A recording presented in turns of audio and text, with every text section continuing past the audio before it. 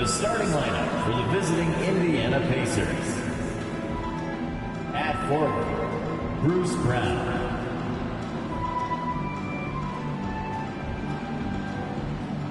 At the other forward, Benedict Mathurin.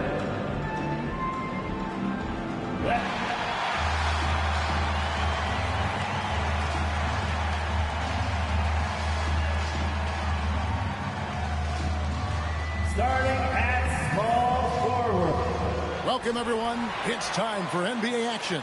Coming to you live on this Saturday night.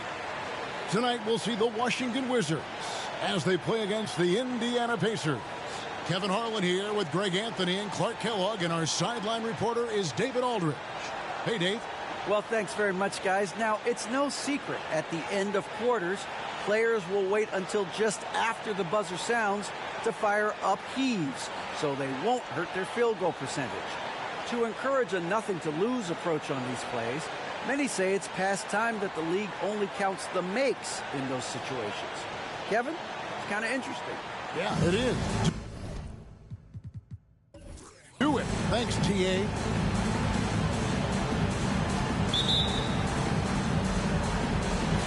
And so off the tip, it's Washington's ball. Let's check out Indiana's starting lineup. They've got Bruce Brown. Miles Turner out there with Halliburton. And it's Mathurin in at the 4. And Greg, we're still very early in the season. What are these teams right now doing to maintain success through the year? Yeah, well, this is the time for coaches to experiment with lineup combinations. And for the players, it's important they learn each other's tendencies and try and work on building chemistry. Now, here's Poole. Following the miss by Tyrese Halliburton. Jones, the pass to Money. 6 to shoot. Here's Poole.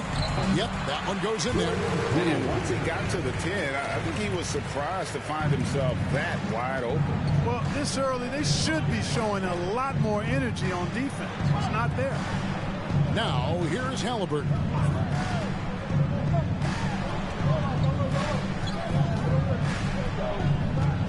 Pass to Mathurin. Drills it from outside.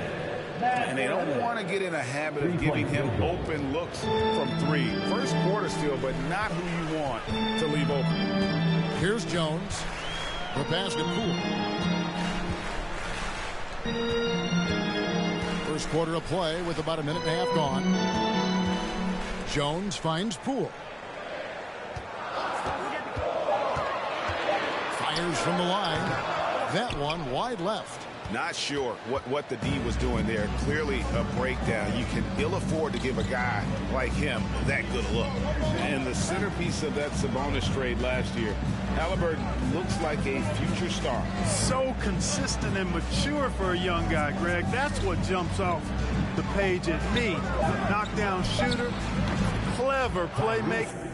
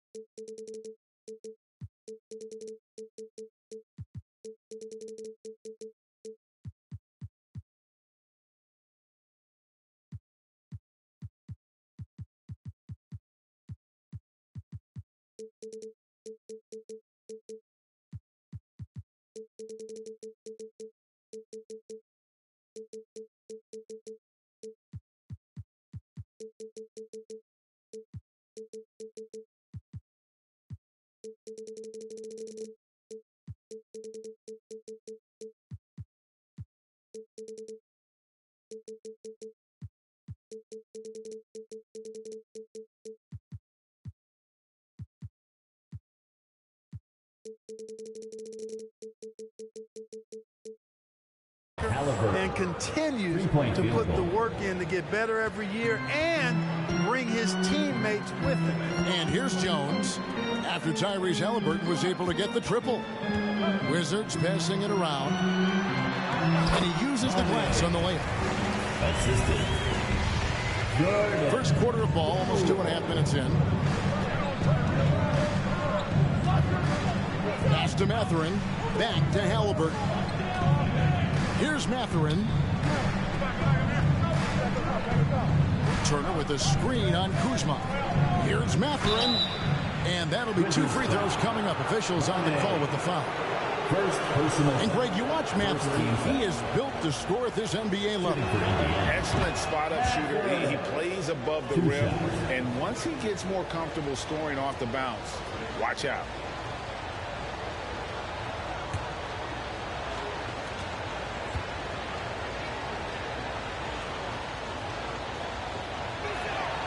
He hits both from the stripe.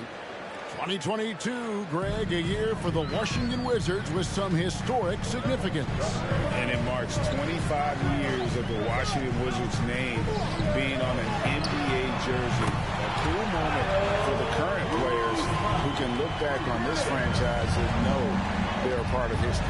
And here's Halliburton following Kyle Kuzma's 3. Turner with a screen for Halliburton. Brown wide open. He fires. That falls. Nice feed that time from Halliburton. The real. Come at us, and we're coming right back at you. A little back and forth from long range. I love it. That's a terrific answer there. Here's Money. Here's Kuzma. The baseline J off the mark.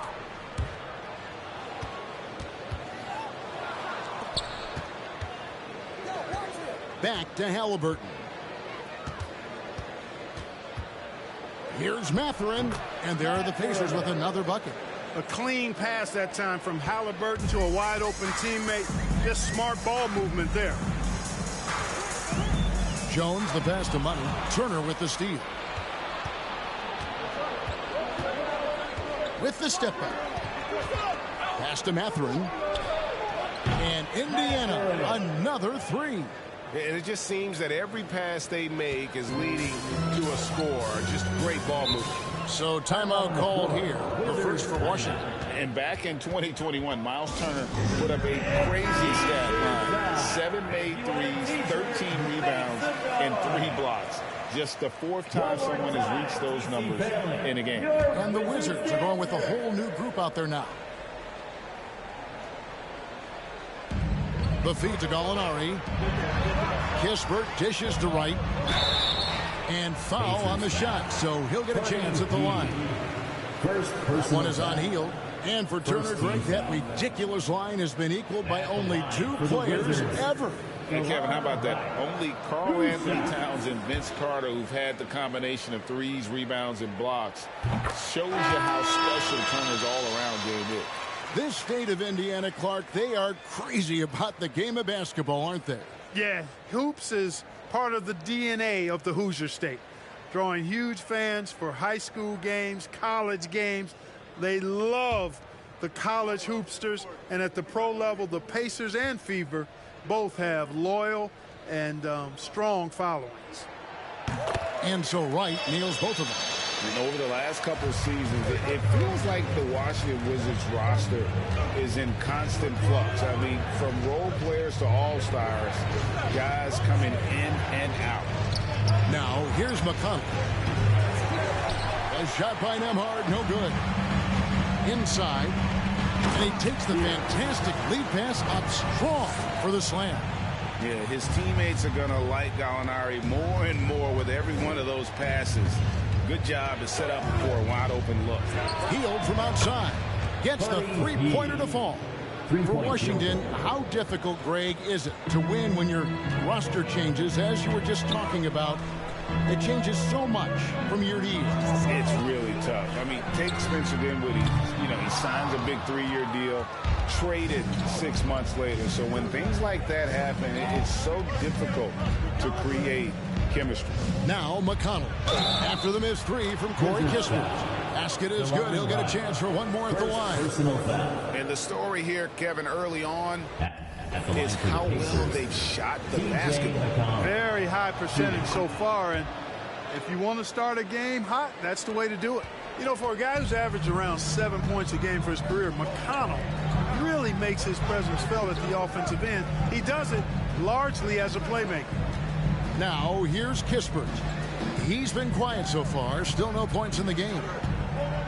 6 on the shot clock. Got it. Good job in the left post. And another thing about McConnell, man, he really brings the energy. Big time, Greg. Big time energy guy. Plays with great pace.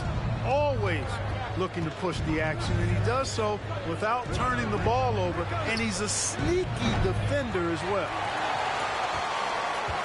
Wizards trail by 7. Molinari passes to Kispert. Right outside to the left side wing. Traps in the tray. 5 points in the game. Nice floor awareness that time from right. Spots the gap and then finds the open man. McConnell against Gallinari. And he drives in. And Walker kicks to Hield. Passes to McConnell. Back to Hield. Shoots the 3. And the Pacers can't get it to go. Boy, I'm absolutely shocked he didn't get that one to go. Usually he's money from deep. From deep, Gallinari. He can't hit that time. Pacers leading by 4. Here's Hield.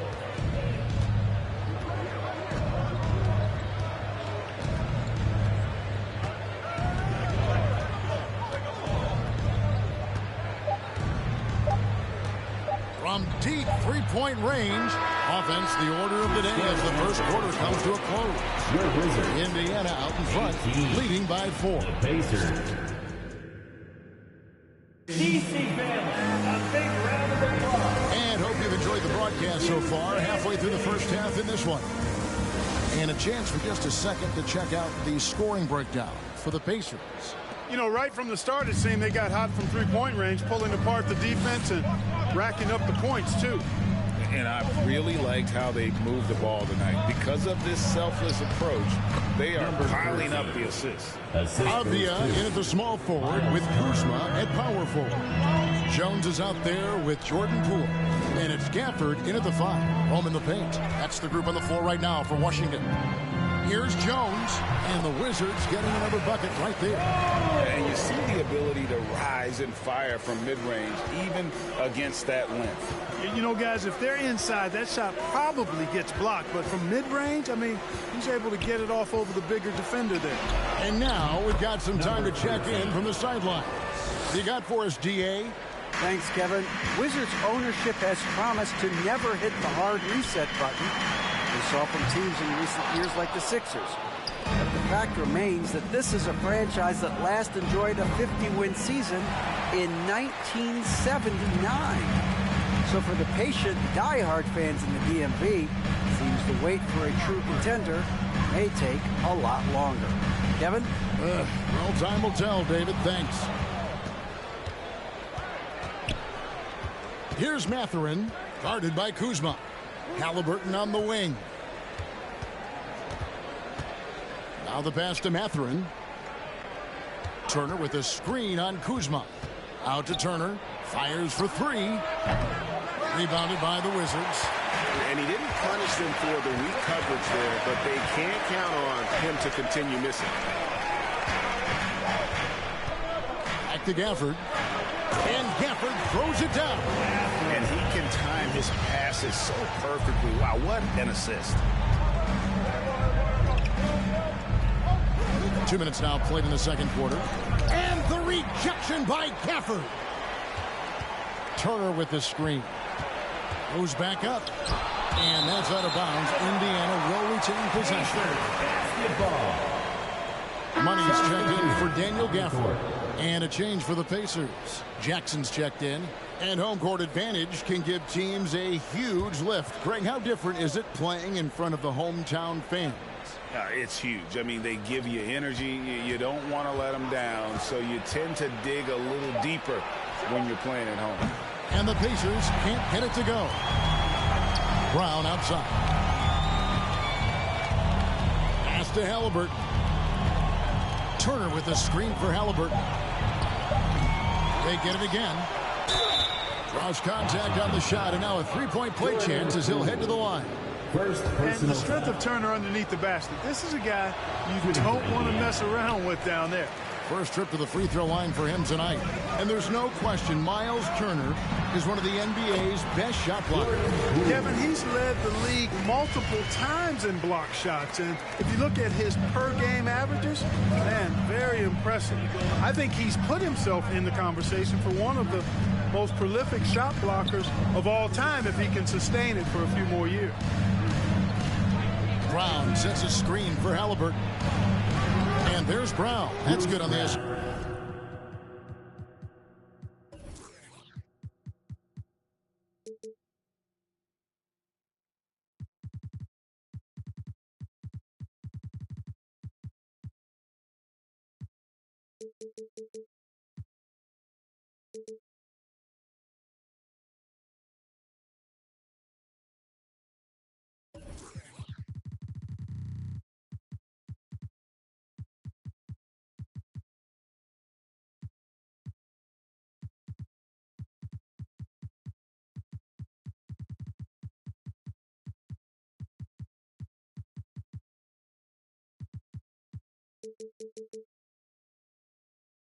By Halliburton.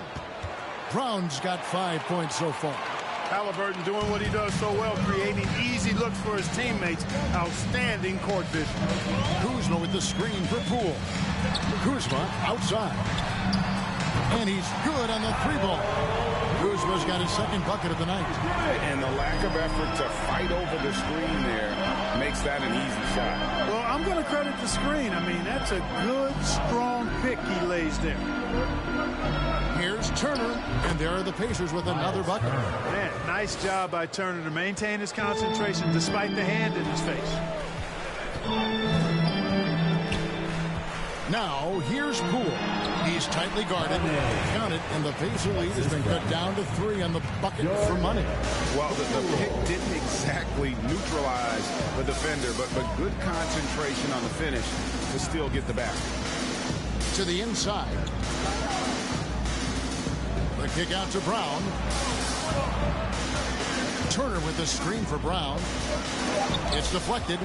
Not really his best quarter as far as scoring, but let's see if he can eventually get back on track. Pass to Kuzma.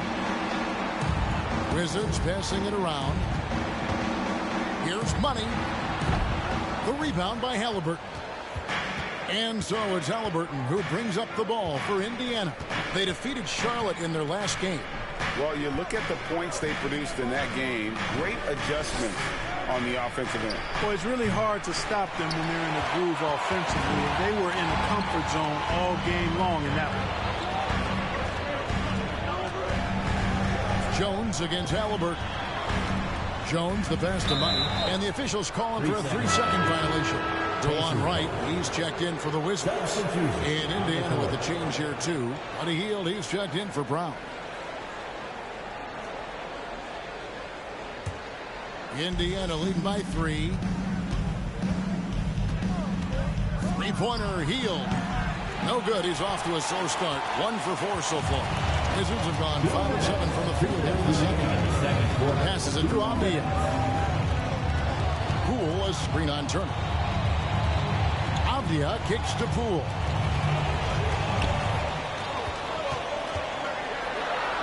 Got it. He's now 3 for 5 from the field. Well, this man knows how to handle that rock. Looks like it's part of his body. Halliburton with it. He's coming off a 19-point game against the Hornets in Charlotte. Boy, he was piling up those assists in that one. I mean, every pass seemed to be on time and on target. And a bit of a battle here for the ball. The official signals a jump ball here.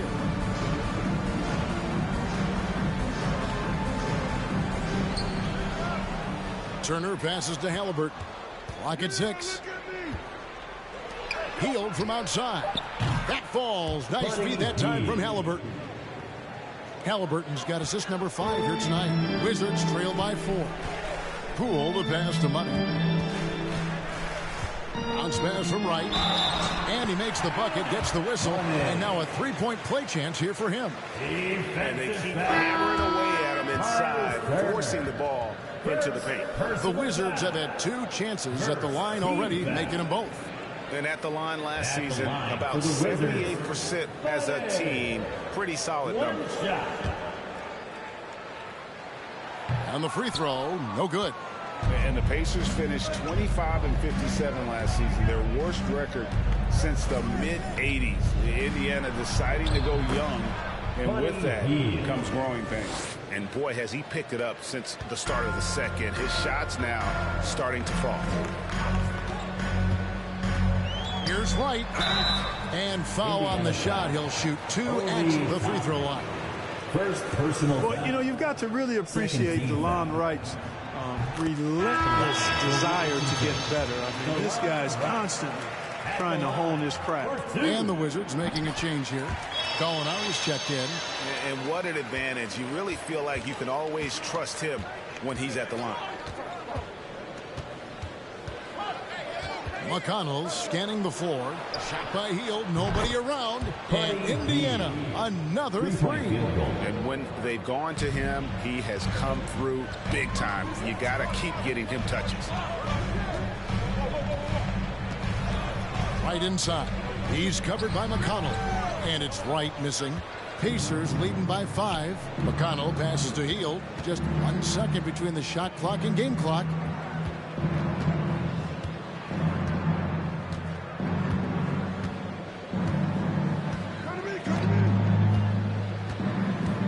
Back to McConnell.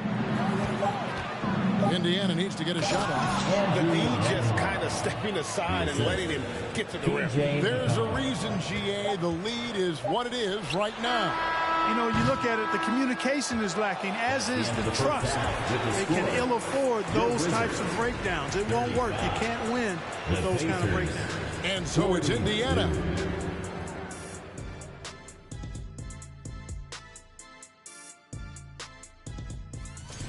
Out in Boston, it'll be the Celtics against... And now we look back at the first half.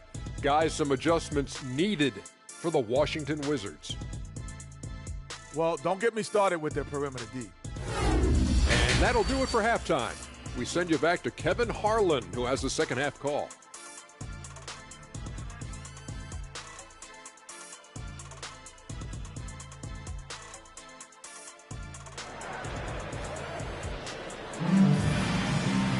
And happy you could join us. We've got 2 quarters left to go in regulation. One guy has been getting it done is Buddy Hield. He's done a fantastic job of finding open space to operate within the first few quarters. And you know what? It helped that they had a few guys with very hot hands on the perimeter, too. On the court for Indiana. They've got Turner out there with Halliburton. And it's Mathurin in at the 4 spot. Greg, looking back at the 2021 draft, I'm still shocked. Tyrese Halliburton fell to 12th. My goodness. What a steal Halliburton has been. He broke his wrist in college, and that scared some teams away. But, boy, Tyrese has been awesome in the NBA. You love the seemingly endless energy that Halliburton gives his team. Always pushing himself to deliver his best effort on every play, every day. Right side, Jones. And there's the foul. It'll go on Tyrese Halliburton. First personal. That's his first foul. First team foul. So it's the Wizards now. It's a 10-point game. Turner with the steal. Brown feeling it out a bit.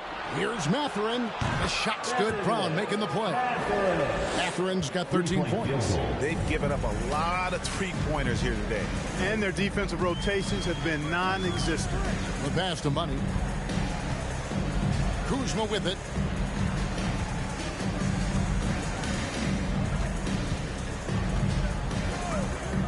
Shot clock at 5. Connects in the foul line jumper. He's got 8. You know, for such a young player, Kuzma has a tremendous amount of confidence and seems to be comfortable no matter where he is and what the circumstance is. Halliburton passes to Turner. He gets it in there. Miles Turner. Turner's got the lead up to 13 now for Indiana. That makes 3 in a row to start the second half. Here's Jones, and it's good for 2. Jones has got his second basket of the night. It's a great move, and he catches the defense completely off guard. Yeah, if that's a harbinger of things to come, he's looking at having a very big second half. Brown the pass to Turner. Now, here's Avdia. Still getting warmed up offensively. No scoring yet from him. Jones, no one around him. No good on the 3. And they had some botched coverage that turned into no coverage. Back to Halliburton. Pass to Brown. There's the 3. Hits the three-point bomb. And the Pacers lead by 14. And this is how you want to come out of the half. Prolific and efficient. Boy, I like the disposition and attitude since halftime. They're patiently looking for good shots. Mathurin. And he finishes nicely on the layup. Mathurin's got 5 points in the quarter. Boy, that's 5 buckets in a row now. Watch out. Looking like a well-oiled machine coming out of the break. Money passes to Kuzma.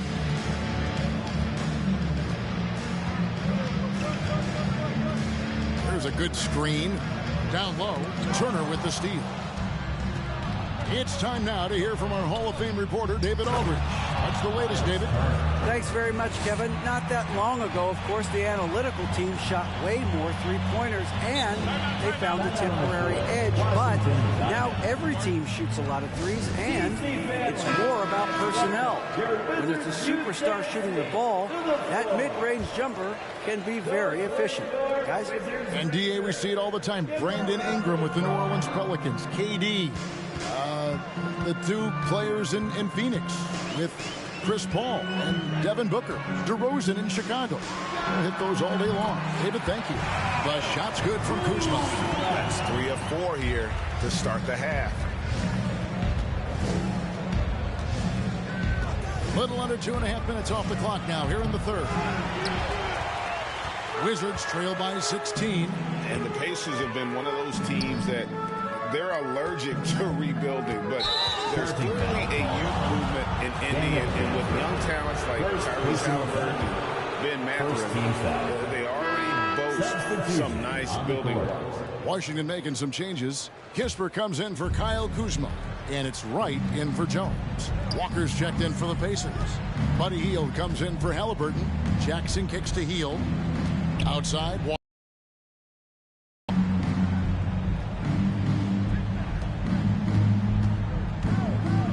feeds it to Jackson. The kick out to Brown. 4 on the shot clock. And the rejection by Gafford.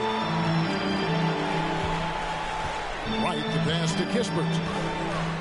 Poole with the screen for Kispert. Now, here's Avdia.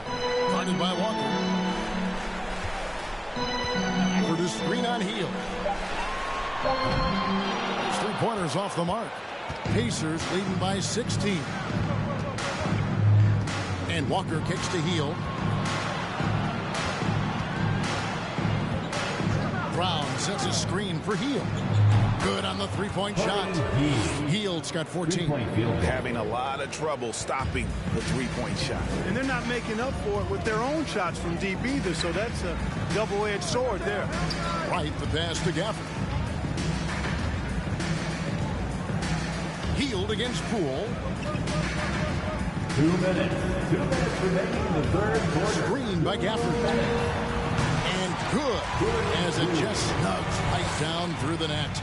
And the lack of effort to fight over the screen there makes that an easy shot. Well, I'm going to credit the screen. I mean, that's a good, strong pick he lays there.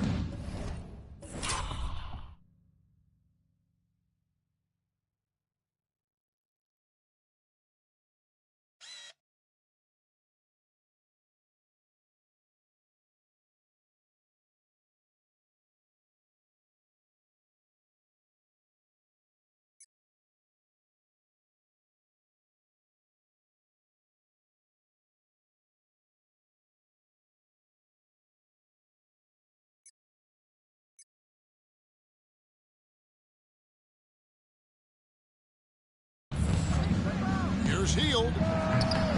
Rebounded by the Wizards. 1:32 left to play in the third. Pass to Wright.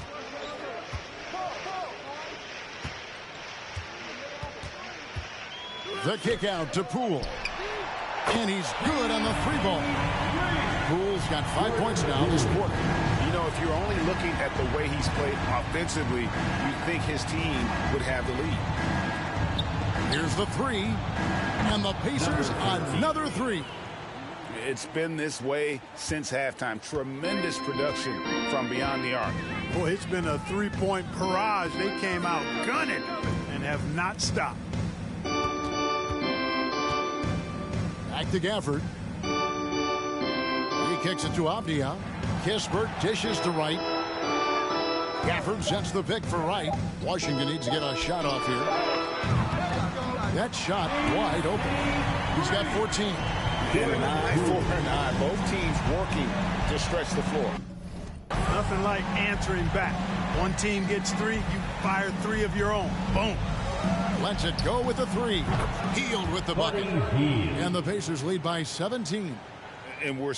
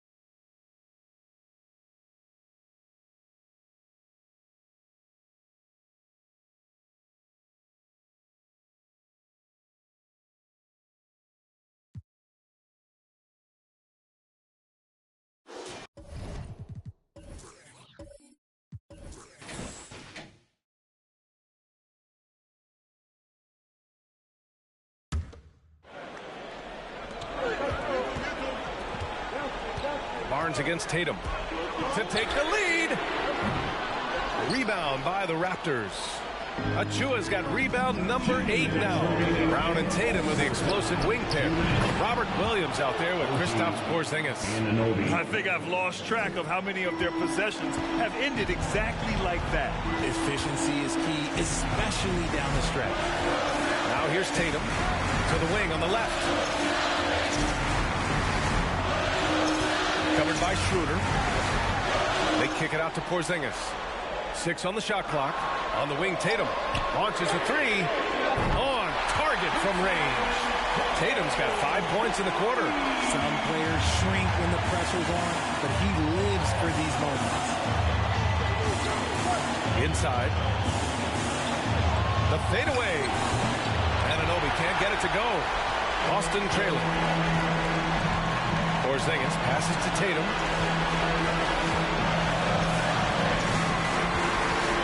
To tie it up. And the layup is up and in. And if anybody didn't know, Jason Tatum has that killer instinct just coming out in a big way. And we just had to see that mobile one drive one more time. Great stuff. Yeah, taking the onus on himself to make something happen. Got it into the teeth of the defense and made them pay. Now here's Anunoby. He connects. Great to see guys who don't back down under pressure. He knew what they needed here and was determined to deliver. Tatum against Barnes. Porzingis with a screen on Barnes. Tatum. It falls! And tie game! Huge basket right there! It is the sheer confidence of Tatum, ready to put his team on his back. Now here's Barnes. Here's Anunoby. Yeah! There you go. He's a monster at the rim. So athletic. Obviously, he plays on the attack. Tatum passes to Brown. And that misses. That would have put him up. And Robert Williams picks up the foul. And so he's picked up his final foul. And he'll sit the rest of this one out. Cornette's checked in for Boston. The depth they have at that spot, they're more equipped than most teams to handle that kind of loss. Trying here to put the game out of reach. And that's why it's important to play this one smart. He drops the first one, and that makes it a 3-point lead. Such an important part of what this team does. A lot of weight on Siakam here. Well, they wanted every last one of those, and he delivered, making it a two-possession game.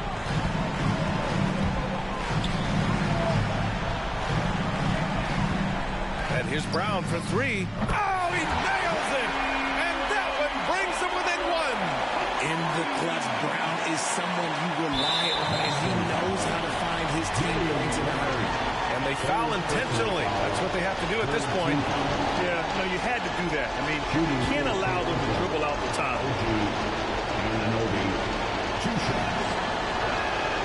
He hits the first one, and that'll put him up 2.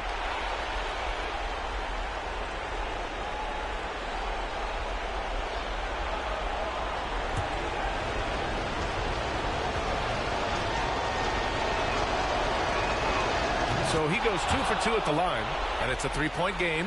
Wow, doing all he can to give them the edge, pulling their lead out to 3 points. And they stop the clock as soon as they can with the intentional foul.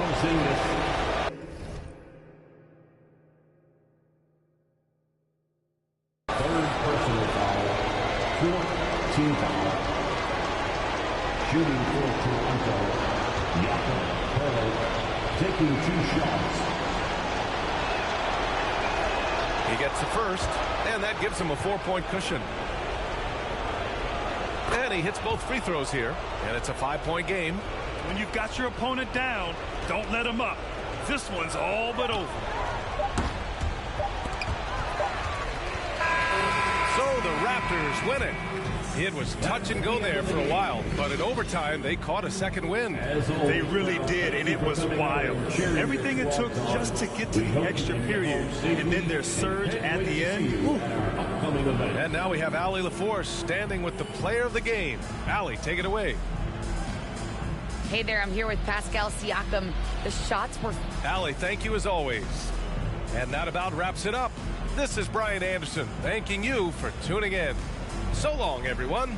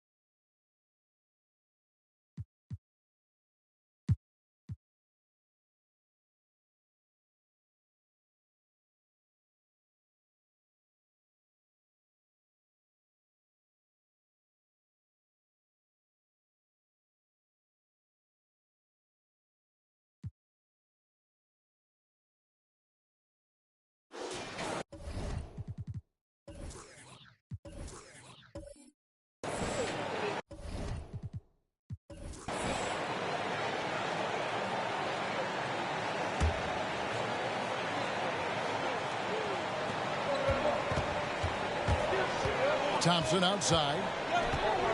To the middle. Here's Şengün. That's in, coming off the assist from Thompson. And great intensity here down the stretch. He's not one to shrink in the moment. Take a look at it. Locked in right now in this moment. Wants the ball in his hands and feels real comfortable with the shot he's taking. So for Oklahoma City right now, Gilgeous Alexander out there with Oladipo. Then it's Lou George. And it's Pokusevski in at the 5. Remember that one. Guys, a difference maker. I'm wondering, is that the biggest shot of the game? Oh, just solid on the one-handed slam. And guys, when it's a tight ball game like this, he's the guy they want with the ball. Now, here's Gilgeous Alexander.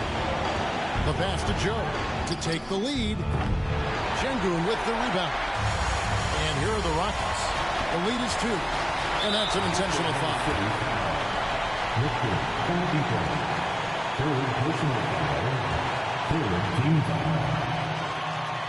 He doesn't hit the first, and that was the one they really wanted. He's got one more, though. A chance for Porter to show up the doubters and make the defense regret this foul. And the second of 2 is good. That makes it a 3-point lead. Now a timeout called by Oklahoma City. They're down by 3. 27 seconds left in the fourth quarter. Time now to turn to our sideline reporter, David Aldridge. David. Thanks, guys. I was able to hear Mark Daigneault talking to his team during the break.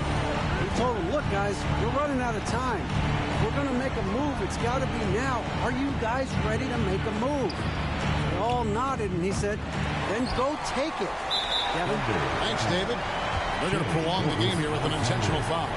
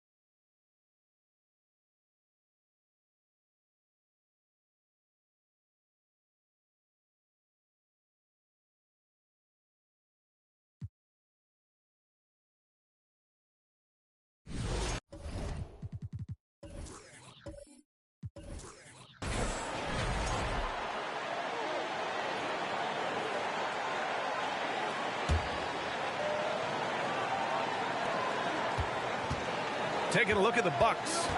Holiday and Allen are at guard for him. Giannis Antetokounmpo is out there with Bobby Portis. And it's Lopez in at the 5. Here's Wembanyama.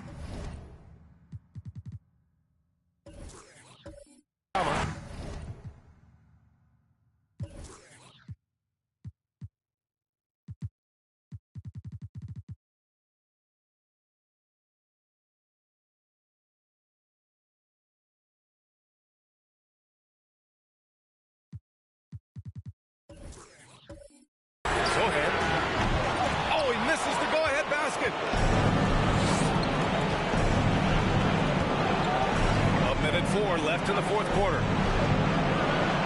Fades. And it's in. There is absolutely no fear in his eyes. He loves the moment. Incredible shot with everything on the line coming through for his team. And the Spurs with some changes. Johnson, he's checked in for Collins, and Graham subbed in for Bullock. Chris Middleton's checked in for the Bucks. Beasley comes in for Allen. And from the sideline, let's catch up with Allie. Well, over the break, I looked.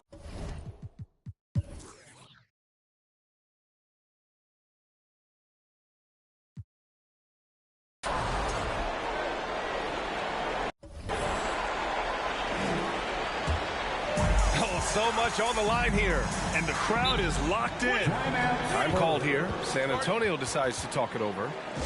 They trail by 3. 29 seconds left in the fourth. The cell, he's checked in for Graham.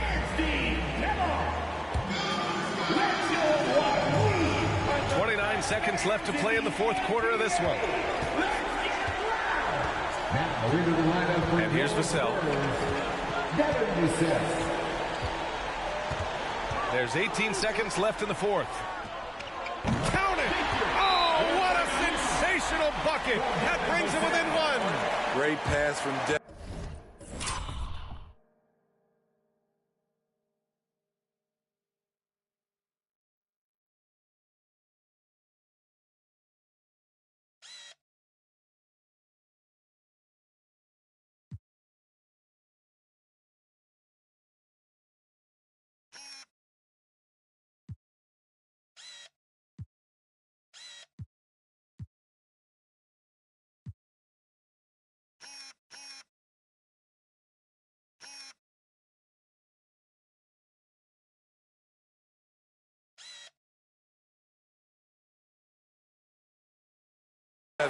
He's all about doing what's best for the team. Timeout call. Milwaukee. They're on top by 1. There's 14 seconds left to play in the fourth. And they commit an intentional foul. We'll see another one of those, so they get into the penalty. Yeah, just trying to keep this game alive. Not a bad foul right there. We've got 13 seconds left in the fourth quarter here. And so they foul intentionally. Good on the first. And that'll put them up 2. Shooting for Milwaukee, Malik Beasley. 2 shots. And so both free throws good. And it's a 3-point game. That's why you want him at the line when the game is close. He knows how to deliver in the clutch. And looking to even the score with a huge 3. This is where you want to run a play. Don't just walk it up and heave it. And they're going to prolong the game with an intentional foul.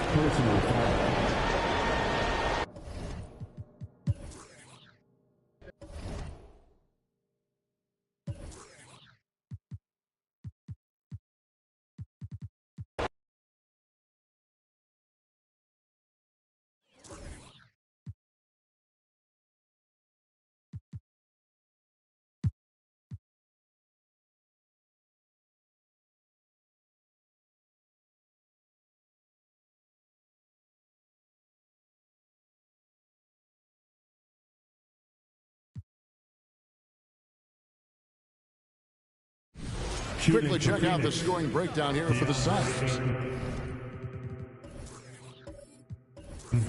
At the line for 2. Gets the first. That stretches their lead to 8. You know, so much hype around Ayton. Has that rare combination of NBA-ready body, productivity, and upside. And the Trailblazers making a change here. Grant's checked in. And then for Phoenix, Okogi's checked in for Metsu. Booker comes in for Watanabe. And Beal's subbed in for Eubanks. And Phoenix looking who they've got on the floor. Evan Booker out there with Bradley Beal. And it's Durant. Then there's Ayton. And it's Okogie in at the small forward. Now here's Booker to the paint. Okogie missing. That is a disaster. Honestly, I'm embarrassed for him.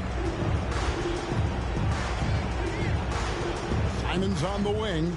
Defended by Booker. Lillard from outside. The shot, no good. And Phoenix the other way now. Beal deciding where to go with it. Ayton dishes to Booker. Back to Ayton. Good. A nice assist from Booker. Ayton's got the lead up to 11 now for the Suns. Guys, I think this is a game they have to feel good about as we wind through the final moments here in what looks to be a solid win for the Suns. Well, the one thing that jumps out in this game is the free throw shooting, which they did a much better job at. Absolutely. A big plus. And oftentimes your performance at the line can be the difference in a game. And I think tonight we saw it. And it'll go down as their first official win of the new year. And so they win their first game again.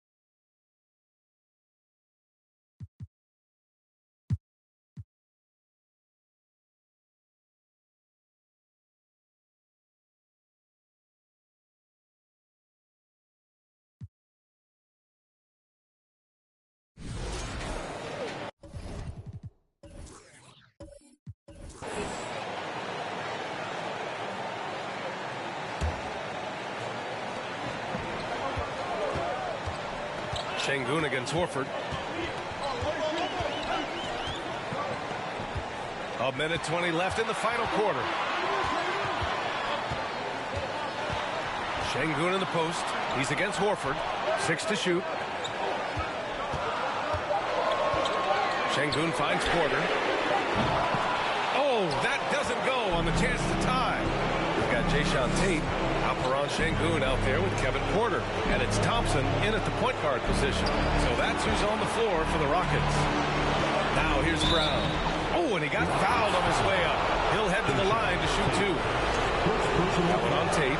Yeah, and high-stakes shots are always extra challenging. Now, Brown just needs to focus on his mechanics and get it done.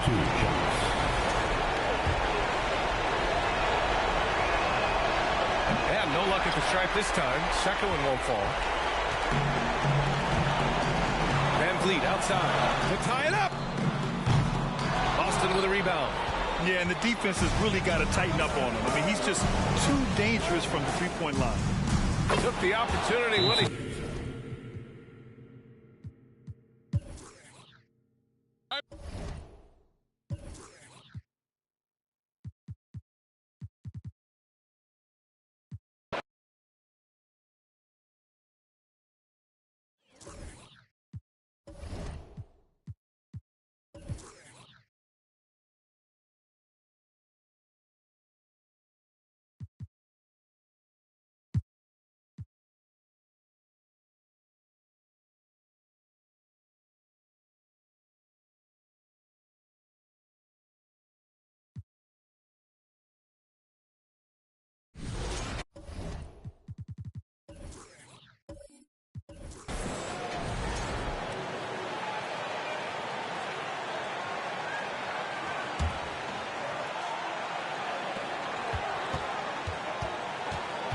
Here's Banks. What a wingspan Isaac has. I mean, this guy is incredible at denying shots, and he loves to do it. Bashard out there with Mitchell Robinson. Then there's Emmanuel Quickly. Then there's Desmond Bain. And it's Banks in at the point guard. That's the 5 for New York right now. So it's New York now after the Magic pick up 2. It drops. He's so clutch. When the pressure is at its highest, that's when he's at his very best. Here are the Magic now. Here's Wagner. Good. And that shot brings them to within just 1. Oh, you just love seeing a player with absolutely no fear. Cool, calm, collected, and confident in the biggest moment of the game. Yes. And an intentional foul right there. New York takes timeout. They're up by 1. 26 seconds left in the fourth quarter.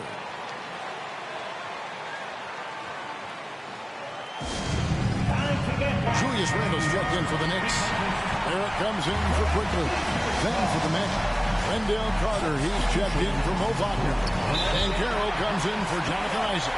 And Suggs in for Black. The latest now from our sideline reporter, David Aldridge. David, it's all yours. Take it away. Hey, Kevin, well, let's summarize what Tom Thibodeau went over with his guys during the break. This game is obviously close, could go either way, and he wanted to make sure that his guys were all on the same page and were all staying with the game plan in order to close this one out. Kevin? Thank you, David. Can't sink it, and that was an important free throw. This isn't a done deal yet, but they have got to move quick. They've got to go all out trying to force a turnover here.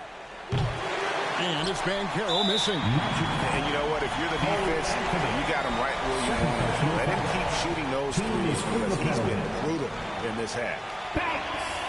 At the line, 2 shots.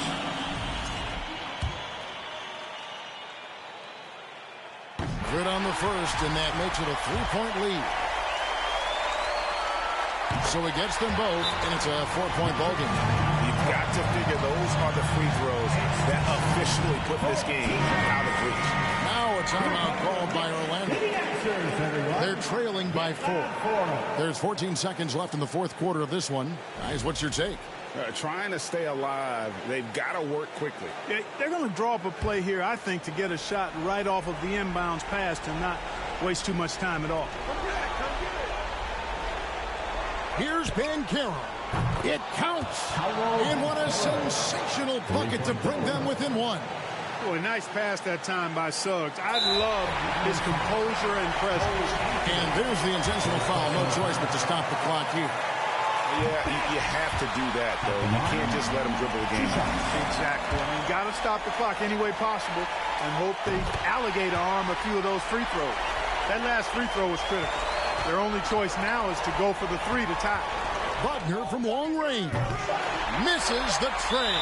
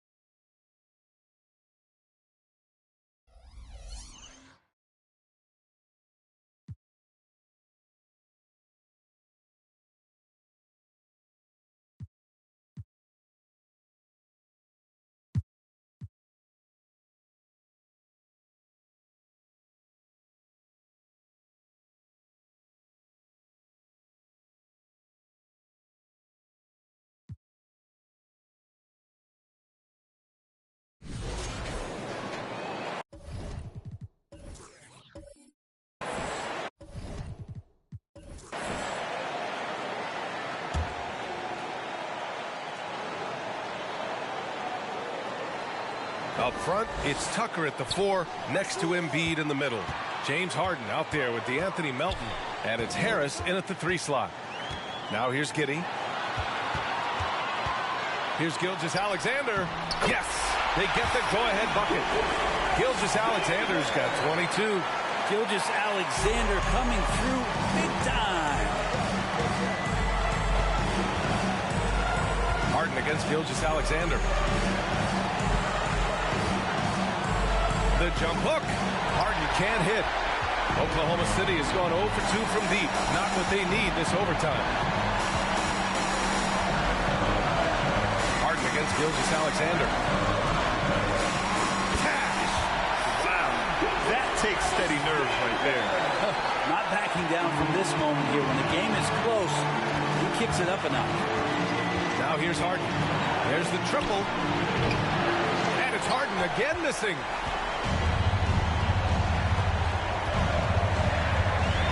Pass to Gilgeous-Alexander. Money. Love to see that kind of activity. He just makes things happen. And not a moment to lose on this possession. Time is not on their side right now. They're aware. And there is no way anybody else is taking that shot. I mean, when it's crunch time on a big possession, Harden is always going to be that guy. Outstanding dribble drive. And that replay was brought to you by Mobile One. And that's about as huge of a drive as we'll see. With so much on the line, he couldn't be stopped. Williams is checked in for Dort. And an intentional foul right there. So the first one drops. And that gives him a 4-point cushion. Part of his game that he's still working on. Giddey growing at the line. And the second free throw, no good. Tough break there. And it's good. And he's brought them within 2 points now. And he was dominant in their last outing. And the same thing here tonight. He is in a terrific groove right now. Seems to be nobody standing in his way. No roadblocks for him to get to his spot, capitalize, and continue to be aggressive. And when you're a player like SGA, handling the ball late in crucial moments, you better get used to being at the line in big spots. And just like that, this game is a 2-possession affair. Harden against Gilgeous-Alexander. Puts up a 3. Harden misses. And now they...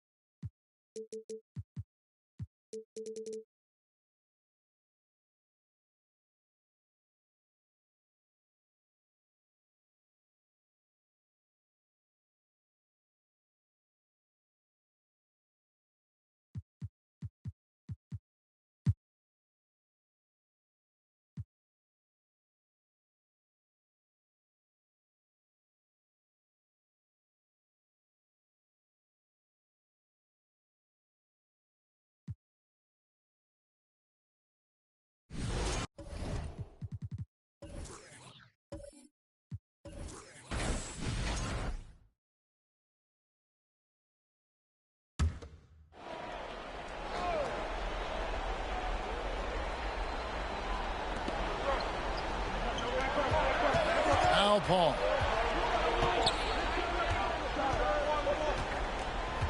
Outside Curry to take the lead. Good, and Paul gets the assist. Paul's got his 7th assist here tonight. He's looked practically unstoppable this quarter. The defense, yeah, well, they haven't had many answers for him. So with Thompson sitting on the bench, here's the group that Steve Kerr has on the floor. We'll see Wiggins and Green playing the forward spot. Chris Paul is out there with Curry, and it's Looney in at the 5. And with an update from the sidelines, let's check in with David Aldridge. Hey guys, during the last break, here's what Mark Daigneault was telling his team. He talked about X's and O's, but he also said, hey guys, we got to trust each other, stick together, and leave it all out on the floor. We'll see if they've got enough left to get over the top, David. Okay, David, thanks. Giddy, no good. The Warriors leading. Gilgeous-Alexander with the steal. And that one is hammered home. And where some feel stressed, Gilgeous-Alexander feels strength. Love the confidence from the young fella. Timeout called the Warriors. They're trailing by 1. 1:56 left to play in the final quarter.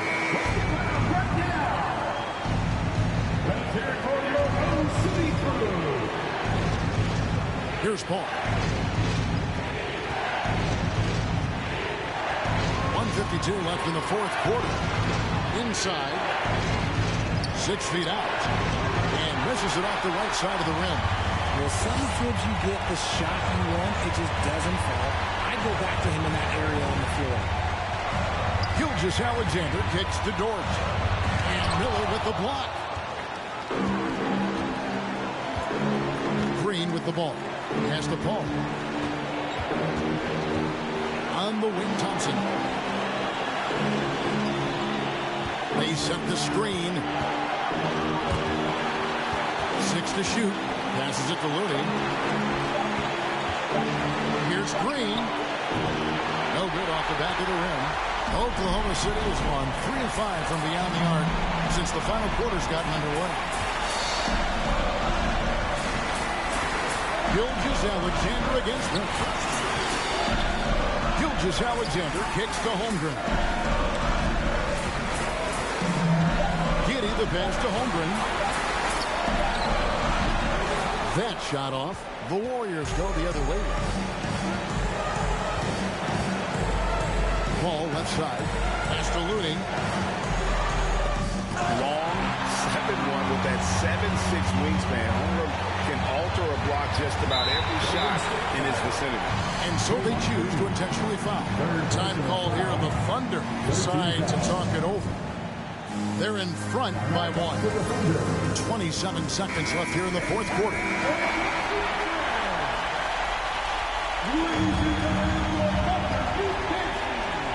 27 seconds left in the 4th. And they go to the intentional foul. First call. Third personal foul. 14 foul. First free throw is good, and that'll put him up by 2. And we've seen SGA blossom into a #1 option. Another chance here to prove himself. The last make was huge. Now, realistically, the worst-case scenario for them is OT. Timeout called the Warriors. They're behind by 3. 26 seconds left in the game. 26 seconds left in the 4th quarter of this one. Thompson passes to Looney. It's in! And that shot brings them to within just one. Oh, you just love seeing a player with absolutely no fear. He knew what they needed here and was determined to deliver. And now an intentional foul. They need the ball back as soon as possible. Yeah, you can't let them hold the ball and just milk those 5 seconds away. So the first one drops, and that will put them up by 2.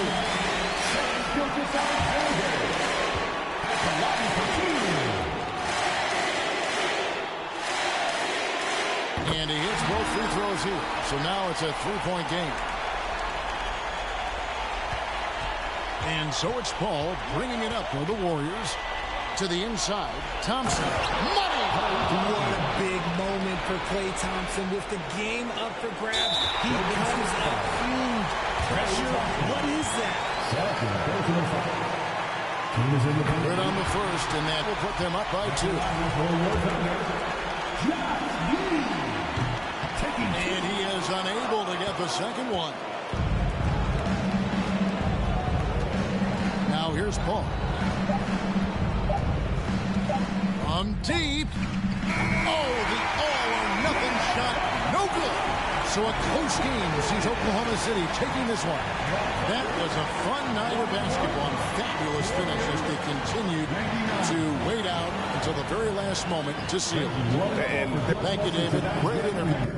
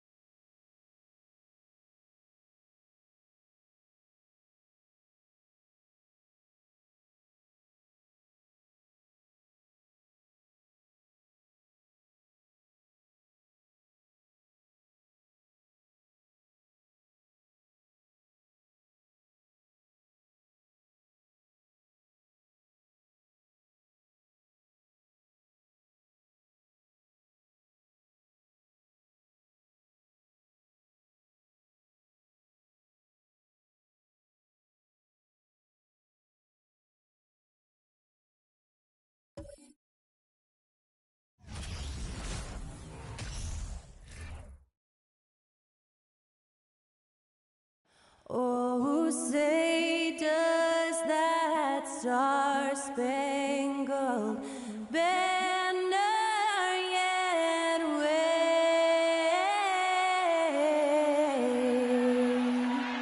o'er the land of the free and the home of the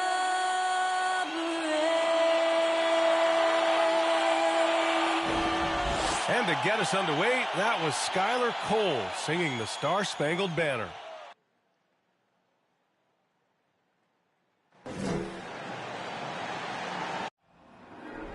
Yeah, you go again. Putting on your own rodeo again. Yeah, you put me out just to blast. Happy to have you with us for NBA basketball on 2K Sports. In this one, we'll see the Brooklyn Nets going up against the Miami Heat with Grant Hill and Steve Smith. I'm Brian Anderson. Allie LaForce is our reporter. Hey, Allie. Well, Bam Adebayo grew up with his mom and a... Great story, Allie. Thanks. And here in October, we have a little indication of what may be coming in the East. You take a look at the Nets. Here to start, they're on solid ground, standing 6th in the conference. And, of course, the Heat currently a ways below. Well, I think for Brooklyn, They've looked rock solid this season. They just need to stay on target and prepare for the postseason. I don't think they played their best basketball, so if things do come together for them before the end of the regular season, look out. And let's check Miami's starting lineup. On the wing, it'll be Hero and Butler. Caleb Martin out there with Bam Adebayo. And it's Smith in at the point guard position. He's perfect from the line this time. Well, at this early stage of the season, what's the biggest challenge for a team, Grant? Well, you know, B.A., early on, some teams know what kind of club they are. But for a lot of teams that had some turnover or a coaching change, it's about finding who you are, finding your identity, figuring out what style is going to work. Continues to develop as a playmaker. It's nice to see Tyler Hero create for others. To the paint. Stolen by Hero. Adebayo with it. In his last outing, 16 points for him. Bridges outside. Over Hero. Outside Finney Smith. Off target with the three. And it's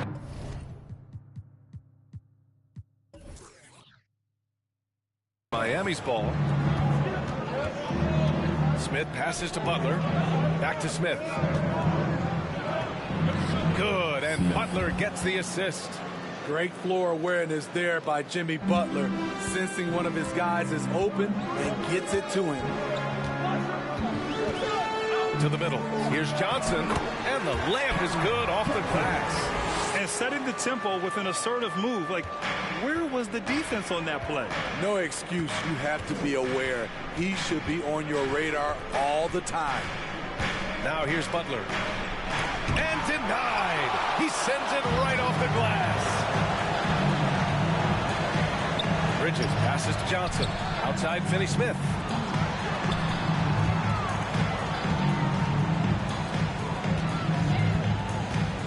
Johnson against Butler. It's Bridges on the wing.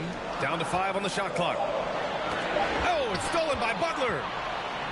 And here we go. The Heat fast break. Martin with the ball.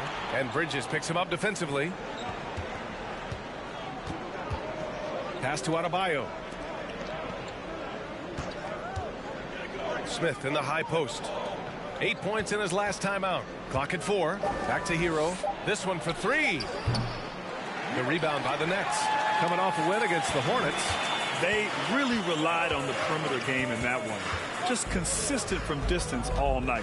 We talk a lot about shot selection, and we saw why. You want to avoid empty possessions. Now here's Finney Smith. Pass to Johnson. Over Butler. Johnson with a bucket. Johnson's got his second bucket of the night. I love this approach. Getting him involved early, and it's already paying off. It makes sense, right? You're trying to get off to a fast start, and he can help with that. Martin right side. Here's the three. Knocks it down from distance. Not many bigs have Bam Adebayo's vision. Just another reason this coaching staff trusts him with the ball. You know, the way things fell apart for the Nets has some saying the super team's era might be ending. The Nets went all in and handed over a lot of control to those stars. Now, can they reestablish the culture that attracted them in the first place? Now here's Butler. 14 points for him last game against Orlando. And it wasn't just the scoring. He also impacted the game on the glass. Terrific all-around effort. It's Bridges on the wing. He's guarded by Hero.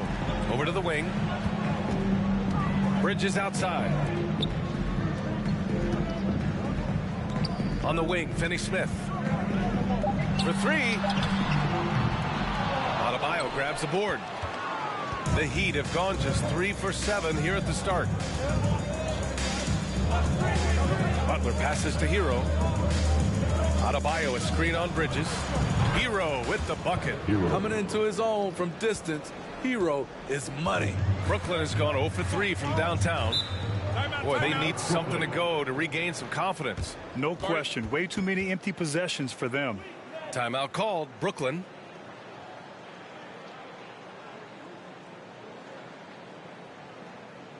They are the Brooklyn Nets.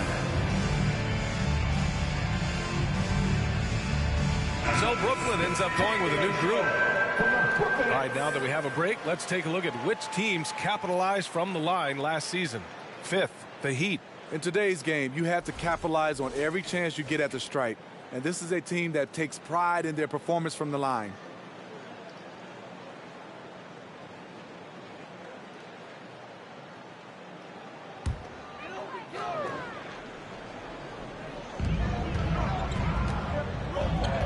Here's Dinwiddie. Pass to O'Neal from behind the arc. Warren with the rebound. And you just can't afford to give up that kind of look very often.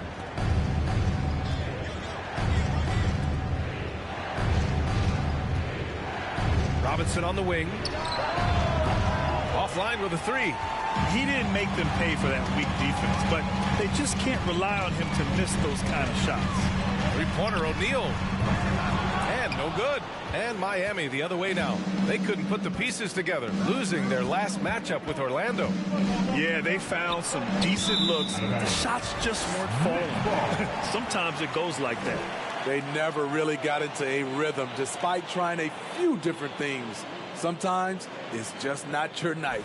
We got to see that one again. That block was all-out effort. I mean, letting them know up front that he's on the hunt tonight and eager to knock away shots. I love it.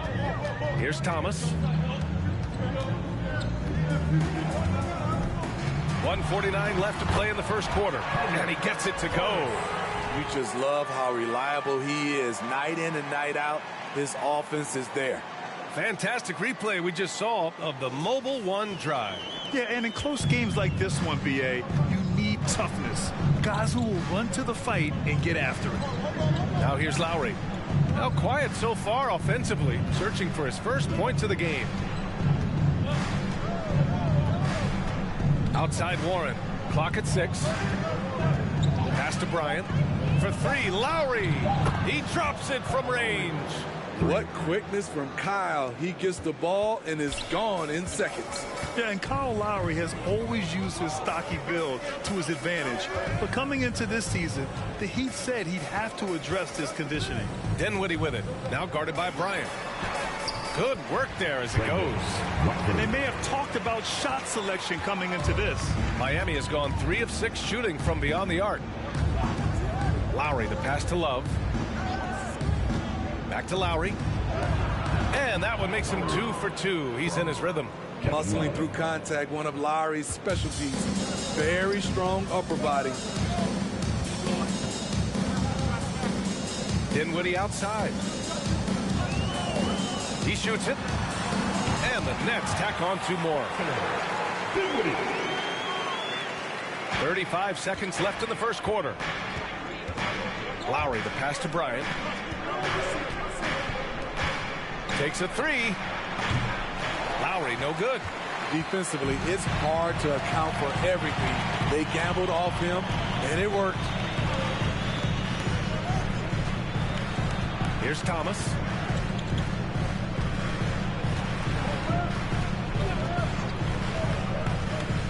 Dinwiddie outside. Up and over Lowry.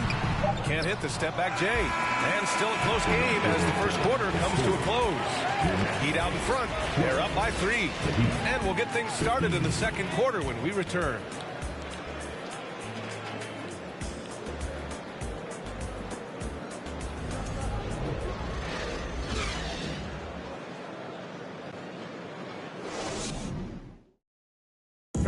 Please give a big round of applause for your next. Good action already in this one, but a fairly even matchup after this first quarter of play. All right, well, a look at how the points have been generated so far. A scoring breakdown for the Heat. Well, in my opinion, the way the 3 has been falling for them here early on, you have to think they'll keep firing away. Yeah, also, you got to appreciate how unselfish they've been. I mean, the ball movement has been impressive, and the assist numbers are off the chart. We've got Mikal Bridges, Nicholas Claxton out there with Dorian Finney-Smith. Then it's Lonnie Walker. That's the Nets 5 as we get into the second quarter. Outside Walker, 4-3. Smith with the rebound. The Heat with the lead. Hero outside.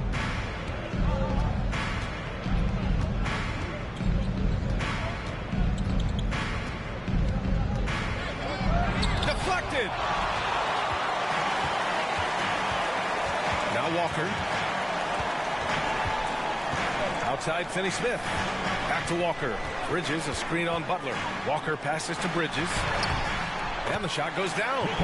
Bridges has got his first 2 points of the night. That's a well-timed, well-coordinated play. Comes right off the pick for the lay-in. What's really helped Miami over the last few years, they've had some of the most accurate three-point shooters in the league. And they blow the whistle just as he gets it off. That's 2 points with a chance at another one at the stripe. You're going to have to foul Bam a lot harder than that if you want to prevent the N1. And the Heat's ability to stretch the floor, it's critical to their stars' success, Smitty. It is. Guys like Butler and Bam Adebayo, they thrive when they have room to operate, BA. It's an approach that continues to serve Miami well. And let's swing it over to the sideline and hear from Allie. Well, guys, Jimmy Butler's focus is all on team success. In fact, his agent said whenever he calls Jimmy to congratulate him on personal accolades, like All-NBA team, for example, Jimmy hangs up in his face before he can finish the sentence. Crying for Butler, there's only one prize that really matters. He's a rare breed, Allie, for sure. Thanks for that. That's his signature move, Tyler Hero, using the screen to create just enough separation. Walker attacking. It's good. And he drew contact on the shot, so he will go to the line. A three-point play opportunity. And Lonnie Walker IV is an athletic guard and a confident three-point shooter, Smitty. Yeah, I like that he has leaned into becoming a volume perimeter shooter as of late, realizing that he can be very valuable shooting the ball. Johnson, he's checked in for Bridges. In the past, you'd see coaches use the fire and brimstone approach. We don't see that much anymore, Smitty. No, times have changed. It's still okay to get emotional and do some hard coaching, but now you have to stay in control, or sometimes you will lose the players' respect. Brooklyn trailing. Covered by Smith. And Smith over to help. Pass to Walker. The three is up. Miami grabs the miss. This, of course, their first opportunity to play Brooklyn this season. And this is a matchup they expect to win. Certainly, last year they were the stronger ball club. Now here's Smith. Here's Adebayo. And there's another one for the Heat. You know, this has become a knockdown shot for Bam Adebayo, the mid-range jumper. Covered by Smith. Outside Johnson. Launches it. Drills it from deep. Johnson's got 7 points in the game. Easy look when the defender isn't fighting over the screen. Reason why it takes extra energy to do it. You have to trust your defensive rotations, but it's worth it. Hero, no good. Brooklyn's gone 2 of 4 from the perimeter in the second so far. Covered by Smith. Pass to Johnson.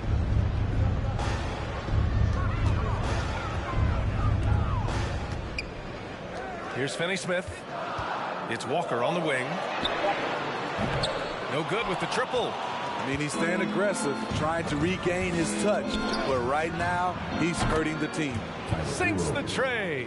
Willing passers, unselfish play. You have to appreciate this kind of offense. And he lobs it up to the rim. And an emphatic jam on the lob. The pass, the catch, the slam. What a clean play. Man, absolutely jaw-dropping. Now here's Butler. Well, he hasn't scored yet, but I'm sure that'll change. Adebayo, a screen on Johnson. Here's Butler. Adebayo. Rebounded by Johnson. Offensively, that's how you want to end the possession, except for the result. Covered by Smith. The three is up. The shot by Johnson, no good. One reason this game is so tight is because both teams are hitting the boards with reckless abandon. All this means is he has to be careful. Don't want to pick up a cheapie and get sent to the bench with 3 fouls. Miami calls timeout. So Miami ends up going with a new group. Oh, yeah! I see you! Let's go! Let's hear it. Make some noise for Team Hype. Love finds Bryant out to the right wing. Lowry outside. Back to Bryant. Lays it up and banks it in. Smart playmaking by Kyle, moving the ball to a guy with a good look. Now here's Dinwiddie. Here's the hook. Fires from deep. That one won't fall. He's 1 for 3 on the day. This is the shot they wanted to get. Right guy, right spot, wrong result. Outside Love. And he's going for the oop here. And a big finish by Robinson. Great job scanning the floor by Kevin Love, using his vision to find the open man. They've been having major problems offensively. Definitely in a bit of a dry spell. Here's Thomas. And it's Miami with a rebound. The people upstairs in Brooklyn have been making some very interesting moves, trying to put together a championship caliber team. Lowry, the pass to Love. Robinson with it.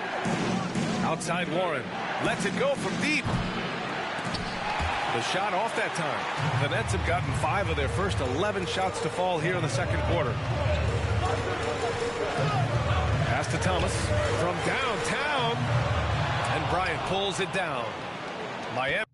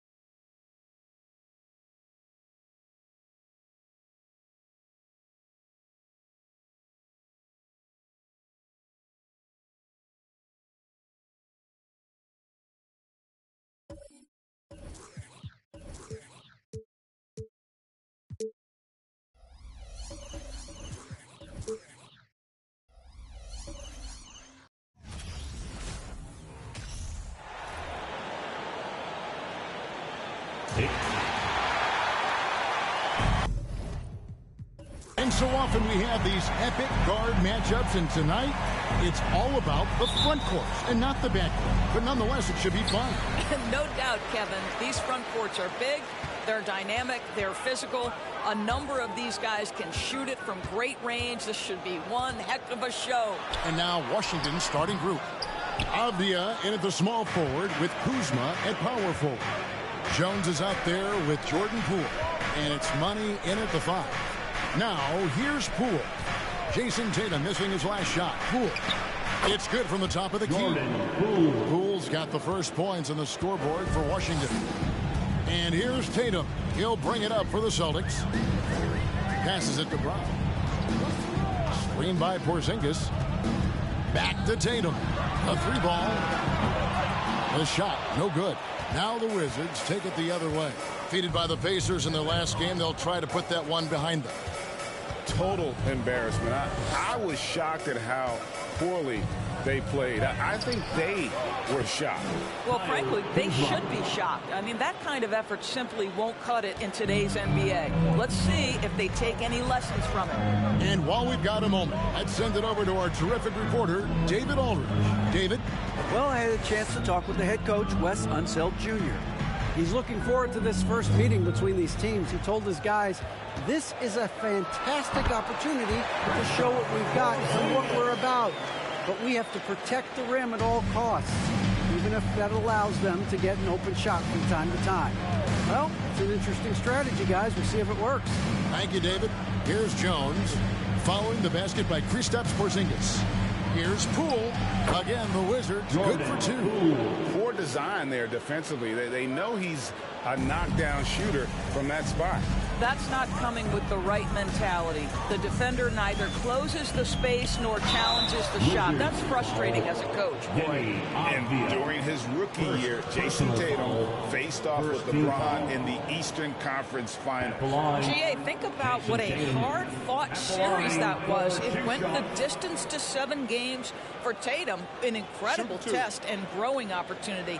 To me, that's part of the preparation this guy has received to becoming that franchise player.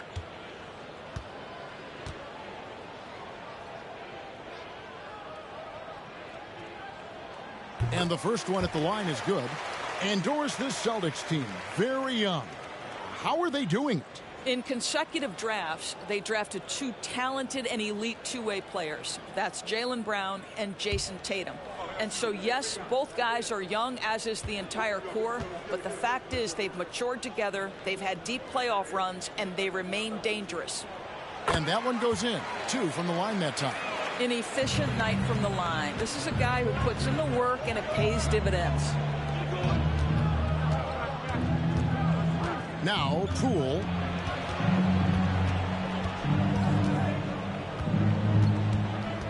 And it's Jason Tatum with the foul. That's his first foul. First personal foul. First team foul.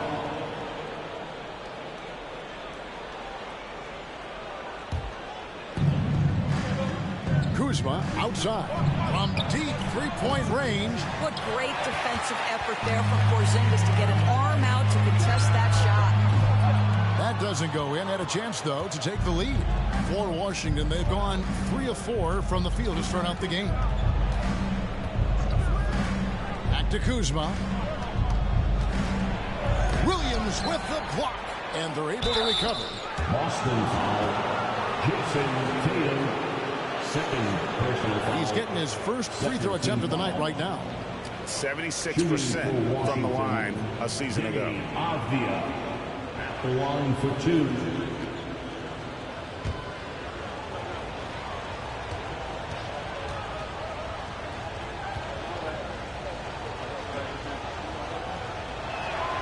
That free throw good from Avdia.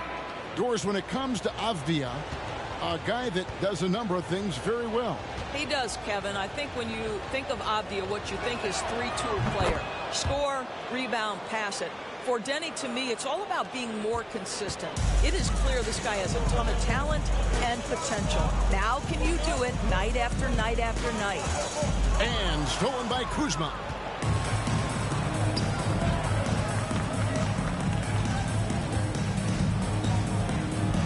We're about 3 minutes into this first quarter. And another miss by Washington. Celtics trail by 4. Brogdon outside. Pass to Brown.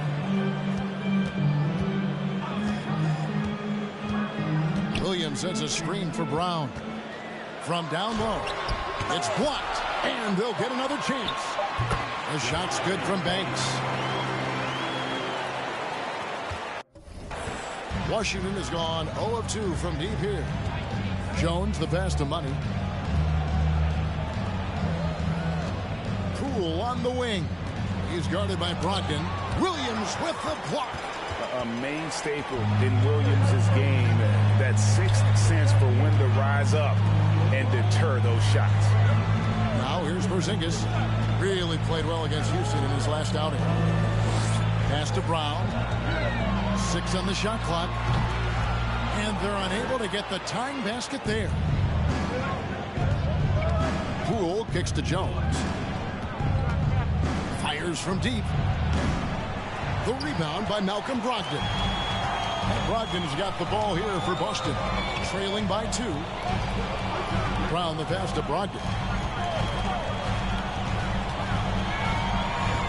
Over Jones. Can't tie it up as that one misses. Wizards have gotten 3 of 8 shots to fall for them here in the first quarter. Kuzma with the screen for Jones. Driving in. Elbow shot is on the way. Nice spin off the left rim and in. Working against size, he's just crafty enough to carve out some wiggle room. I'll tell you, the analytics crew may not like the mid-range, but sometimes you just got to put it in the basket. And it's Brown missing. And close to making the defense pay for the lax coverage that time. Out to Kuzma. A three-pointer, no good. Celtics trail by 4. There's the feed to Banks. The shot from the low post is good. Jaylen Brown has improved as a setup guy. That pass was on time and on target. So timeout called here, the first for the Wizards. And guys, this is the first they're seeing of Boston. Make some noise, fans.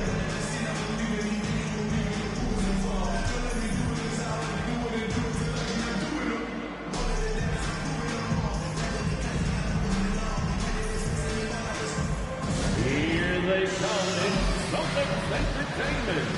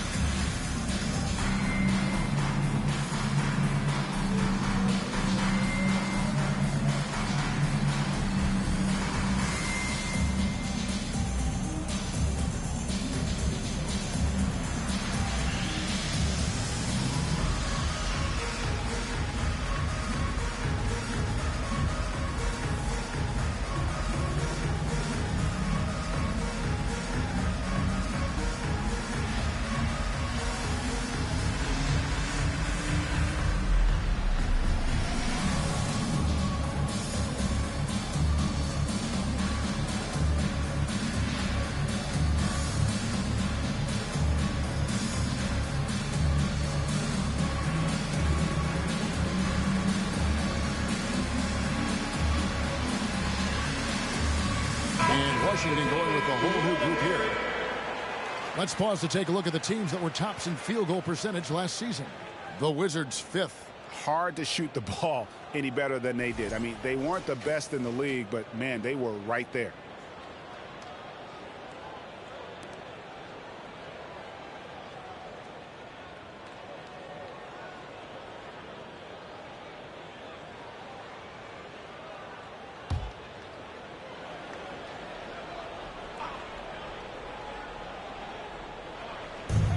There's a minute 47 left in the first quarter of the game.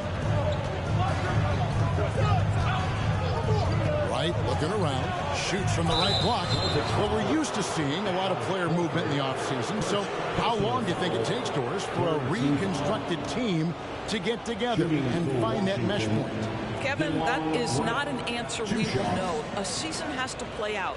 Look back to the Boston Celtics, who were 20-21 at one point before going on to the NBA Finals. Chemistry, how you're going to play, new faces, all of these things have to find a way to come together. Free throw drops for Wright. What you appreciate about DeLon Wright is he knows his role and he's willing to star in his role. And the other part about it is he's been committed to his own development. And so Wright nails both of them. The Celtics trail by 4. Here's Hauser. The pass to Benton. A three-pointer is right on target. Well, that's a case where your teammates are showing trust in you, and he comes through with flying colors. Gafford sets the pick for Wright. Tried to come right back with the three of his own. It's no good. Manton the pass to White. Here's Hauser from deep. Unable to get that one. White against Gallinari. Dishes it to Kispert. Gafford kicks to Wright. Back to Gafford. And stolen by Horford. White looking around. 32 seconds left to play in the first quarter. They grab their own miss. Horford has a wide open look. That drops, and it comes off an assist from Williams. Well, the incredible shooting touch of Al Horford. He added that range game during his time in Atlanta. Wright dishes to Gallinari. Gafford sets the pick for Gallinari. And a miss there on the triple. Hauser the pass to White. Here's Banton. Sees the alley-oop. It's deflected, and still a close game as the first quarter comes to a close. Celtics lead by 2. Fans, please give a big round of applause. And we hope you're enjoying the game. Both teams tonight keeping things pretty even so far on the scoreboard. What do you guys think about the Celtics here in this one? Just a terrific first quarter, sparked really by their unselfishness.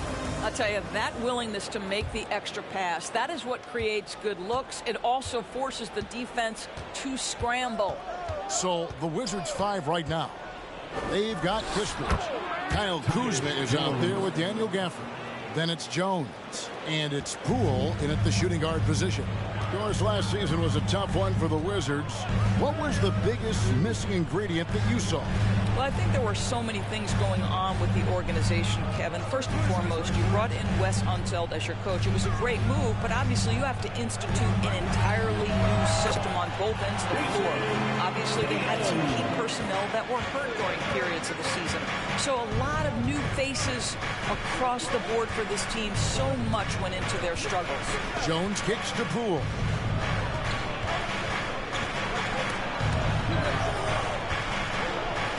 Kicks it out to Jones. 5 on the clock. Wizards need to get a shot off here. Offensive rebound. Great positioning on the putback. Gafford's got it all tied up now for the Wizards. Well, as soon as you recognize the size mismatch, you have to attack. The 3 from Tatum. And good. Coming on the assist by Brogdon. Tatum's got 7 points in the game. And after that ragged first quarter, they're getting some momentum, some confidence. Nice flow. Jones looking for an opening.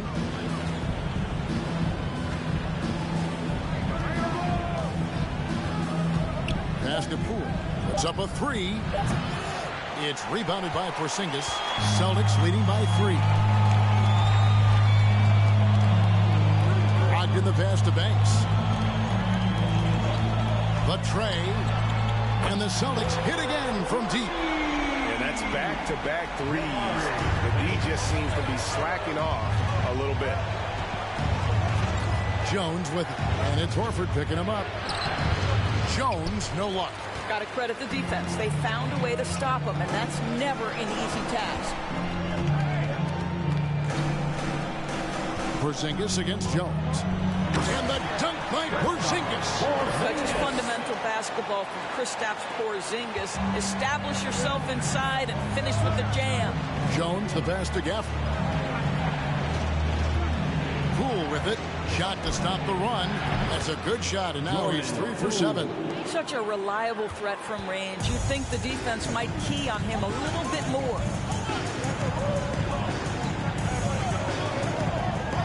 Brogdon outside. Count the basket. Brogdon's got his first bucket of the night. They've settled into a nice groove offensively here in the second. And now the latest from our reporter, David Aldridge.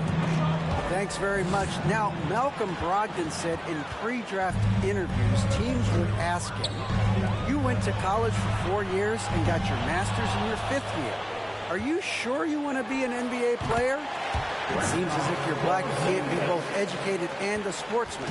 But it's not disheartening. It's a chance for me to break the mold. Kevin? Thanks, D.A. Kuzma against Porzingis. Jones in the post. Basket Poole. Launches a 3. Drills the three-pointer. Poole's got 6 points in the quarter. That's his second bucket from range this quarter after hitting none in the first. It's Brogdon on the wing. Guarded by Poole. Tatum, no good. Well, it hasn't been the most efficient game for this guy, but their team is fortunate to still be out in front. And a player opt-out for Kyle Kuzma after this season. GA probably hoping to earn himself a raise. Yeah, and he's a worker looking to round out his game and take that next step as he's just entering his prime. Sinks it, and the shot from Porzingis. And look at how the hustle game has been going for Boston. Just a great job so far applying pressure defensively. The opposition is on their heels with the ball in their hand. Nightmares clamps thus far. The other thing, I cannot be more impressed by the defense they've shown tonight. Their willingness to close on shooters, blocking shots, playing with great effort. And a new group getting ready for the Wizards. Money's checked in for Daniel Gafford. Alinari comes in for Kyle Kuzma. Diaz checked in for Poole. And it's DeLon Wright in for Jones.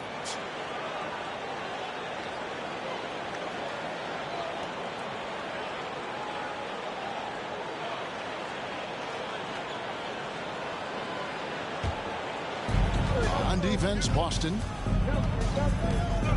Gallinari is screened. Right down low. White covering. White against Wright. Just 4 to shoot. Williams with the steal. Outside, White. Feeds it to Tatum. Brown outside. Back to Tatum. Shoots the 3. The shot drops. His shooting percentage improves. He's 3 for 7 now with that basket. And they've done a great job knocking down those long-range shots here in the second, shooting just over 40% from downtown. Here's Wright, and he's fouled pretty hard on that shot, but he's got the chance to pick up the points at the line. It's on Robert Williams. This is his second trip to the free throw line. And he deserves a lot of credit for what he was able to do at the line last year. 86% from the stripe.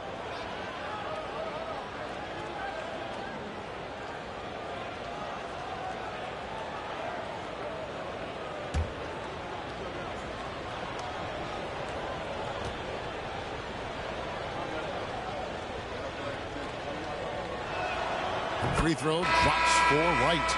Guys, you think about the Boston Celtics, and obviously the offense is driven by the 2 J's, Jason Tatum and Jaylen Brown. So much of what Boston does starts with their wing play. Boston making a switch here. Banton's checked in.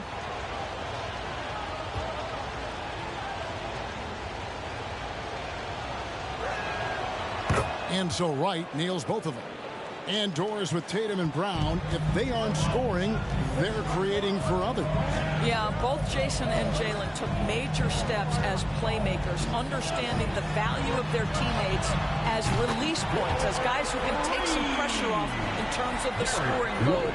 And listen, neither guy is finished improving. Wright with it. Williams picks him up. From deep, Gallinari. They grab their own miss, controls the rebound, and puts it back up and in. A tough start scoring the basketball, but they're starting to turn it around now. Pass to Banton. Beyond the arc. The shot's good. Brown making the play.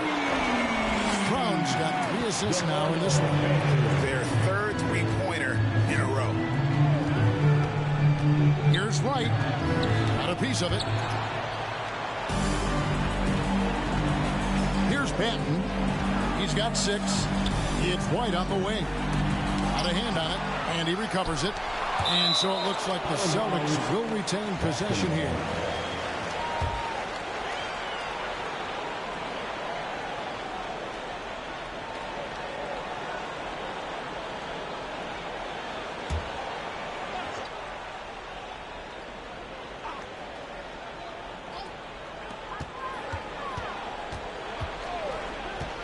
.34 seconds left in the first half of the game.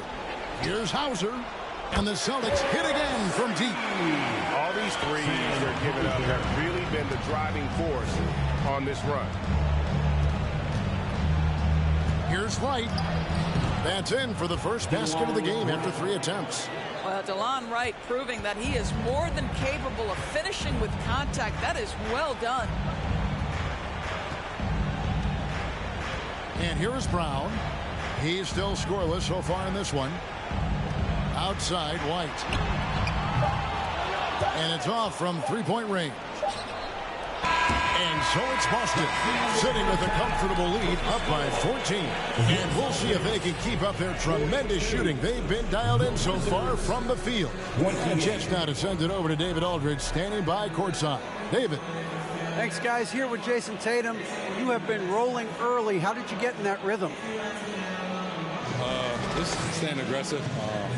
Just continue to get in the gym and see something go in. It feels good to see him go. Thanks for the great interview, David. And we'll be back.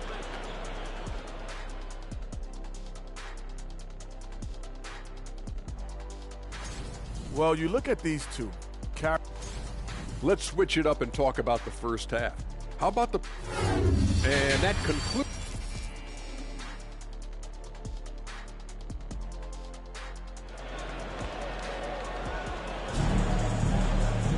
And with the second half upon us, we'll find out if this game becomes the route that it's threatening to be. One of the stories here, Jason Tatum getting it done today. And how about the amount he's contributing in the scoring column through 2 quarters? He has been terrific. And one would expect that the defense made some adjustments at halftime, but he has the ability to answer right back. And after a very lopsided first half, we'll see if things play out a little more evenly here in the second. Out on the wings, it's Brown and Tatum. Bob Williams is out there with Porzingis, and it's Banks in at the point guard. That's the Boston 5. That's a surprise. I mean, really out of character for him to miss when the defense is not right up on him. Brown, good. George with the officials calling slightly fewer fouls. It seems like we see a more physical game on the floor. What do you think? I think it's a change for the better, Kevin. Obviously, you want guys to be safe, but the defense must be allowed to do their job. Banks dishes to Tatum. Shoots over Poole. Buries it down low. Tatum's got 12 in the game. You have to be willing to shoulder the offensive burden. I think Jason Tatum is built for it. And that was another look at the fantastic Mobile One drive that happened a moment ago. And it's plays like that, Kevin, that show you why they are so far ahead. Didn't settle for anything outside and went right to the rim. And the basket by Jones. 6 points for him. Well, the problem is they haven't gotten production from any other spot. But right now, this guy is cooking. Outside Tatum. And here's Brown outside. Kuzma pulls it in. Wizards trail by 17. To the middle. Here's Jones. Williams with the block. And they get it back. Poole the pass to Money. Second chance shot. Count that bucket. Money's got his second basket. And that's what the pump fake's there for. Get your man off his feet and drive right around him. Outside Tatum. Down low. Porzingis. Good. And it's Tatum picking up the assist. Tatum's got his third assist on the night. And you got to appreciate how much Robert Williams just gets after it on defense. You really do, because he wants to block every single shot that goes up. He hits the glass now with a level of aggression after being challenged by his coaching staff. And goodness, his teammates love his energy. Washington calls timeout. Celtics making a switch here. Horford's checked in. And the Wizards making a change here as well. Daniel Gafford's checked in for Money. And now around 2 minutes gone by in this half. Kuzma kicks to Gafford. And stolen by Banks.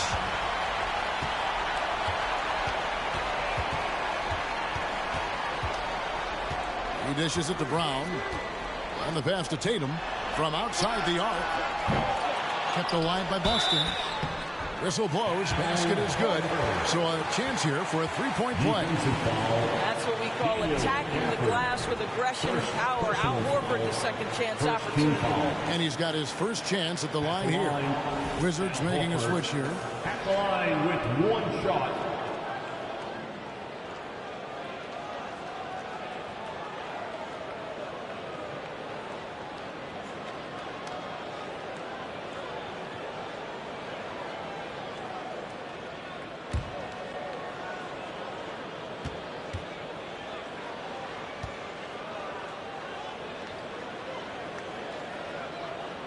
And many thought Horford's days were over after his OKC stint, but showed he can still be a difference maker in Boston. And boy, was he a huge part of their finals run. Poole, the pass to Kuzma. Off target with his three. And if they know what's good for them, that's the way they'll defend against him every time he takes the ball in the three-point lane. A jump hook. Again, the miss by the Celtics. Horford may not be as consistent as he once was, but Greg, he shows up when you need him the most. You know, he had several big games for the Celtics in the postseason. Great shooter who can really space the court for you. Still also a top-level defender at the rim. And he helped define their interior defense. The kick out to Brown. Lets it go with the three. Good, and it's Tatum picking up the assist.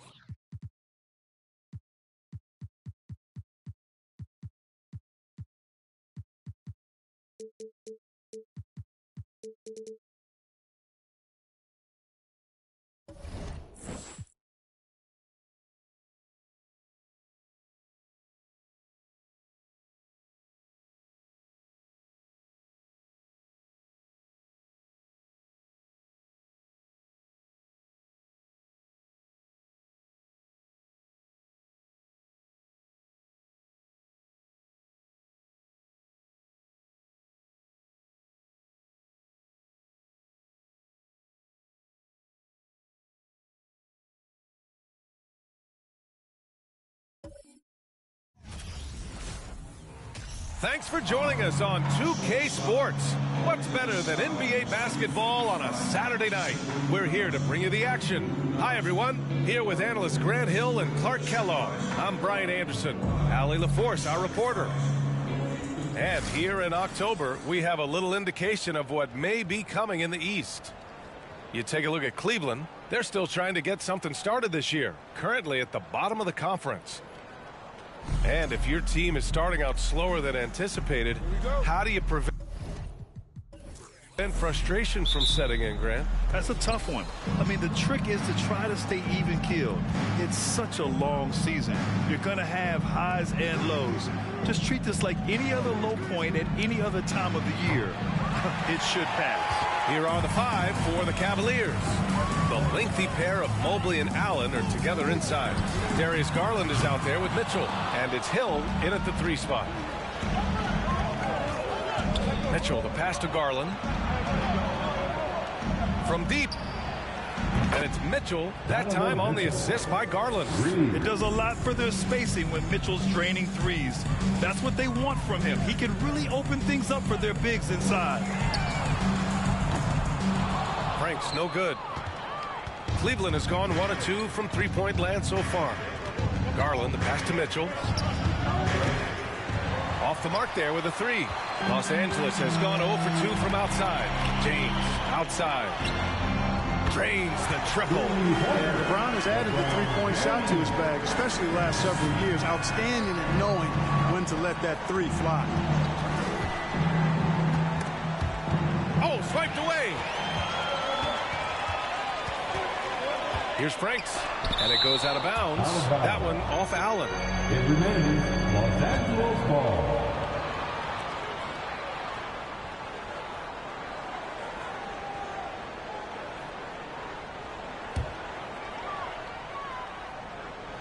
James. The Lakers with the ball. Pass to Russell. Lets the 3 fly. You know, currently they're just 1 of 5 from the field. That's not going to get it done. When you look at the age of Jared Allen, the way he's developed, he could be a top 5 center in the league very soon. Fantastic impact on the court he has. And Mobley gets it to go. And the defense, they have to honor Mitchell as a scorer. And when they do, it just opens up the passing lanes. Here's Franks. Back to Russell. And stolen by Mobley. Outside Garland.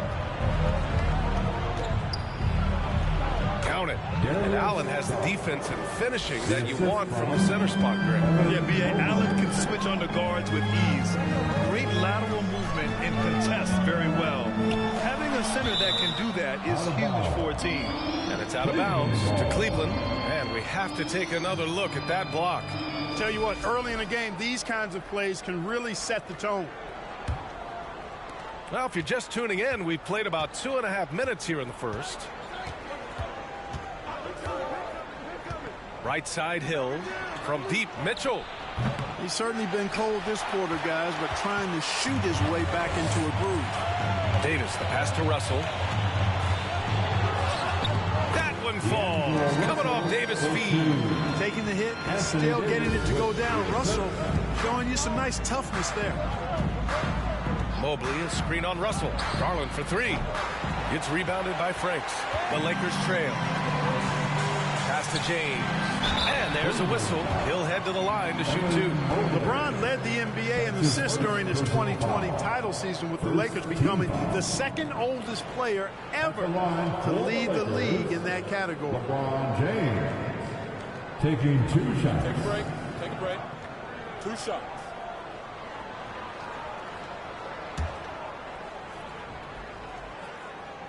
That free throw good from James. Man, that assist title for LeBron. An incredible accomplishment for someone of his size, Clark. I bet you didn't know this, B.A., or maybe you did, because you are a factoid machine, but the only player taller than LeBron to lead the league in assists, Wilt Chamberlain, when you throw in winning the Bubble Championship Finals MVP. 2020 might have been LeBron's finest season. Now here's Mitchell.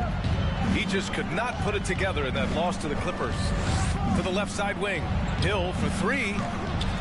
Rebounded by the Lakers. Their last game, a win against the Suns. Looking to carry it into this one. It always helps when your opponent turns the ball over that many times.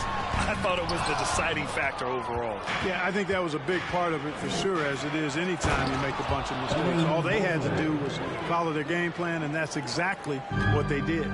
Great teamwork on that drive, punctuated by a strong finish. That is the perfect fast break, guys. Getting a hoop before the defense can get set. Time called here. Los Angeles decides to talk it over.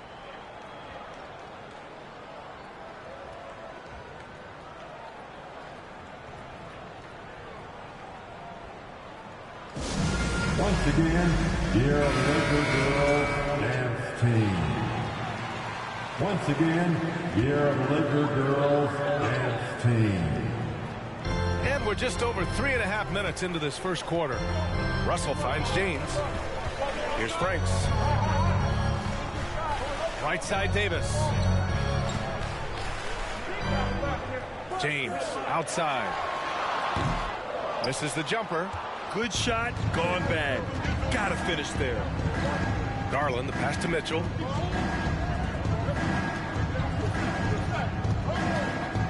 Back to Mobley. Pass to Garland.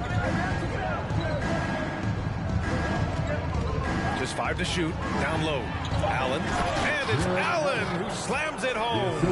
Allen's got some old school big man in him. He's got great hands and mobility, and he does a good job finishing above the rim. Here's James on the wing. And the shot counts. He's fouled, and it's a chance for a three-point play. And you look at the career that LeBron has put together, one of the all-time greats. Amazingly lived up to the hype he had coming out of high school. Second team foul. At the line for the Lakers, LeBron James. At the line for one.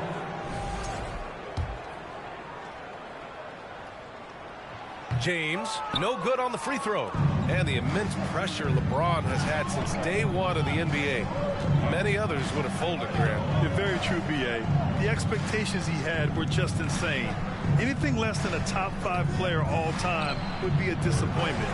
That's not fair to ask of any player coming into the league, much less a high schooler. Now, here is James. 7 points in the game.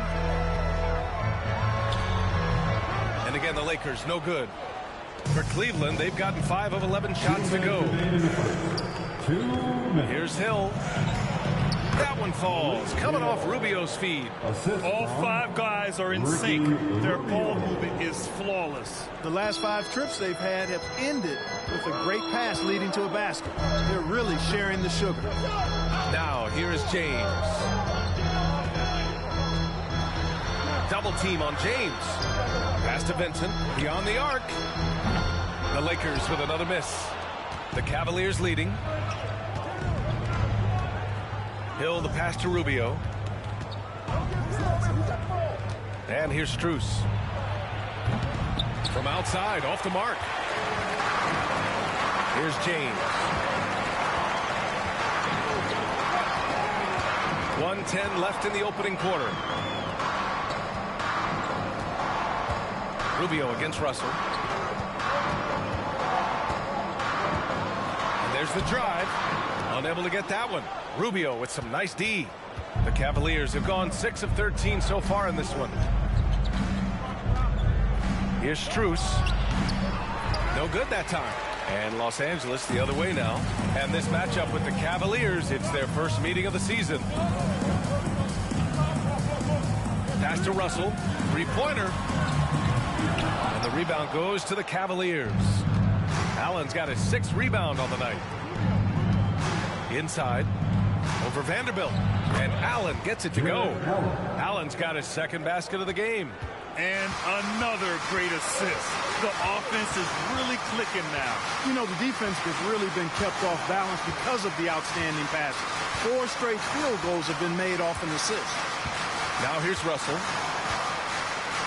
Vanderbilt, a screen on Rubio. Pass to James. Three-pointer. That one no good. And so it's Cleveland with a 6-point lead at the close of the quarter. Defense is setting the tone. All right, we'll get back to the action after this break. 15. And your Lakers dance team heading to the court. If you're just joining us, we played through one quarter in this one. All right, a look at how the points have been generated so far. A scoring breakdown for the Cavaliers. They've done a great job facilitating so far. So moving the rock and finding the open man, just great selfless basketball. In addition to that, they've thrown their weight around inside tonight, too, thumping and bumping in the paint. A lot of their points have come from inside. And the Lakers shooting just 21% from the floor.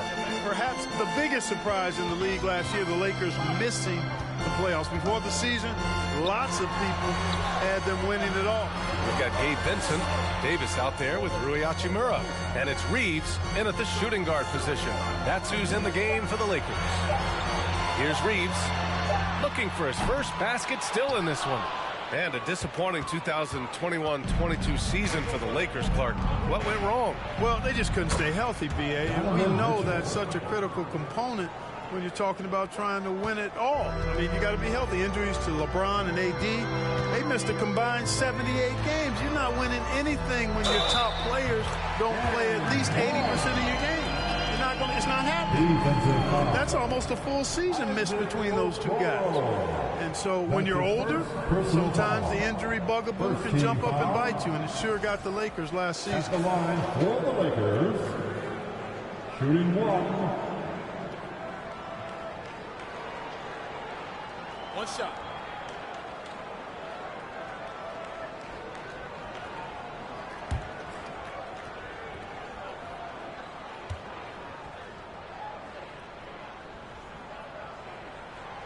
So many incredible players, Clark.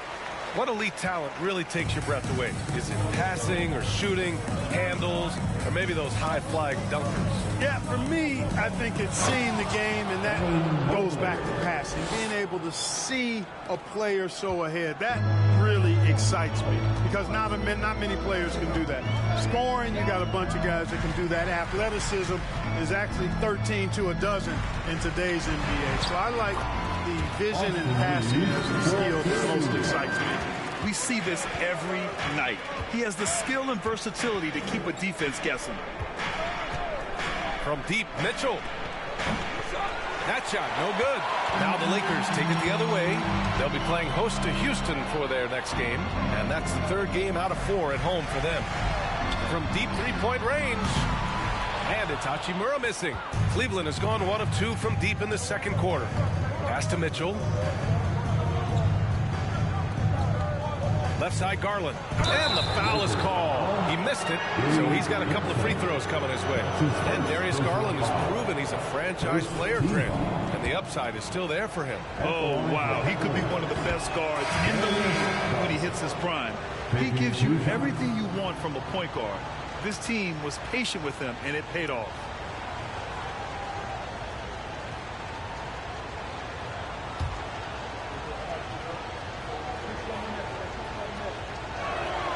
Garland hits them both. And you know, guys, I don't think too many people expected the resurgence we saw from the Cavs last season.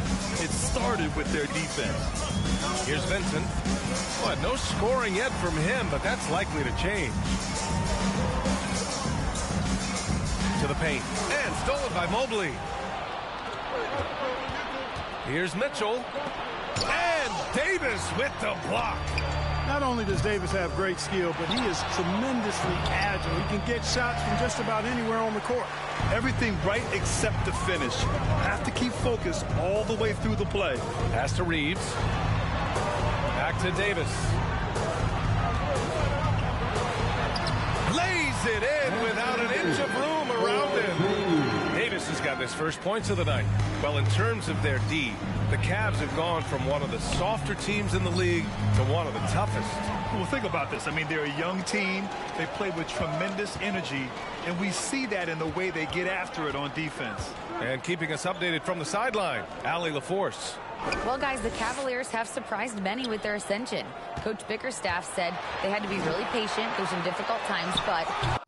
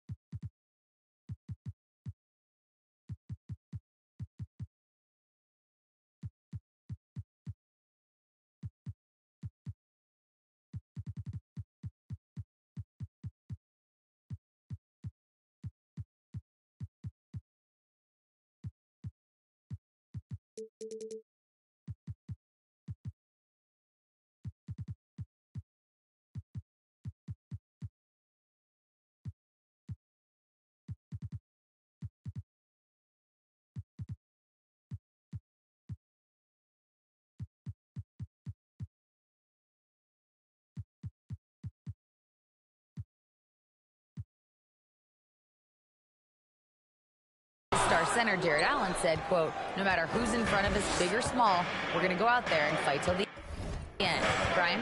Yeah, that's what got him here, Allie. Thank you. Now here's Garland. 15 in his last outing. And Allen gets it to go on the assist by Garland. Garland's got his 5th assist in this one. Boy, they'd love if anyone could get a bucket. Yeah, their offense has been grinding to a halt. And it's Vincent off the drive. Pass to Prince, over to the left wing. Here's Vincent. Davis with a screen on Garland. Vincent can't hit. Oh, love the intensity in which they're hitting the boards. Guys, that's been the key to their lead. I mean, simply put, the effort they've displayed on the glass has been the difference. And the shot is good by Garland.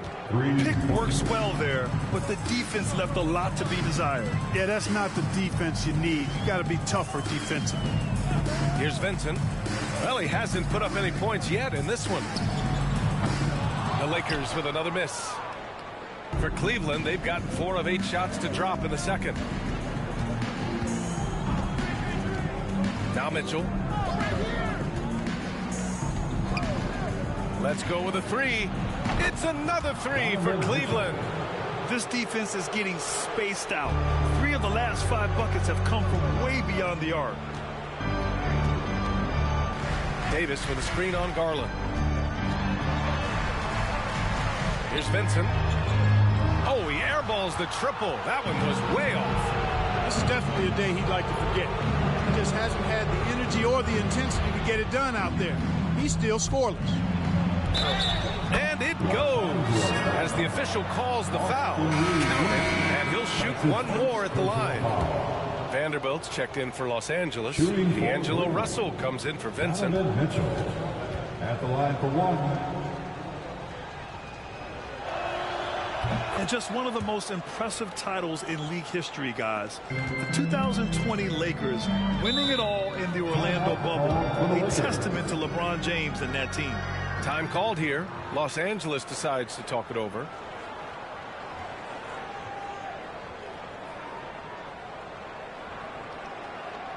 Welcome to the floor, the legendary, fantastic Laker girl.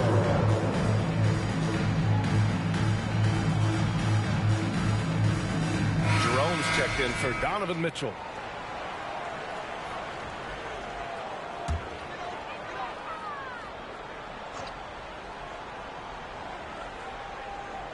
Pass to Vanderbilt.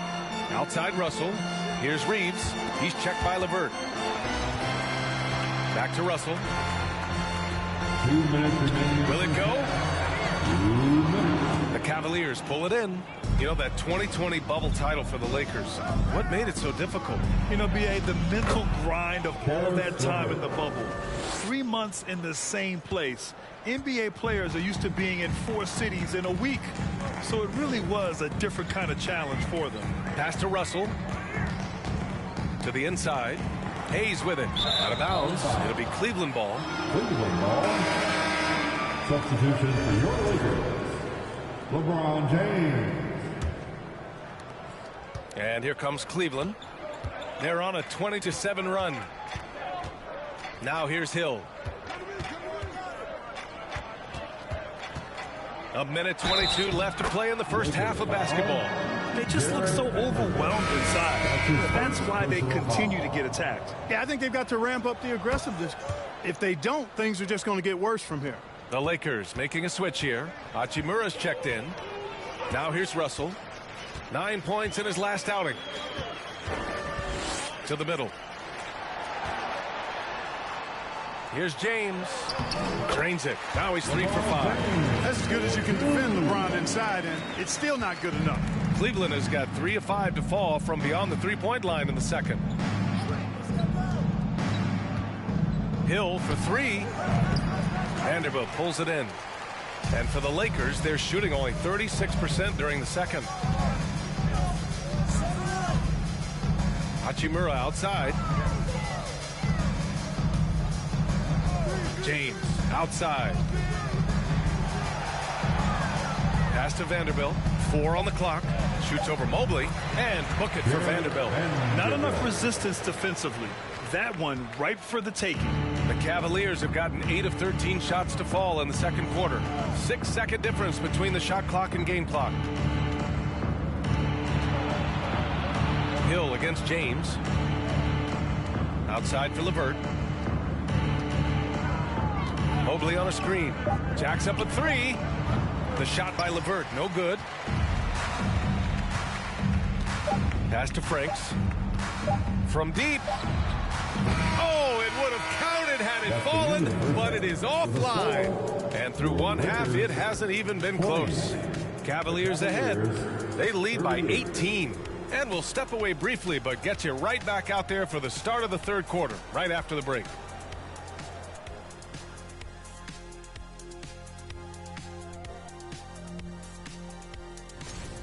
These guys are leading their way. And now switching gears to our featured game, a fun. Glad you could join us. Ryan Anderson and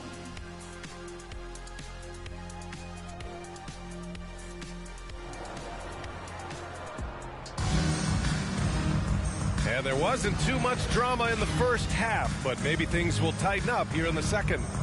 We've seen Donovan Mitchell really having a great game. He's hit shot after shot from deep. He's so locked in right now. Well, you know, the stroke looks fantastic. Even when he's had a hand in his face, it hasn't affected him at all.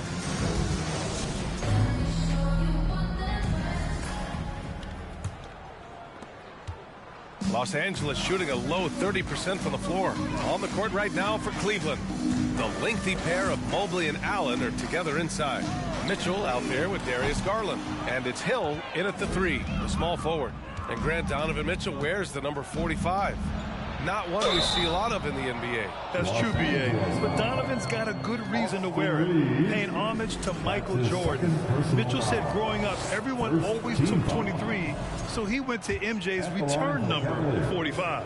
And after a few seasons of anemic offense, the Cavs have finally started to turn things around. Yes, they have, and they made a big step forward. Now, there's a nice balance to their offense.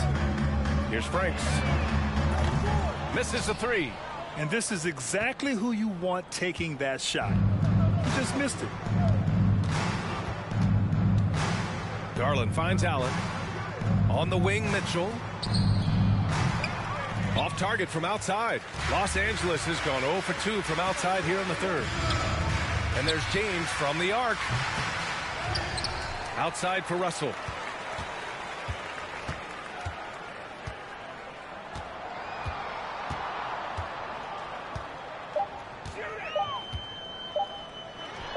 Cashes in the 12-footer. Russell's got his second bucket of the game. Guys, that was really nice work mixing in this shot. When Russell is squared up and shooting with confidence, which is most of the time, he can bury it. A nice shot by Mitchell. And just not letting up at all. I mean, you have to love this approach. You want to get the ball to the guys who make plays. If it's working, keep working it. That's what I say. Keep the pressure on him. And, yeah, it's good. You know, with as much damage as Davis does inside, you know, AD was able to find plenty of opportunities from the mid-range, too. Now here's Allen. He's got 6. Takes one from 10 feet. And that one drops for him. Allen's got 8. Great job setting him up. The timing of the pass was key. Outside Russell. Davis a screen from outside the arc. The shot by Russell, no good. You know, his scoring efficiency has been low, and it's not helping them on the scoreboard. Outside Mitchell. Inside. Here's Mobley. Out to Garland. The 3-ball. It's another 3 for Cleveland. Their long-range shooting since halftime has been as strong as you could hope for. And now's the time for them to step on the gas pedal. Don't let up. Keep letting it fly from deep and build that lead. Play through the finish line. not to it. Keep the pressure on. With the explosive leaping ability, he's able to play center despite being undersized. Cleveland has gone 2 of 3 from outside so far in the third quarter. Allen with a screen on Russell. Garland for 3. No good there. The Lakers have gone 3 of 7.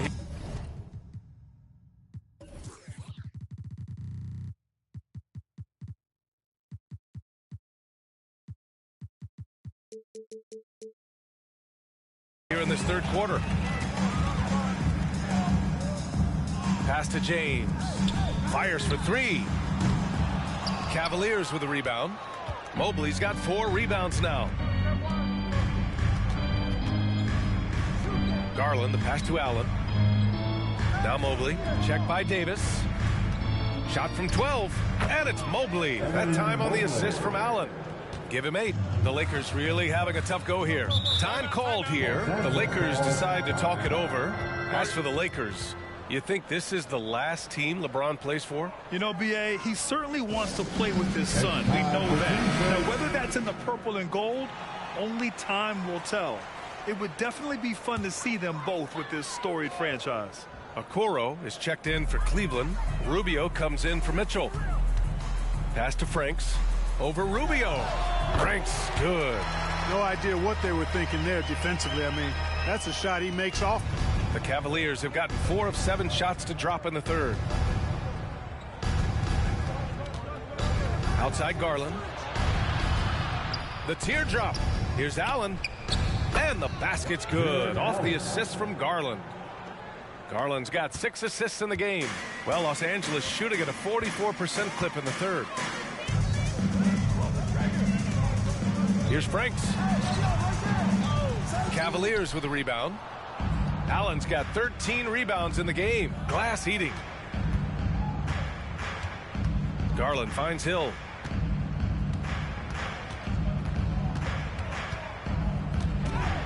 And it's flushed down. A nice jam. He's a living highlight reel. Seriously, that could end up being one of the best dunks of the year. Without question, a crowd pleaser to the 10th degree. And how about our AT&T 5G Slam Cam? Couldn't have captured that play any better. So it's the Lakers now. The Cavs getting their last shot to go. Pass to Prince. Now here's Hachimura. Checked by Hill. Back to Prince.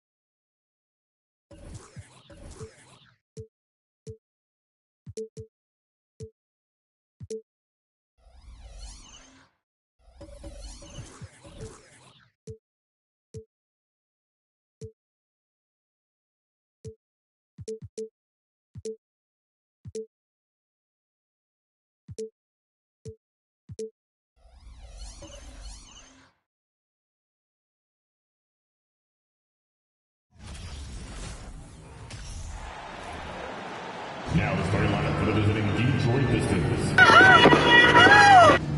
At guard, Thompson.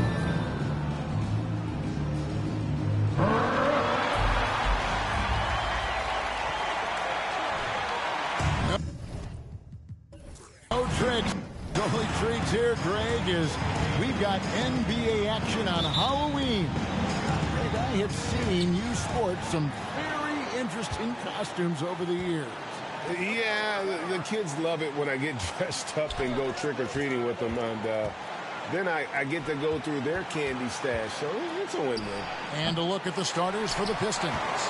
We've got Thompson. Ivy is out there with Miller. Then it's Cade Cunningham. And it's Duran in at the center, filling out the middle. Passes it to Claxton.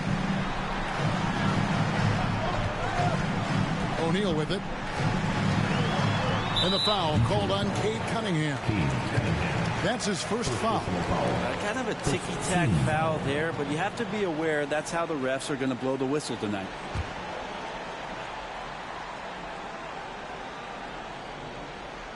Here's Claxton.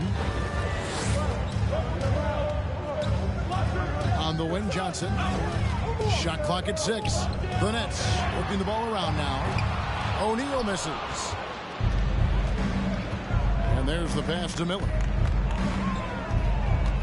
Thompson outside. Lets it go from deep. And a great assist by Miller as that one goes in. And drawing first blood, you know coach likes that momentum out of the gate. Well, for us, it'll be interesting. Can they keep that kind of pace up all game long? Oh, just a picture-perfect alley-oop. You gotta love that one, Kevin. A little surprised, Greg. He didn't go for the big slam, but it works just the same. And for the Nets, it's been a whirlwind last couple years. Assembling a super team, and before you knew it, it fell apart. But this franchise has been back from the ashes before, so don't write off that front office just yet. Cunningham for 3. Johnson with the rebound.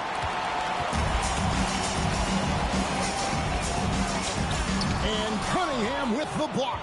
Great to now. Cunningham using every inch of that reach. Here's Miller. First shot, first basket. He's out of the blocks fast. Uncovered at the rim, finding cracks in the defense here early on. Just really smart basketball and exploiting whatever holes that he's seeing right now in the defensive squad.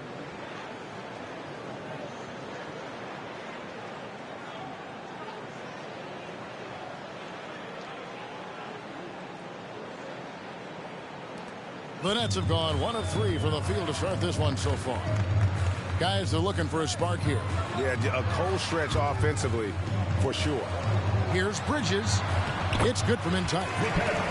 Bridges has got his second bucket of the game to go.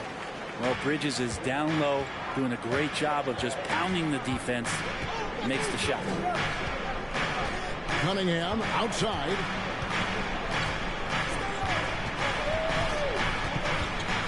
Poked away.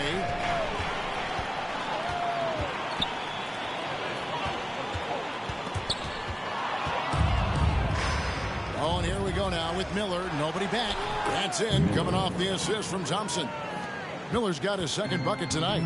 Traditionally, that's how you want to finish the break, right at the rim. Yeah, anything other than a layup in that situation, probably disappointing. Had numbers, took advantage. Now, here's Bridges. Coming in off a 10-point performance last game out. And O'Neal gets it to go. Well, he passes to the wide-open man. Bridges developing some team chemistry. Cunningham outside. That 3 off the mark. And so it's Johnson who brings the ball up for Brooklyn. This game against Detroit here, it's their first meeting of the season. And they rolled over this team last season, beating them every time they faced off. Yeah, it was a completely one-sided season series, and that was no surprise to anyone. This first game between them should give us an idea if they're on a little more even ground this season. And O'Neal gets it to go. O'Neal's got 5 points so far. The Pistons trailing. Cunningham passes to Ivy. The 3 buries the long-range jumper. Just flat-out playmaking from Cade. This is why he was picked first overall. The Nets have gone 4 of 7 from the field, shooting over 50%. And with Ivy, he gives you the physical traits you want at guard. Long, strong, athletic, lots of upside. Pass to Ivy. Back to Cunningham. Now, here's Ivy. He's guarded by Johnson. Now, here's Ivy. Out to Miller.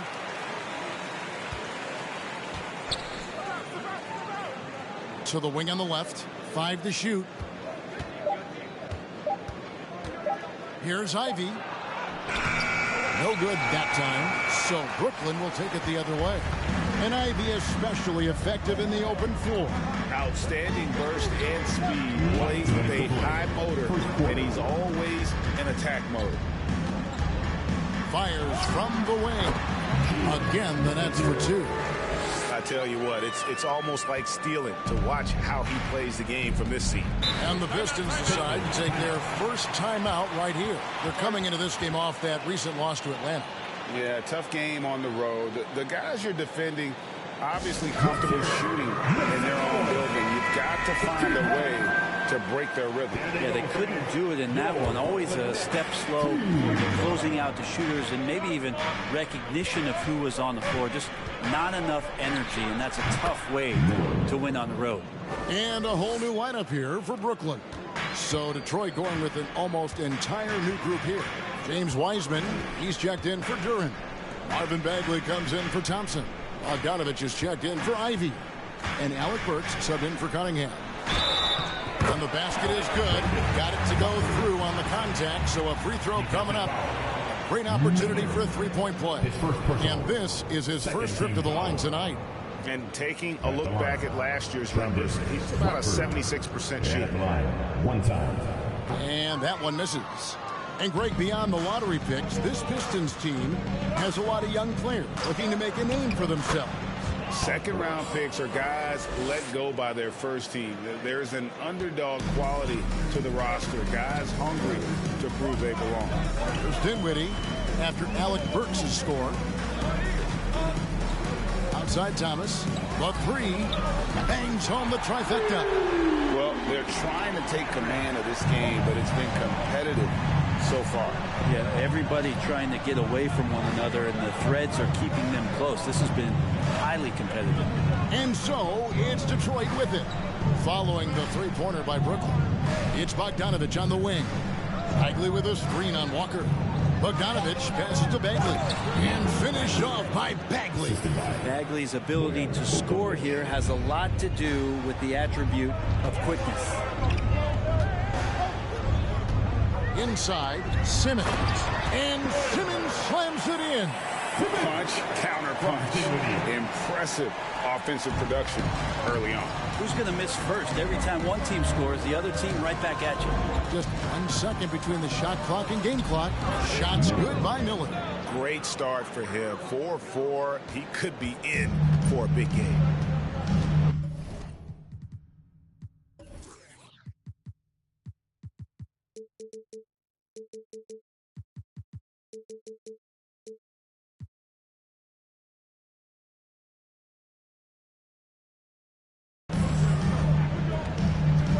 Thomas inside. He's against Miller. They set the pick. Dinwiddie passes to Watford. Here's Thomas. And he got that one up in time, but doesn't go in. Tie game in Brooklyn. And we'll be back in just a moment with the start of...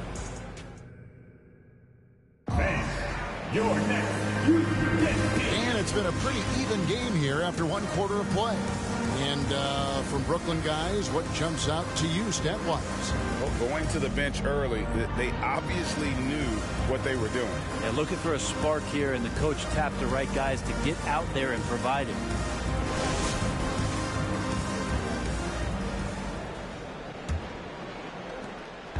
And it's Dinwiddie with the ball. Bringing it up now for the Nets. Atlanta will be traveling to face them after this game. That'll be the final game of this 5-game homestand. Cameron Johnson is out there with Ben Simmons. Then it's Mikal Bridges. And it's Claxton in at the pivot spot, manning the middle. So that's the Nets 5. Cunningham with it. Out guarded by Simmons. Thompson misses. Last outing for the Nets. They won that game against Indiana. Outside, Simmons. Over Cunningham. And no good that time. And Detroit the other way now. Thompson the bounce pass.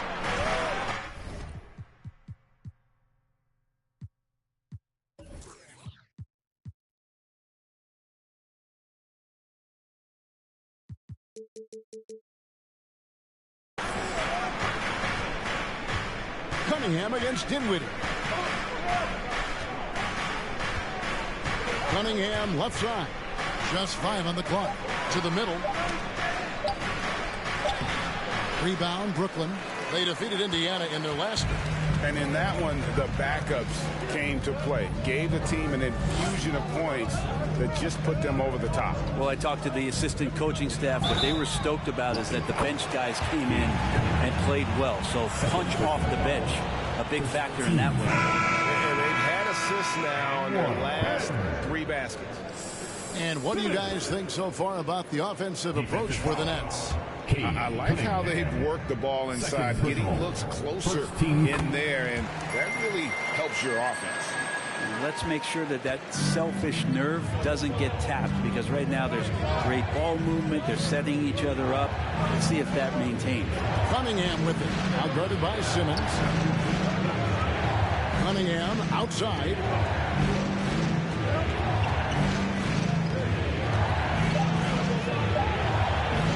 Shoots from the baseline. And Simmons with the rebound. Nets leading by 5. Greg Ben Simmons, one of 4 players in the entire history of the NBA to average at least 7 rebounds and 7 assists per game through his first 4 seasons. Think about it, joining Magic Johnson, Oscar Robinson, and Luka Doncic. That is some pretty elite level company. Pistons trail by 5. They need a bucket in a big way here to regain some confidence. Back to Thompson. Bridges with the steal. Outside, Simmons.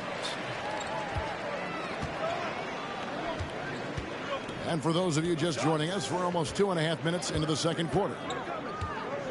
Here's Claxton, and he jams it after taking the nice feed on the run. Well, we know Simmons can do this. At 6'11", I don't know that anyone in the league has his vision. Pass to Ivy. Thompson outside. And there's the foul. It's on Cameron Johnson. That is his first foul of the game. Brooklyn making some changes. Royce O'Neal comes in for Simmons. And Dorian Finney-Smith subbed in for Cameron Johnson. Dorian Finney-Smith.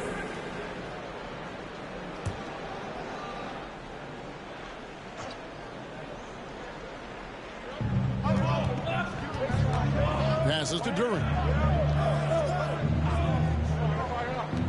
Thompson surveying the floor. 4 on the clock. Shoots over Bridges. That is good. And the Nets' lead is cut down now to just 5 on the basket from Thompson.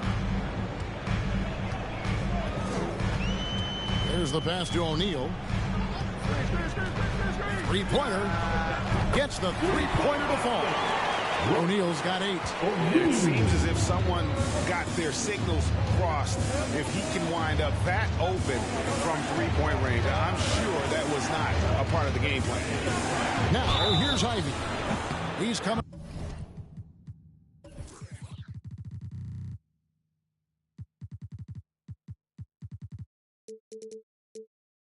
Off a 22-point game against Atlanta. And you hear the term point forward. But then, Greg, you had Magic Johnson. 6'9", but still a point guard. So, what's the difference? Well, when you talk about a point forward, it's someone whose versatility extends to their playmaking. Magic is the rare talent who redefines the point guard position. Miller's checked in for Cade Cunningham. They set the pick. And there's the drive. Shooting foul as the whistle blows. He'll shoot 2 free throws. That's on Jalen Durant. The Nets shooting their third and fourth free throw attempts of the game. And last season, when they got themselves to the line, they usually came through as a team up around 81%.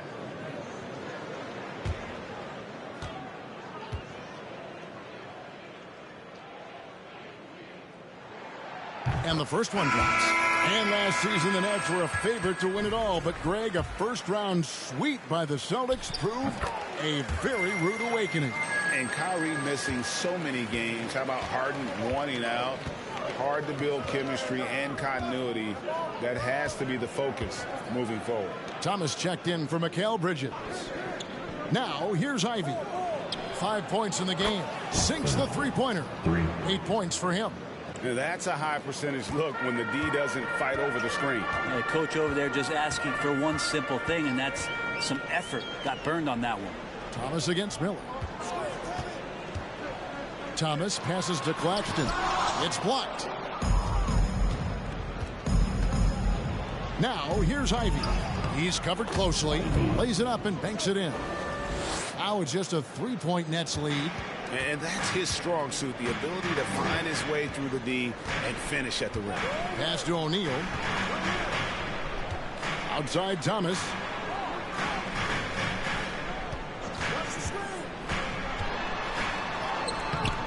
He can't get that one to fall. Good D by Thompson. Miller inside. Oh, yes, he did. 5 up and 5 down for him so far. Nets have gone 4 of 8 so far here in the second quarter. To the inside. Throws it down as the official calls the foul. It may be a 3-point play. That's on Jalen Durham. How about the concentration? He gets hit but stays with the play. He gets the finish. First trip to the free throw line for him tonight. Wiseman's checked in for Detroit. Bogdanovich comes in for Thompson. And the free throw, no good. Yeah, nice job of drawing the contact and creating opportunities at the line. For Detroit, they have been perfect at the line so far, albeit just 2 for 2. And at the line last season, about 78% as a team. Pretty solid numbers. And that one falls for Ivy. And when you look at the complete game of the Detroit Pistons, there are struggles on both ends of the floor, which I'm sure can feel discouraging at times. And Brooklyn making a change here. Watford's checked in. And looking at the Pistons' recent performance, Greg, which end would you want to see improve first? Kevin, I'd have to say defense. More stops means more chances in the open floor, and it would help them keep games competitive. It's pretty much not how they want to win the three-point line. Somebody's got a shadow in out there.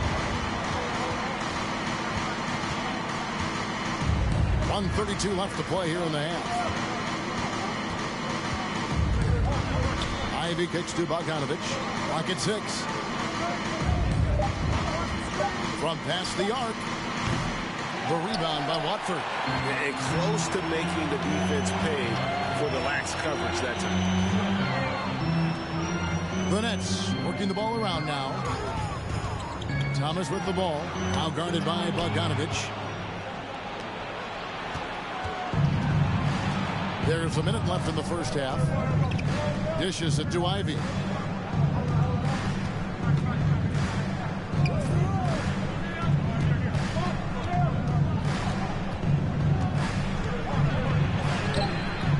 The basket is good. That's his 6th attempt and his 3rd make. And defensively, they are on their heels every time the ball comes inside. Pass to Dinwiddie. 32 seconds left in the second quarter. And despite the size disadvantage, attacking the heart of that defense. Yeah, no stopping him on that play. Sometimes even the taller defenders are helpless to stop him. Ivy kicks to Miller. And he gets the basket. Officials blowing the whistle, so a chance at the line for one more. And there's a pattern starting to take shape here. They're working it inside and getting good shots from close range. The Pistons shooting their 5th attempt at the line in the game. 17 seconds left in the first half. Here's Dinwiddie. He had 10 points in the win against Indiana. Outside, Walker. And here's Johnson outside. And again, Brooklyn with the triple.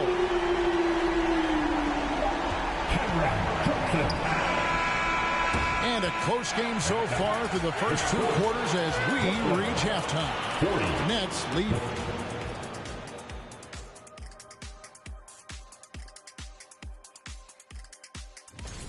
When you move the ball, it gets people in the flow and leaves the defense. And now we can turn our attention forward. Let's take a look at what lies ahead on the...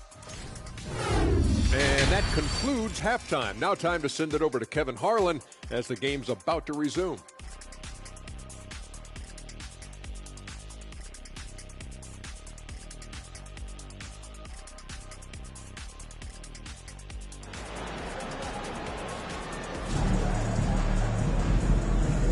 And welcome back to the second half of our Halloween broadcast.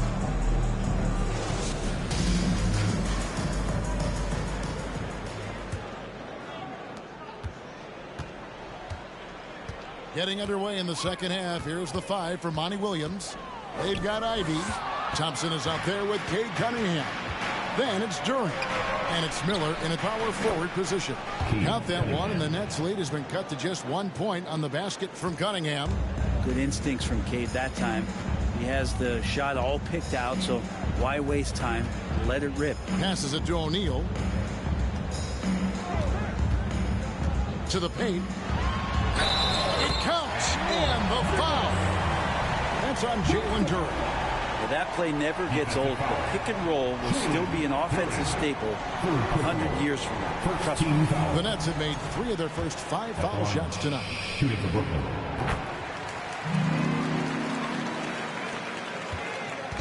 And it's Cunningham with the ball for the Pistons, trailing by 4.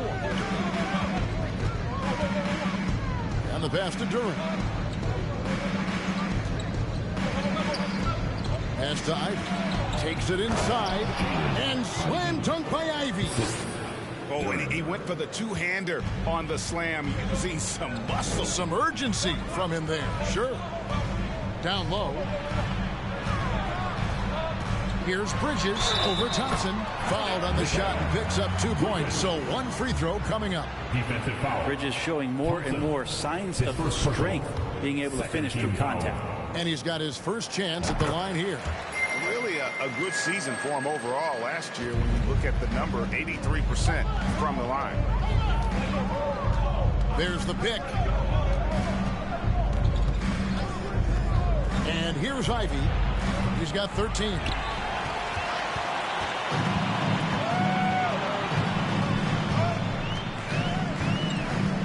Seconds now into the second half. The dish to Bridges. And they call the foul, so a chance at the line for 1 more coming up. No clue how he got that one to fall. This is his second attempt at the line tonight. Third team foul. At the line, shooting for Brooklyn. Mikal Bridges. At the line 1 time.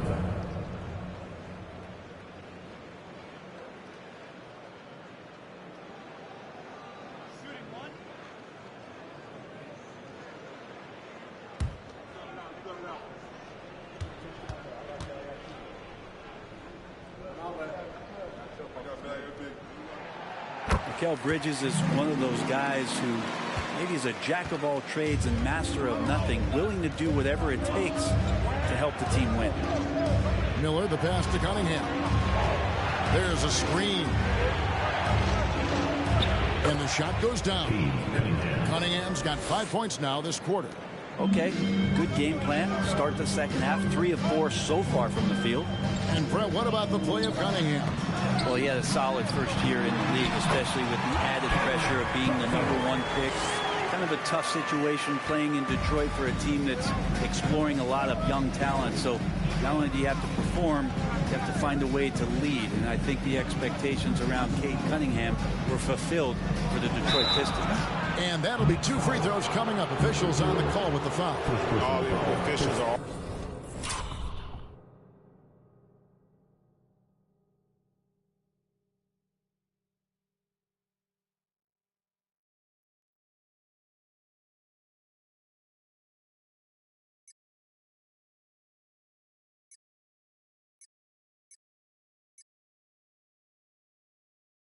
for that one. Pistons haven't yet missed a free throw. 5 for 5. Miller, shooting 2. That free throw good from Miller. And the Nets making a change here. Finney-Smith's checked in. And Detroit with a change here, too. Stewart's checked in. Yeah, just the first miss of the half there. They have to be having 3 of 4 to start it off. A little under 2.5 minutes gone by here in the third. To the middle. And it's slammed in by Bridges. And everything is dropping for them. Terrific second half run. Well, with the confidence growing, that's one thing, but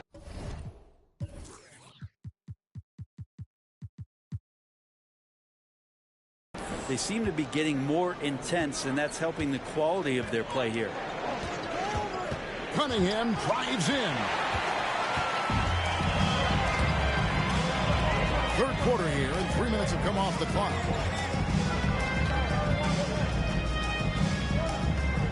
There's the lob to Bridges. A chance there to push it to double digits, but it's off the mark. Bridges against Thompson. Now Cunningham. 5 points in the game. And he'll shoot free throws here. Clearly fouled on that shot that time. The whistle blows.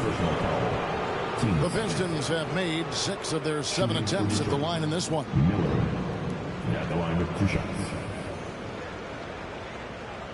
Shooting 2.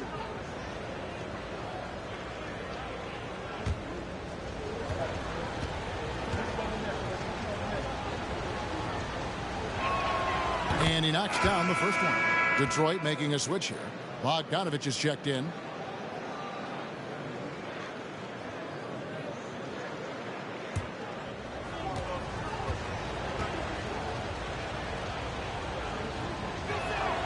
Both free throws good for Miller. Just solid. Really one of the very best there is at the free throw line. Johnson outside for 3. And the Nets another 3. 2 teammates connecting right there. Slick feed. Cunningham against Dinwiddie. Here's Miller.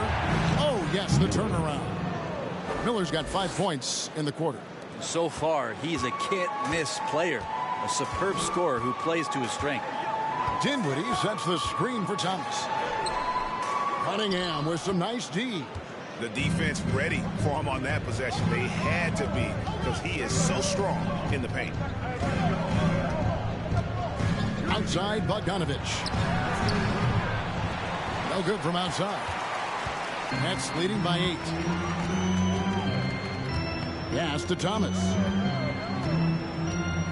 Out to the wing. Bogdanovich against Dinwiddie. Basket good. Dinwiddie's got 5 points so far. Big miscommunication on defense. He recognizes it and quickly takes advantage. Well, I know they don't have mobile devices out there for texting, so they might as well talk to one another. They get it back. Duren. And Duren slams it in. Just a terrific effort on the offensive glass. That's how they're going to cut into this league. Greg, a dunk like that is sure to give them a spark. And the first timeout called of the game for Brooklyn.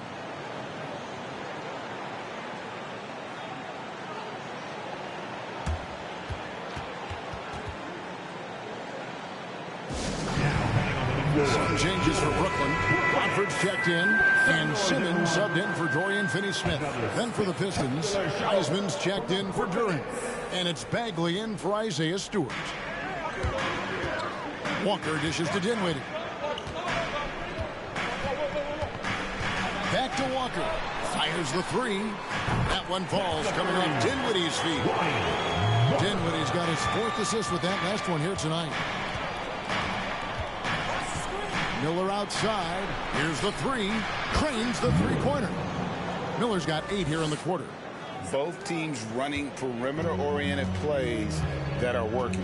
Well, both of them looking towards the 3-point line. And I like to see that, especially when the results are made buckets. Yeah, the D with very little pressure on their perimeter shooters. 3 of the last 5 baskets they've allowed have been from beyond. Back to Cunningham. Pass to Bagley. 3-pointer. Cunningham's shot is off. Brooklyn leading by 11. And Spencer Dinwiddie has always been a great scorer, being used off the bench more and more. He has a great game to be a sixth man. Miller outside. The rebound by Watford. I don't think the defense does enough out there to bother him. I think that one's all on him. Just a flat-out miss. To the inside. Here's Simmons. Thomas kicks to Dinwiddie. This one for 3. And again, Brooklyn with the triple. Man, the triples keep falling, guys. That's 3 in a row. Cunningham looking it over. Bagley with a screen on Dinwiddie. Up again. The rebound by Watford. Brooklyn's gotten all 4 of the 3-point shots to go down since halftime. They're lighting it up here. Thomas against Miller. Thomas with it. 6 points for him. Over Miller. Shot is good off the back rim and in. Thomas got 5 points in the quarter. And here at the end of the third quarter, it's a double-digit ball game. Brooklyn ahead, up by 16. While we have the chance now, folks, let's go to our State Farm assist of the game. Yeah, an easy choice tonight. Look at the precision on this pass. Put it on a platter for him. Well, there's a way to break down the defense with the handle, but you can do it with the pass. Prime example of that right there.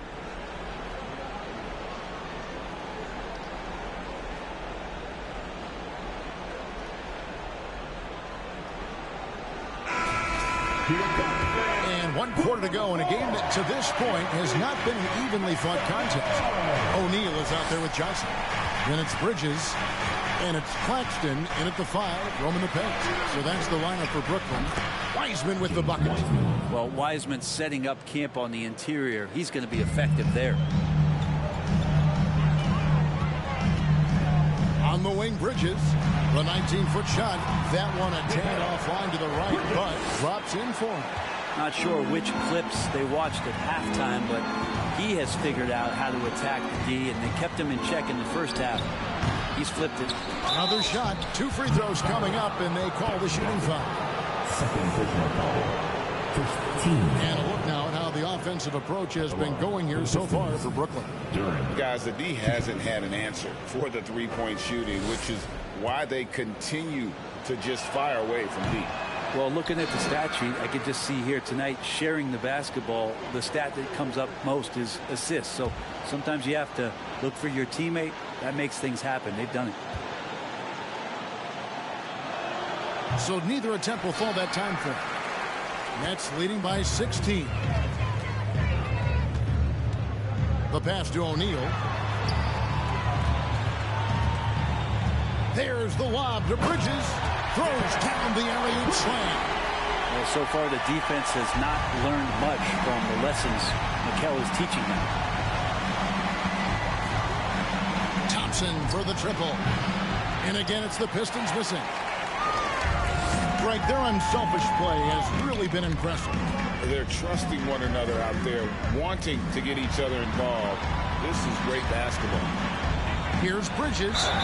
And the call on the shot that sends him to the line. And Bridges really likes to get to the interior and earn himself some opportunities from the charity stripe.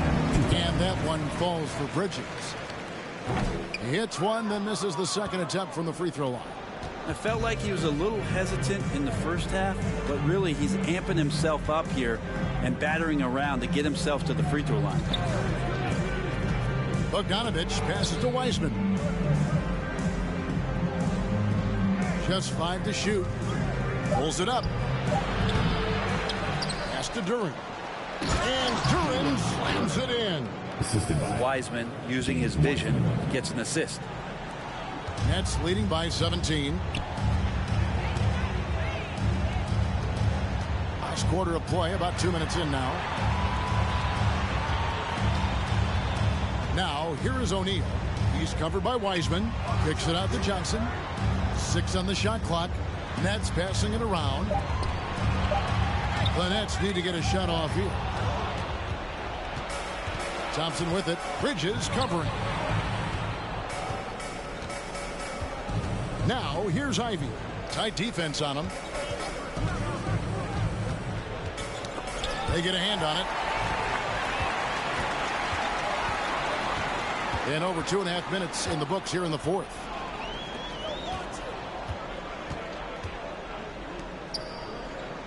Pass to Claxton.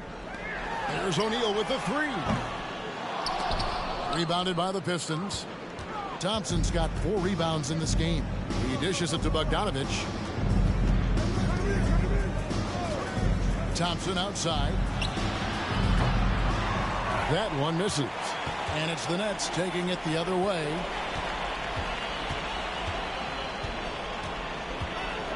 There's the lob to Bridges. Takes the alley-oop pass and dunks it down. Chemistry at its best. An unreal alley-oop. You're right. The pass, the catch, the dunk.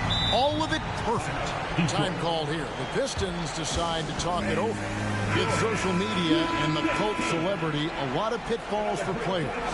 Brent, is the NBA doing a good job preparing them to face those very public challenges?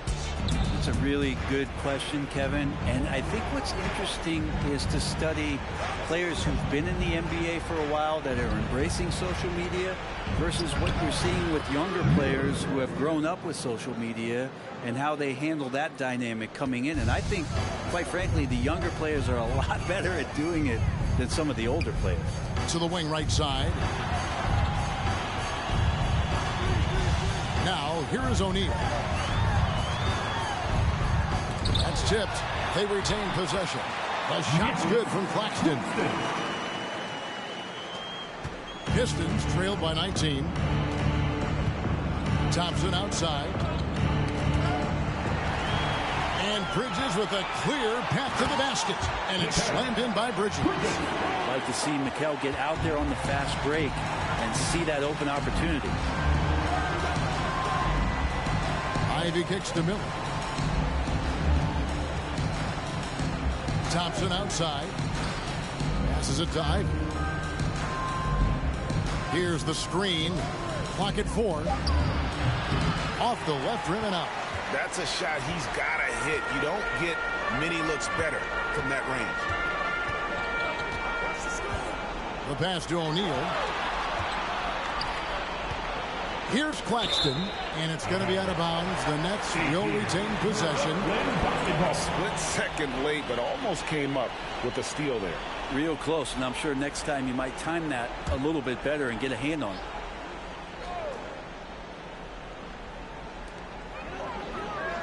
Bridges dishes to O'Neal. Pass to Claxton. 5 on the clock. Inside. Cunningham using his length right there to affect that shot.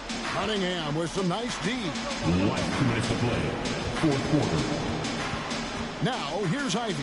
He's guarded by Johnson. Ivy with the bucket. And obviously his momentum from the last game has carried over here tonight. Yeah, the coach pretty smart for zoning in on him and giving him opportunities to stay with that confident play. And the basket is good, and he's got a chance here for one more at the line. Yeah, outstanding job there of taking the harm and still able to finish. The NBA announced its 75th anniversary team last year, Brent, with a lot of fanfare attached to it. What'd you think of the list? I thought the list was pretty good. You can always argue a few guys should have been on it, and it's probably a tough pill to swallow for current guys who have had tremendous careers to this point, guys who have played 8 or 9 years that didn't maybe make this particular list. I'll tell you this, Kevin, in 25 years, there'll be another list. And as we head to the final buzzer here, a crushing blowout, big-time dominance, and this will go in the record books as a gaudy win for the Nets. their inside game was what secured them the win tonight. They had their way in the paint, and those are all high percentage shots, but the defense couldn't stop them from getting down low. And every win important, and this one will go down as win number 3. And so they'll take the first game of the season series, a team they'll only see twice. They're certainly happy to start it off with a win. And you know, when you look at the huge impact he had, just a monster game for Mikal Bridges. It felt like there was more than one of him out there tonight. He was involved on every possession, and he made his presence felt in so many ways. And it's slammed in by Bridges. Making every effort to put this game on ice.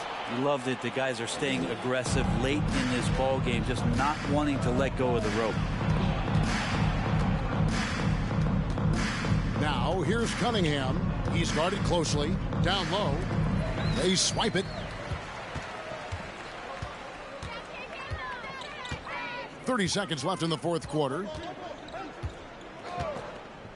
Pass to O'Neal. To the paint. Here's Claxton. Well-timed pass, and he goes straight to the bucket for the layup. Impressive job by the players, coaches, and don't discount the impact of these fans. Awesome to see their output tonight, trying to urge their team on, and that can always help. That home advantage of home fans getting you going, fully on display here. And so it's Brooklyn easily grabbing this one. And the outcome of this one was never in doubt. And boy, they really put in a supreme effort. It just felt like once they had that lead and it was comfortable, they were not going to relinquish. And that's going to do it tonight, folks, for our broadcast. So for David Aldridge, Greg Anthony, Brent Barry, and the whole 2K Sports crew, this is Kevin Harlan thanking you for being with us. We'll see you later.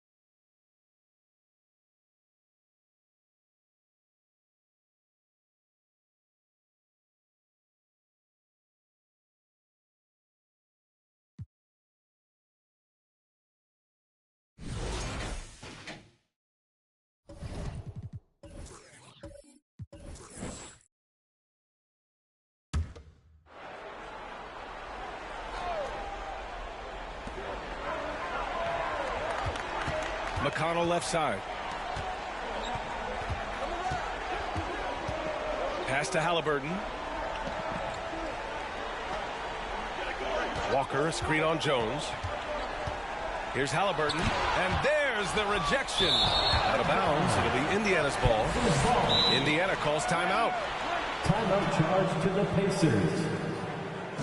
You know what time it is. Miles Turner, he's checked in for Indiana. Brown comes in for McConnell. And the Spurs making a change here. All right, let's get a report from Allie. Hey, guys, during that last break, I heard Rick Carlisle as he talked to the team. He instructed his guys to buckle down, saying, quote, "It's do or die time. Let's stay focused and finish like it's a playoff game. We'll see if they can pull it off." Back to you. Great work, Allie. Thanks. They've got Tyrese Halliburton. Okay, look out. Man. Wow. That'll be a move to remember. Wow. Yeah, great creativity in the air. Just an awesome display of athleticism on our AT&T 5G Slam Cam. Indiana trailing here. Halliburton with the ball. Walker, a screen on Jones. The three. Nails it from three. Their strategy has been pretty simple here in the second half. Attack from three-point range. And you see this so much more nowadays in the NBA. Teams putting a larger emphasis on jacking up threes. From the arc. Knocks down the long J. Give him 30. This is just fun. These teams are trading threes back and forth. This is today's NBA. Hey, we see this kind of exchange more often than not. This is the definition of forcing it. He's trying to get himself going, but taking tough shots just won't do it. There's a minute 40 left to play in the fourth quarter. Pass to Sohan. The three. Good. 5 for 9 shooting so far. Well, Grant, every team is looking for that perfect five on the floor, that magical lineup. In your mind, is that synonymous with small ball? I think it is, B.A. I mean, having players that can play small, can switch on defense, obviously play multiple positions on the offensive end. It's just a combination, when executed properly, could be a nightmare for the opponent. 1:07 left in the fourth quarter. Lets it fly. And it's off the back of the rim. No good. Well, with a comeback out of range, we can put a bow on this one. Good performance for the Spurs. They had to fight for this one. With the game hanging in the balance a couple of times, they've made winning plays, Grant. It's all about having a strong mentality. What's interesting is that anytime momentum turned against them, instead of folding, they responded with their own attack. And this one concludes with their second victory of the year. And they meet just twice, so taking the first meeting means a lot to this team. And what a phenomenal replay of that impressive rejection. Showing no signs of giving up this lead. That block sent shockwaves into the opposition sails. A new lineup here for Indiana. And that one's good. And the Spurs lead by 12. Yeah, they blocked out the noise, blocked out the distractions, kept on grinding, and this is their reward. All road wins. They're just so sweet.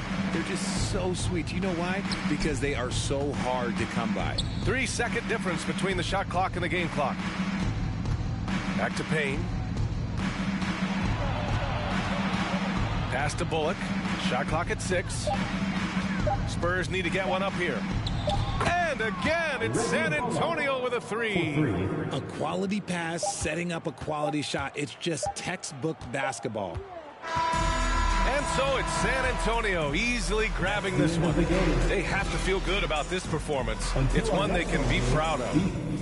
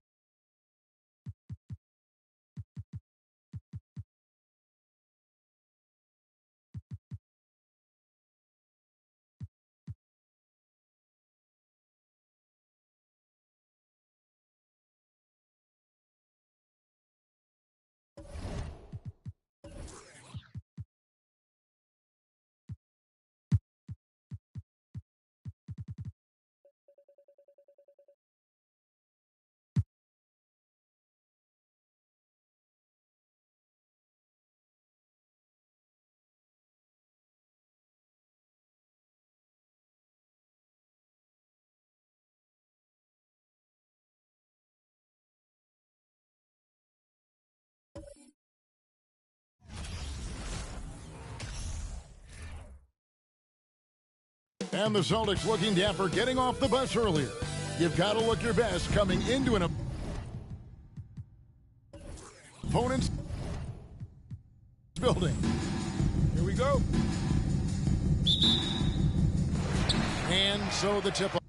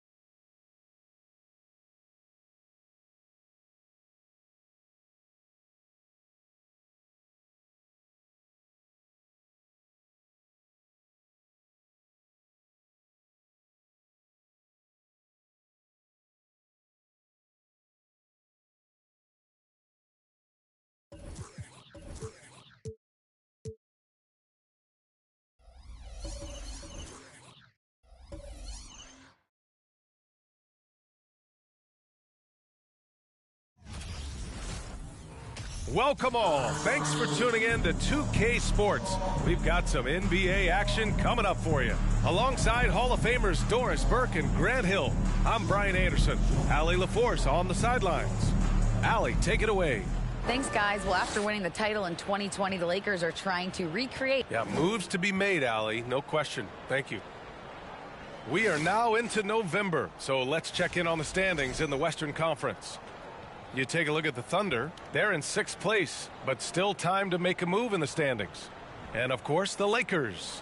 Well, record-wise, not even in the same conversation. A look at the opening lineup for the Oklahoma City Thunder.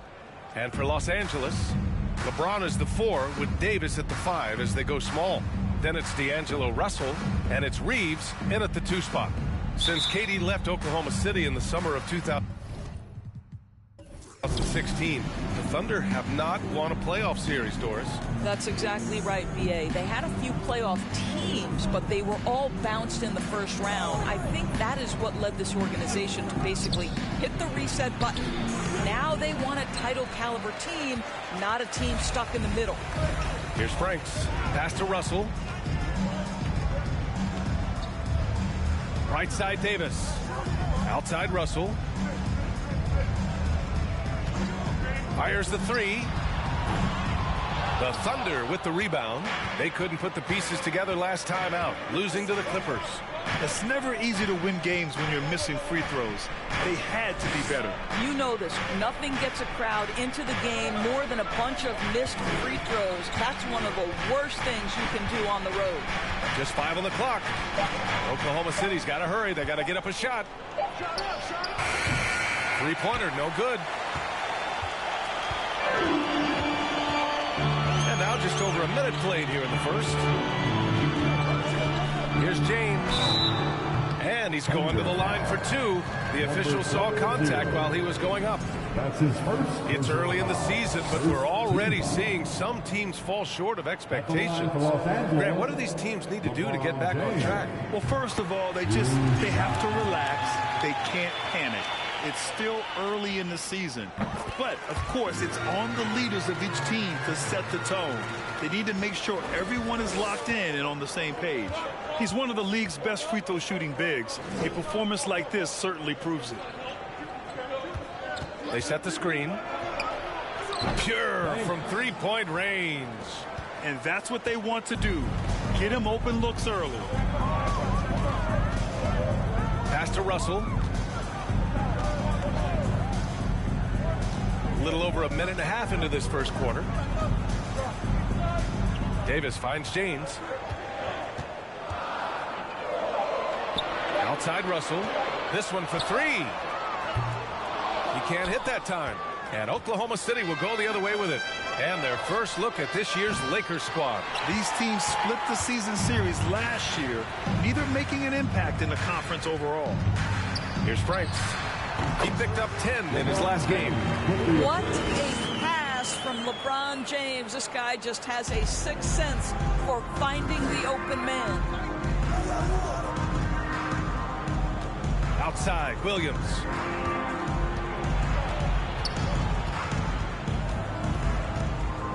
To the left wing. Guarded by Russell. Williams misses. Boy, the offensive flow just isn't there right now. 1 for 5 to start the game. It's not going to go for him. Boy, that's one he wishes he could have back, especially against soft defense. Guarded by Russell. And there's a pick. Out left to the wing. Outside, Williams. The shot. And again, Oklahoma City, no good. And this is a shot he can definitely make, and the defense not a factor at all. Boy, very hard not to be impressed with the young Australian Josh Giddey. This is a young guard who can do absolutely everything. I love this approach. Getting him involved early, and it's already paying off. They know that if this guy goes off, their chances of winning rise exponentially. Guarded by Russell. Back to Williams. Launches it. And again, Oklahoma City, no good. And Doris, the versatility of Giddey is really special. BA, think about it. He set the record in his rookie season for the youngest player ever to record a triple-double. There's no question this guy is special, and I can't wait to watch his progress. It's all about the defense right there. Without that level of activity, he probably scores it. Trying to get back on track. Davis with a rebound. For Los Angeles, they've gone 2 of 6 to open up this game. Williams against James. Over Williams. Nice spin off the left rim and in. Boy, the poise, the concentration. LeBron James, so gifted, so big. Oklahoma City calls timeout. And Anthony Davis on the NBA's top 75 list. Grant, you think that was a controversial selection? I mean, it was mostly due to how young Davis still is. You can't argue with the All-NBA selection and numbers. And, of course, being a recent champion may have put him over the top. So Oklahoma City ends up going with a new group. Wallace misses. The Lakers in the lead. Hachimura up top. We saw him with 11 points in his last game. Beyond the arc. It's rebounded by Oklahoma City. And he almost made them regret defending him so loosely. Outside for Dort from downtown. He buries it from 3. Being ready on the catch, such an important skill, and Luke Dort's confidence really starting to grow. Pass to Vanderbilt. Hachimura left side. Here's Reeves. Out to Hachimura. The 3 ball. The shot misses. Now Oklahoma City takes it the other way. To the inside. Here's Pokuševski. And he banks in the layup. Boy, the more his frame fills out, the more dangerous Pokuševski's going to be. But nice finish inside there. And that streaking rack attack is the Mobile One drive. And I love the way he played downhill on that drive. Love the attack mentality in a close game. Here's Vincent. Well, he hasn't scored yet, but I'm sure that'll change. It's stolen away. Here's Dort. Chance there to take the lead, but a miss. For Los Angeles, they've gone only 3 for 9 from the floor. Here's Reeves. 8 points in his last time out. Here's Hachimura. Count it. This guy is too powerful and likes and relishes the opportunity to play through contact. Rui doing Rui-like things. Now here's Quickly. They trail by 3. Count it. 1 for 1 to start the game. Such a multi-talented threat on the offensive end, and you love his confidence. Pass to Vincent. Here's Reeves. Oh, he goes up high for the 2-handed slam. And a solid pick to free him up for the dunk. Boy, the timing there couldn't be any better. The execution was simply flawless. That, ladies and gentlemen, is how you run that play. Now Quickly. Clock at 6. It's Dort on the wing. Fires the 3. 1 quarter in the books. And it's been a close one. Lakers ahead, up by 3. And we'll be back in just a minute with the start of the second quarter. 10.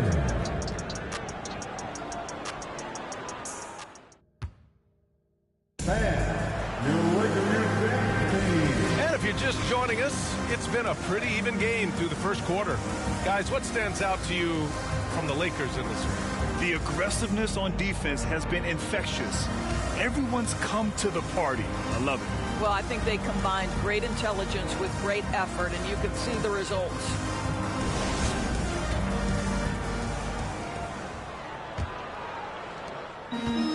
And so it's the Lakers with it. It's a 3-point game. They're off to battle the Trailblazers after this one, as they'll be playing at Moda Center. It's a quick turnaround on the road. Just 1 game. Rui Hachimura is out there with Davis. Then it's Gabe Vincent. Then it's D'Angelo Russell. That's the Laker 5. And we've heard LeBron James say he's obsessed with win or bust. And this Lakers franchise certainly has that same approach. But aside from their 2020 title, there's been a lot of frustration.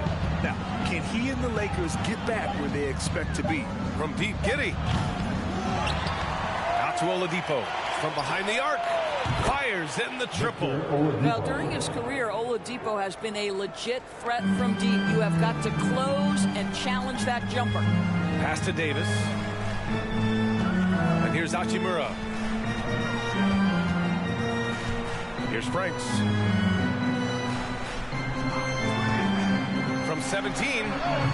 And it doesn't fall for him. Made 2, missed 2 now. Right wing.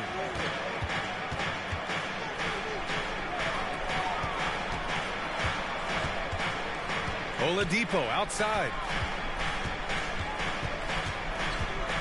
Now here's Giddey. Tightly guarded. The score now all even. Giddey's gotten his first basket of the night. Well, the handles have never been in doubt, Josh Giddey. That is pretty. Pass to Davis. To the paint. Here's Russell. That one goes. Now he's 1 for 2. Very little resistance around the rim right now. That's the 5th straight bucket they've given up in the paint. Russell against Oladipo. Giddy with it. Leaps for it. Out of bounds. It'll be Lakers ball. And perfect example of why good hands are important in basketball. Just misread that pass completely. Hayes is checked in for Hachimura. And here in the second, 2 minutes gone by. Here's Vincent. On the wing, Davis. From 10 feet away. And they pick up 2. Davis has got 4 points now in the quarter. And you know Coach loves seeing his offense operate at this level. Great passing out there. And he drives in. And it's blocked by Davis. Dominant on the defensive end. AD can change games with his length. Getting a block just right there. Pass to Franks. Hayes with a screen on Williams. And he got the whistle on the way up. So he'll be headed to the line for a pair. Well, as you know, Grant, this game can be so hard on your body. As a player, how do you determine the difference between being hurt versus being injured? That's a great question, B.A. Look, sometimes as players, you need someone to protect them from themselves. Today's game, the teams today are so smart about protecting players and preventing things from getting worse. But it really comes down to the players, the doctors, the team overall, just being smart and having a big picture about the injuries. The first one falls. The Oklahoma City Thunder, clearly an organization focused on the future, look no further than the median age of their roster, one of the youngest teams in the league. James is checked in for Davis.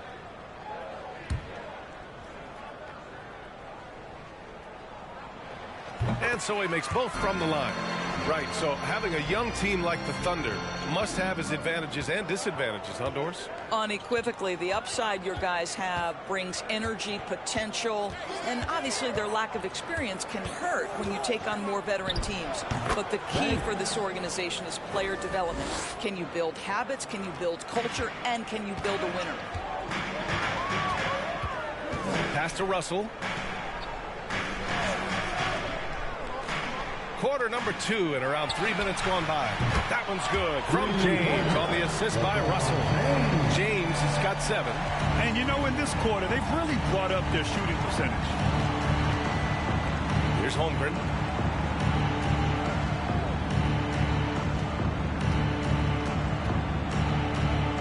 Guarded by Russell. Shakes off strong D and gets to the bucket for 2 points. The Lakers have gone a terrific 4 of 5 here in the second quarter. Here's Franks. Second chance effort. Here's Vincent. And the Lakers hit again from deep.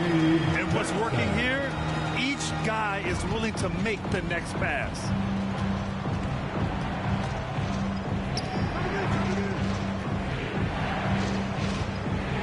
Up top, Giddy. The 3 is up.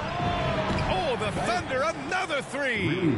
Both teams are starting to find a rhythm here. And this is partly what the game has become, right? A matter of dueling three-point opportunities. Now here's Russell. Pass to Franks. Here's Vincent. Fires from deep. And it's Holmgren with a rebound. Guarded by Russell. Outside Giddy. The ball's knocked loose.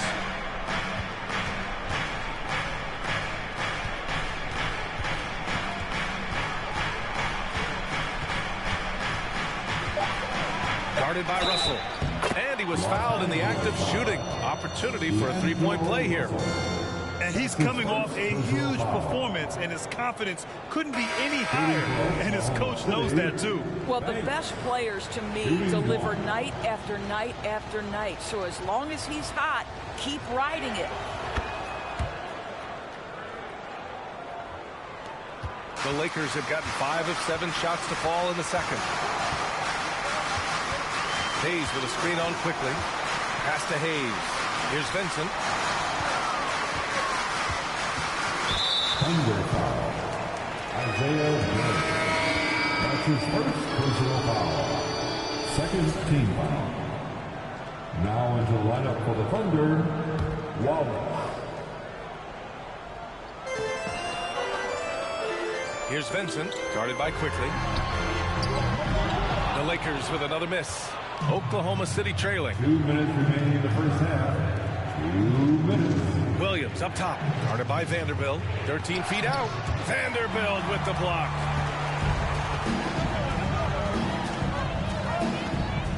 Pass to Reeves. Out to the right wing. Here's Vincent. And the three-pointer goes. Vincent's got 6 in the quarter. You simply must play better defense than that. This guy is too good from distance. Williams against Vanderbilt. Here's Wallace. 4-3. And Reeves pulls it down. Pass to Vincent. There's 1:12 left in the first half. Now Vanderbilt. Up and in on the layup. And their offensive execution has really picked up here in the second period. Outside, Williams. Now here's Quickly. Right at the free throw line. He squares up and sinks it. Quickly's gotten his second bucket. It was a rough start for them scoring the ball, but they look like now they're really finding their rhythm and flow. 41 seconds left in the second. Here's Vincent. And another three for the Lakers. They're getting torched on the perimeter. 4 of the last 5 buckets have been threes. Quickly passes to Williams. Here's Wallace. Boy, he's been patient so far. Nothing yet on the scoreboard. They're having more success with the three-point shot here in the second quarter as they try to cut into this lead. Here's Reeves. We've got 13 seconds left in the first half. 6 to shoot.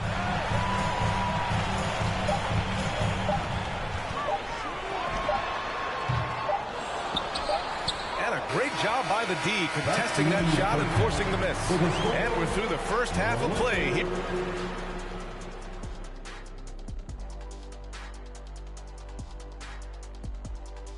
Thanks for stopping by, y'all. First up on the show tonight, a quick look ahead of some upcoming games on the docket.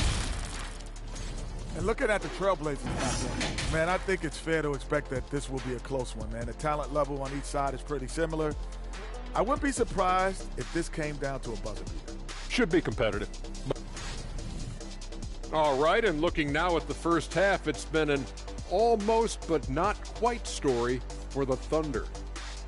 I'm looking at their effort level, and it's okay. They're not pushing the action. They're not getting to the line. Those easy shots from the charity stripes can make all the difference. I would know. I'm a charity stripe expert. Easy shots, huh, big fella? Interesting. Okay. And that's it for halftime. Thank you for joining us. We send you back to Brian Anderson for the start of the third quarter.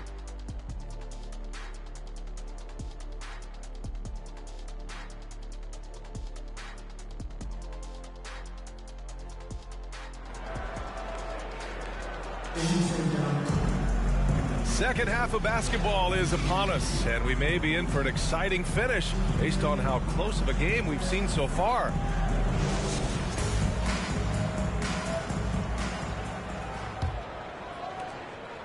Los Angeles has gotten 5 of 11 threes to drop so far in this game.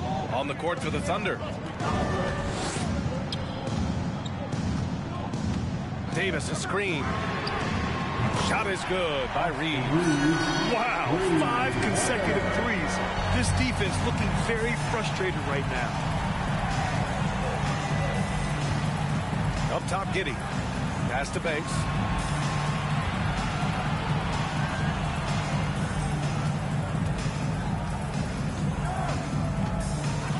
Five to shoot. Back to Giddey. Tries it from the top of the key, and the shot's good. It's just such a confidence to Josh Giddey's game when he's on the offensive end. Pretty shot there. James outside, fires for 3. The Thunder with the rebound. They'll face the Spurs at home after this one. It'll be a quick stopover at home before they have to get back out on the road. And that one's good. Giddey. And great awareness. Holmgren's so good at reading the movement of his teammates, a very heady passer for a big man. In his rookie season, Grant, Giddey opened up a lot of eyes, certainly with his playmaking, but also with his rebounding. Oh, B.A., he averaged almost 8 boards a game, playing around 30 minutes a night. His toughness and willingness to mix it up inside have been a welcome addition to this team. Yeah, whacking James like the D does there is the right move. I mean, especially when you consider how strong he is. First team foul. At the line for the Lakers, LeBron James. That free throw good from James. Lou Dort, he's checked in for Williams.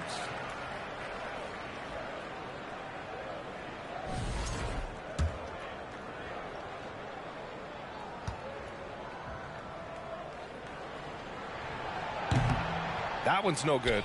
I think, guys, the pursuit of greatness is what distinguishes LeBron James. Make no mistake, he wants to be considered the GOAT, the greatest of all time when it's all said and done. The Lakers have gone just 1 of 3 in the second half. To the right side.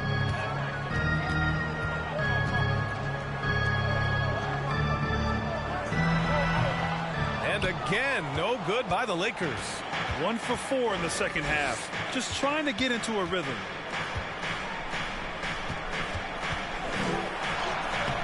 Can't get it to drop. Good work defensively by Russell. Los Angeles has gone 6 of 14 from the perimeter tonight. Pass to Davis. Releases from 15. And he comes up with a bucket. Davis has got 6 points. He's become a solid jump shooter. Davis has clearly spent hours during off seasons to perfect the mid-range. Outside Giddey.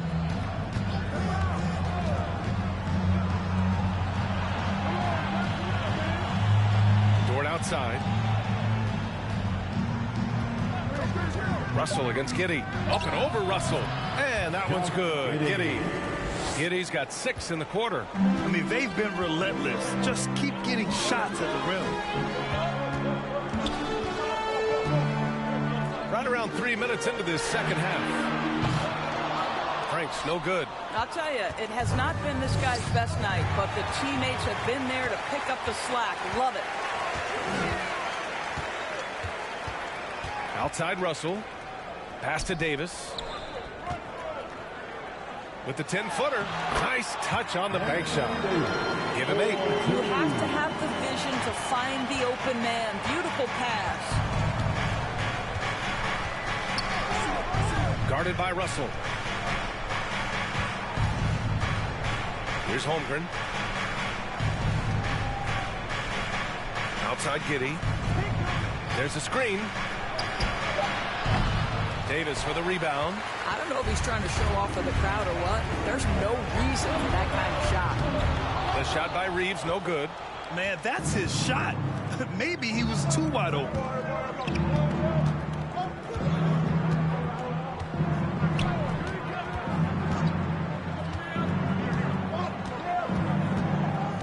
Guarded by Russell. And Davis with the block. From the wing. Again, the Lakers. They are passing the ball around tremendously right now. Offensively, it's been a struggle for them. Yeah, they need to string together some shots to have any kind of chance. Now a timeout called by Oklahoma City.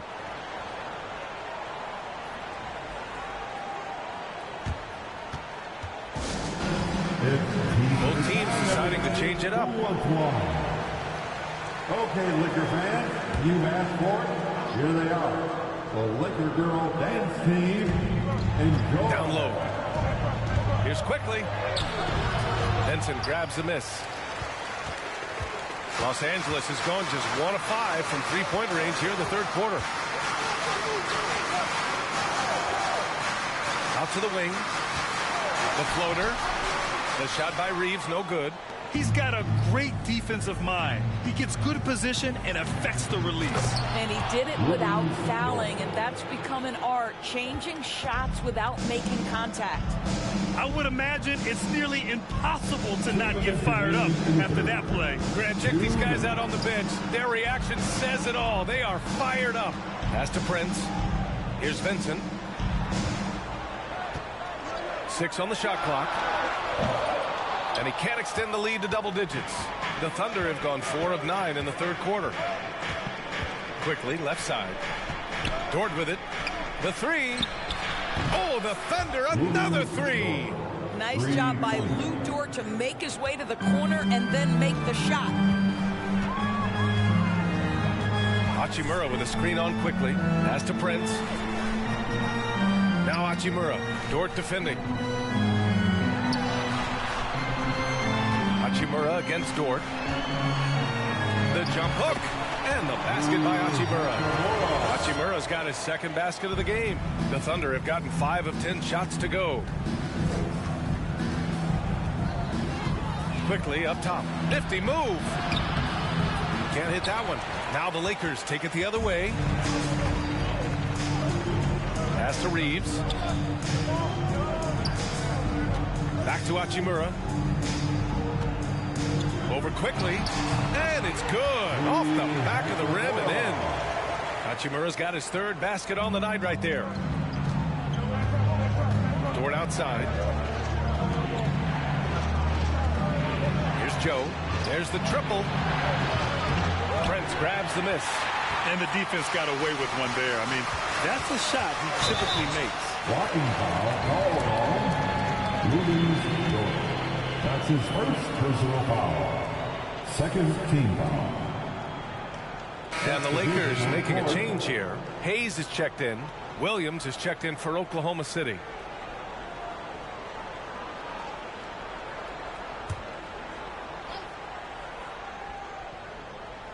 .26 seconds left to play in the third quarter.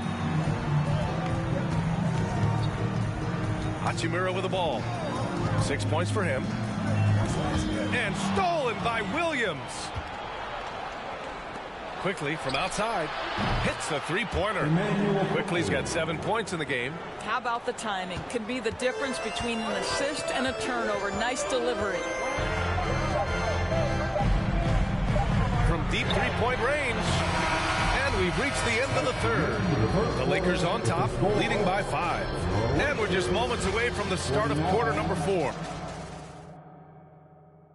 And it's time now to bring you our State Farm assist of the game. And just a selfless decision from your two-guard, showing his ability to get his teammates good looks. How about the secondary playmaking you are getting? Great to have that from the shooting guard spot.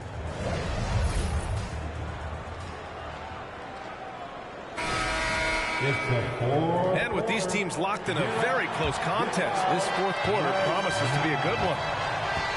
They've got D'Angelo Russell. Davis out there with Jared Vanderbilt. Then it's Rui Hachimura. That's who's in the game for the Lakers. Williams misses. The Lakers in the lead. Outside Russell. Back to Davis. Shoots over Holmgren. It's tipped. And you can't forget about Holmgren's reach, especially when he's nearby on defense. The shot by Russell, no good. Oklahoma City's gone 7 of 15 from distance in this game. Pass to Quickly. Outside, Williams. They set a pick.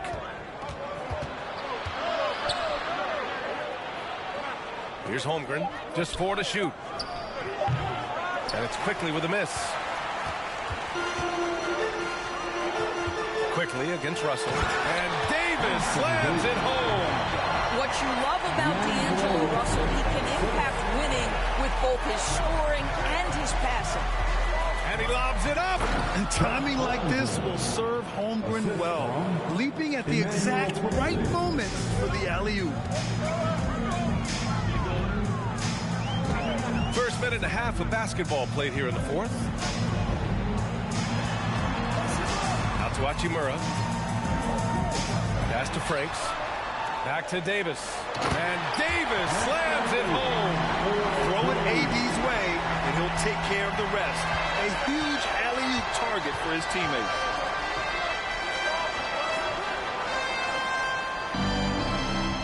To the inside. Here's Holmgren. He's off on that one.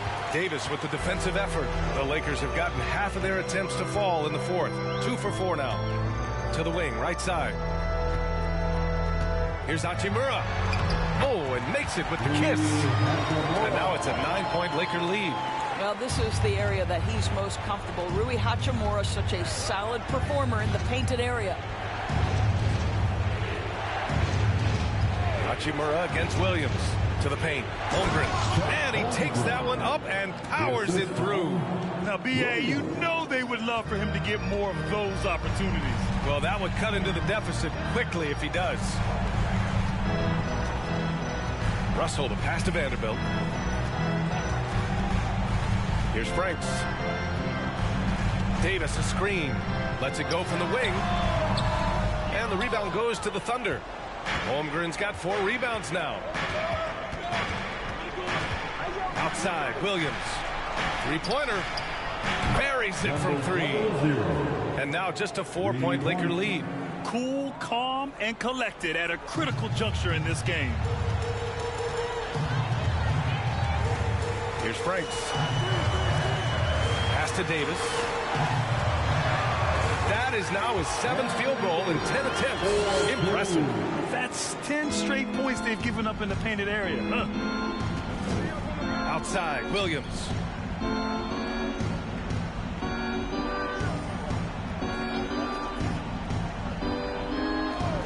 Inside, Holmgren. It counts, and the foul. It's going to be on Anthony Davis. Yeah, and the rookie is showing up. Holmgren forces his way through and gets the and one opportunity. And a moment now to quickly take a look at the offensive approach for Los Angeles.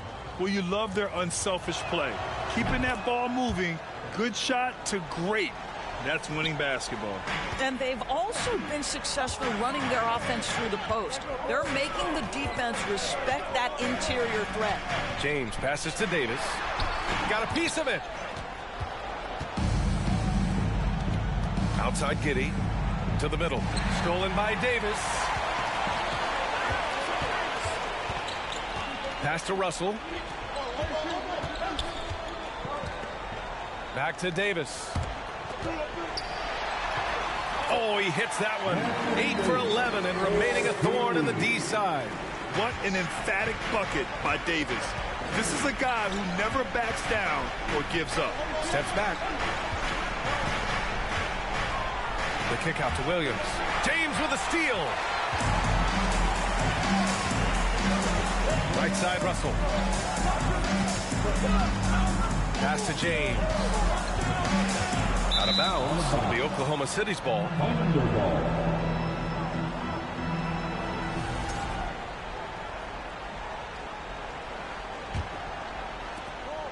Oklahoma City has gone 1 of 2 from deep in this quarter.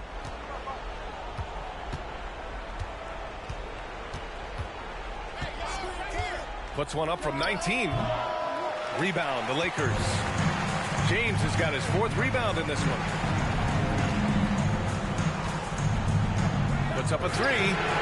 Gets the 3 ball to go. And now an 8-point Laker lead.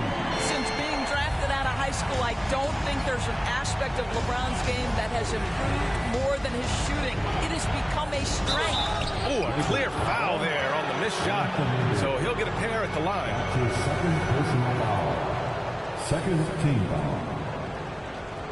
Shooting for Oklahoma City, Banks. 2 shots. Take a break. Take a break.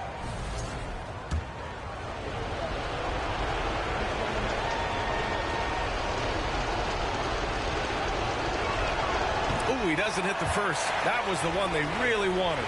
He's got one more, though.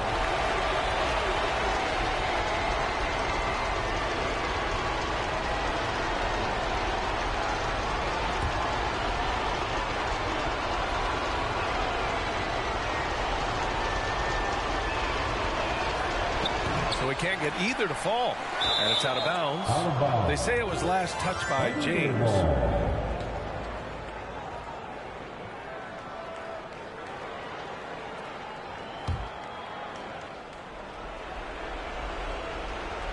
Lakers on D. Guarded by Russell. Connects from downtown. And that was the right decision. When you're in need of a bucket, you go to your most trusted guys. Well, you've got to earn trust and equity by making shots. Nice delivery there. Here's James. And it's Holmgren with a rebound. Holmgren's got 5 rebounds tonight. To the inside. Uses the glass to finish the layup. And now just a 3-point Los Angeles lead. Well, just finding the open man and making sure it's on time and on target. This is who Josh Giddey is. James outside. And the 3 off target. Oklahoma City has gone 2 of 3 from beyond the arc here in the 4th. From deep, Giddey. Rebound, the Lakers. And here's Davis. Davis, a screen. Pass to James. And he buries it. LeBron finding a way to come up with a ridiculous make in a huge situation yet again. Now a timeout called by Oklahoma City. They're behind by 5. There's 49 seconds left in the 4th quarter. A moment to hear from Allie LaForce. Hi, guys. Well, Mark Dagnall was just reviewing the plan with his team. He said in the huddle, quote, "We are in this game. Keep fighting. We win this one if we all play with 100% effort," imploring his troops to stay aggressive. Guys. Thank you for that, Allie. Down low. Here's Holmgren. Pass to Banks. And he's going for the lob. No luck. They battled on the glass, but they couldn't knock it down. And he commits the intentional foul. Number 00. His 3rd personal foul. First team foul. There's 25 seconds left in the game. And now they decide to foul intentionally. His 4th personal foul. Second team foul. At the line for the Lakers, LeBron James. Taking 2 shots. First free throw is good, and that increases the lead to 6.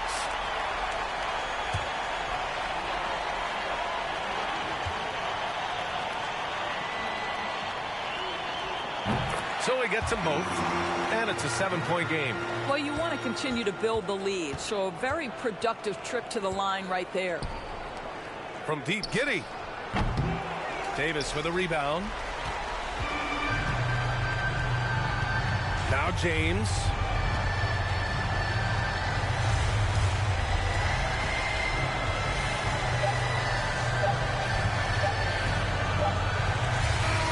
So we see the Lakers get the win here.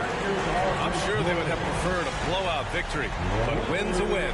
And so true, but you have to credit the crowd for giving them such a big boost toward the end. It really kept this team's energy high. Well, now we have some time to check in with Allie LaForce. Allie. All right, thanks, guys. D'Angelo, great basket. Thanks, Allie. Great interview once again. And that'll wrap it up, folks. For Doris Burke, Allie LaForce, and Grant Hill, and our entire crew, this is Brian Anderson thanking you.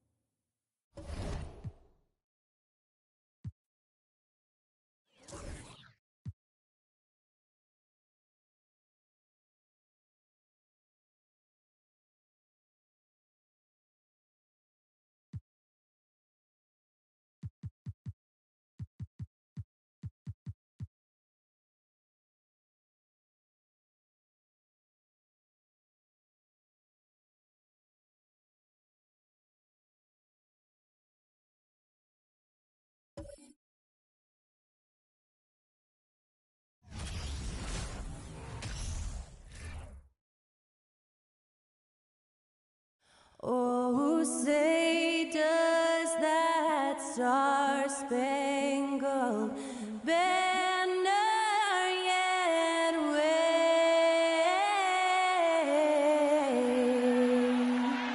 o'er the land of the free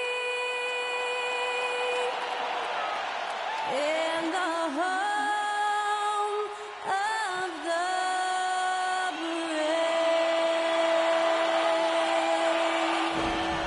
And that was Skylar Cole singing the national anthem. A fantastic rendition.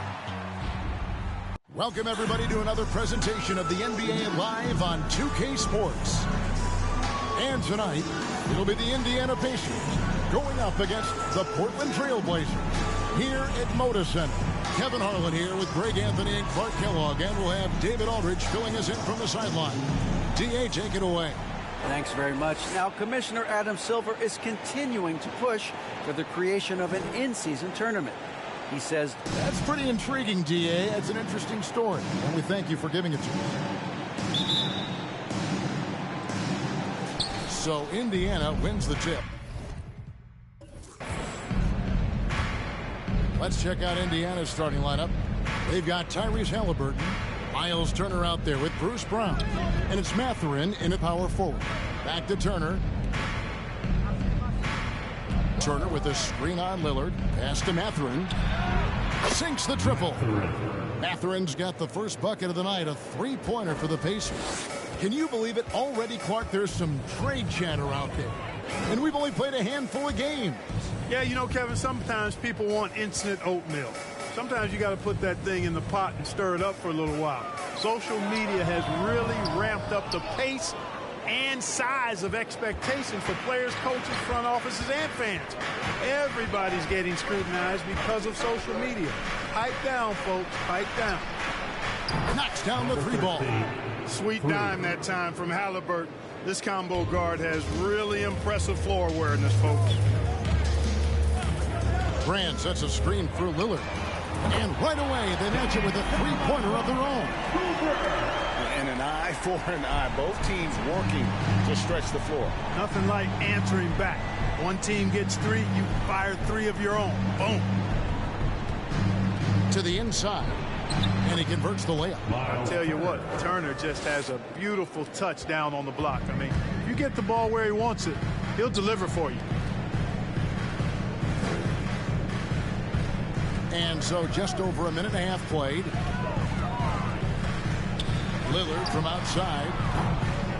And it's Lillard again missing. Indiana's gone 2 of 2 from three-point range here in the first quarter.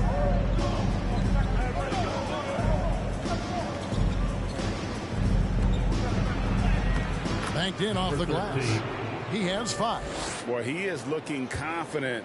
Love how they're using him so far. And you know what? They're going to keep using him. I mean, he'll be the centerpiece of their offense today. You can bank on that. They're 1 of 4 here to start, looking to get into a flow offensively. And you look at the loyalty Lillard has shown. Stuck with the Blazers through thick and thin. It's why he is beloved in Portland. Now, here is Halliburton. And foul on the shot. He'll shoot 2 at the free throw line. Nasir Little picks one up. First team. Halliburton, so versatile and skilled. This guy finds ways to keep the defense off balance. Pretty consistent. First trip to the free throw line for him in this one. First one falls for him. And at some point, Greg, you wonder if Lillard is the greatest Blazer of all time. Listen, he is in the conversation. You'd have to include Walton Drexler up there. But Lillard's resume in Portland has a strong argument.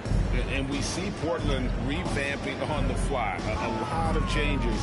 But it's not a rebuild. This new look roster hoping to keep the Blazers relevant while also giving them a greater upside long term.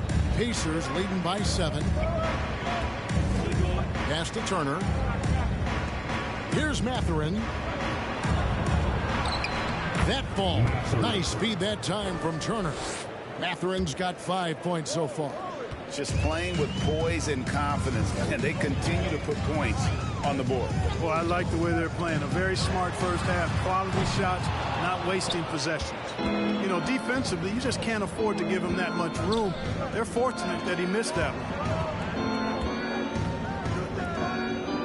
Turner looking around.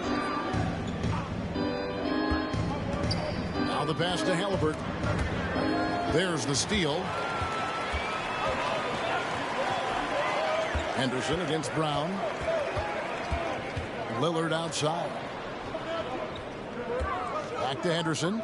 Over to the left wing. There's the screen. Magician.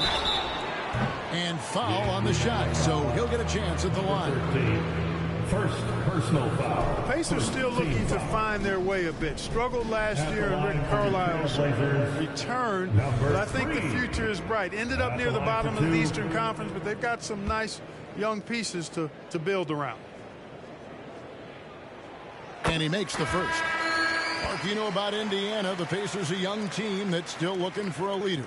Yeah, they're in growth mode right now. Clearly a team in transition, but that's not always bad. I mean, I love some of their young pieces, and I'm excited to see what this team can look like in a year or two. Buddy Hield, he's checked in for the Pacers. Turner passes to Mathurin. Hield against Henderson. Now here's Hield. Guarded close. Comes out of the gate empty. He's 0 for 1. Little kicks to Lillard. Turner against Grant. Passes it to Henderson. 6 to shoot. Lillard fires away from way outside. Can't hit that one. And it's the Pacers taking it the other way. A tough loss coming against New York in their last game played.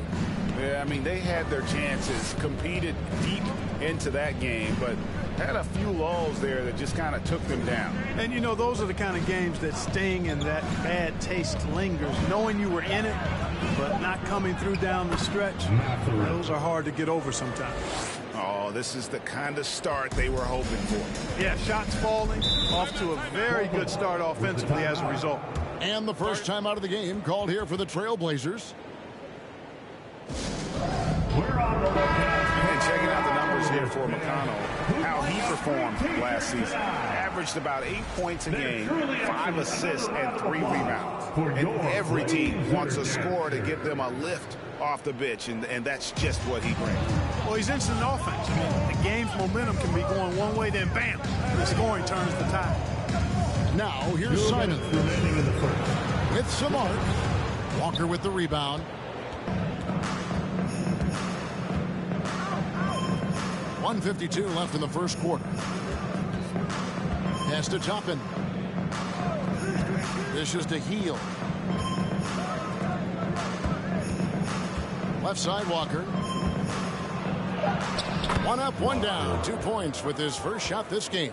Well, if it ain't broke, don't fix it. They keep getting it in the paint and continue to score consistently.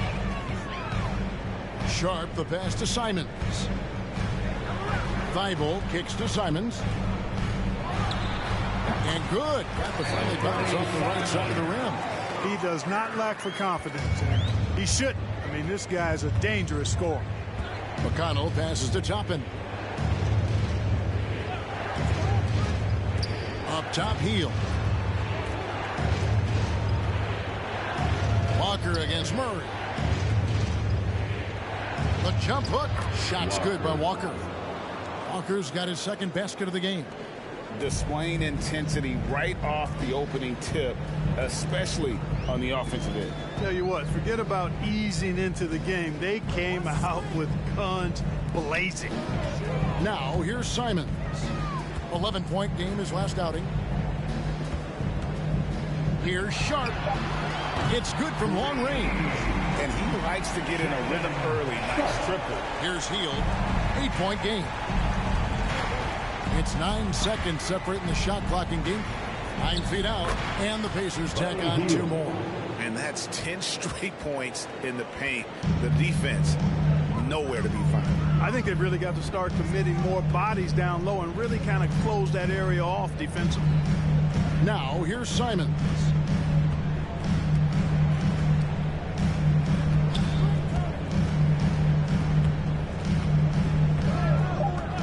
Puts it up. Second chance effort. Rejected by Walker. And so it's Indiana with a 10-point lead. Some breathing room heading into the break. They've been playing some ferocious defense. The fans have a big round of applause for your Trailblazers youth dance team. And if you're just tuning in, we've got a wide margin on the scoreboard, but plenty of time left for a comeback. And let's quickly check out the scoring breakdown here for the Pacers. A lot of high motor play from them in this one, allowing them to kind of charge through the defense and find good looks. Cultivating a lot of assists right now, which is beautiful to see. Love the way they're working that ball around. On the court for the Pacers as our second quarter gets underway. They've got Bruce Brown. Tyrese Halliburton is out there with Turner. And it's Walker in at the power forward position. And a little luck that time, but it drops. Magicians got the first points up on the board here in the second quarter for the Trailblazers. Halliburton outside. Off target from three-point range. Not quite enough defense. That time around, just lucky he was off. Right now, let's send it over to the sidelines and get a report from David Aldridge. Thanks very much. Now, the Blazers missed the playoffs last season for the first time in almost a decade. Coach Billups says, it's been a lot here so far, but I just know that I'm built for this. This is what I do, and it gives me the opportunity to stand up as a man to show that I can lead. I'm ready for it. Kevin? I think he is. And he's embracing the challenge, which is fun to watch. David, thanks. Damian Lillard's checked in for Sharp. And this is his first trip to the line tonight. And the accepted wisdom is role players tend to play better at home than on the road. I've always wondered, Clark, how does that affect them more than stars? You know, I don't know if I actually buy into that. I do think there's a comfort level when you're at home. I think it's always a little more pressurized to be the home team because you have some additional distractions. Typically, role players are a little more inconsistent overall just based on their particular positions. But that's why you don't call them stars. You call them role players. They could use a big shot here to get this offense going. Too many empty possessions. Right now, they need a basket. Here's Magician. Portland, no good that time either. And so it's Halliburton who brings up the ball for the Pacers. This is the most they've led by 13 points. Halliburton is screen on Henderson. Outside for Halliburton. Little with the rebound. Boy, defense non-existent there, but they catch a break as he whiffs it. Lillard outside. Brand sets a screen for Lillard.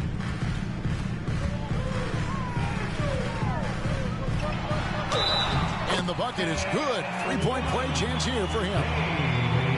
No stopping Lillard. Excellent at staying in control no matter what the D throws at him. Jackson, he's checked in for Brown. First trip to the free throw line for him tonight. And you look at the young talent the Blazers have, a nice young core group that can grow. Simon's the big name from that crew. Mathurin. And the three off target. Trailblazers trail by 11. Little dishes to Henderson. And he gets the whistle. Two free throws coming up.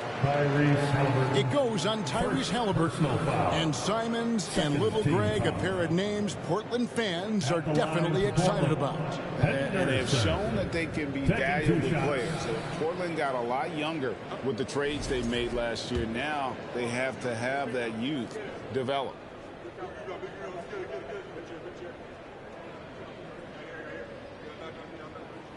And that one falls for Henderson. Both free throws good from Henderson. Here in the second quarter, we've played a little over 2.5 minutes now. Halliburton against Henderson. Here's Mathurin. 7 points in the game.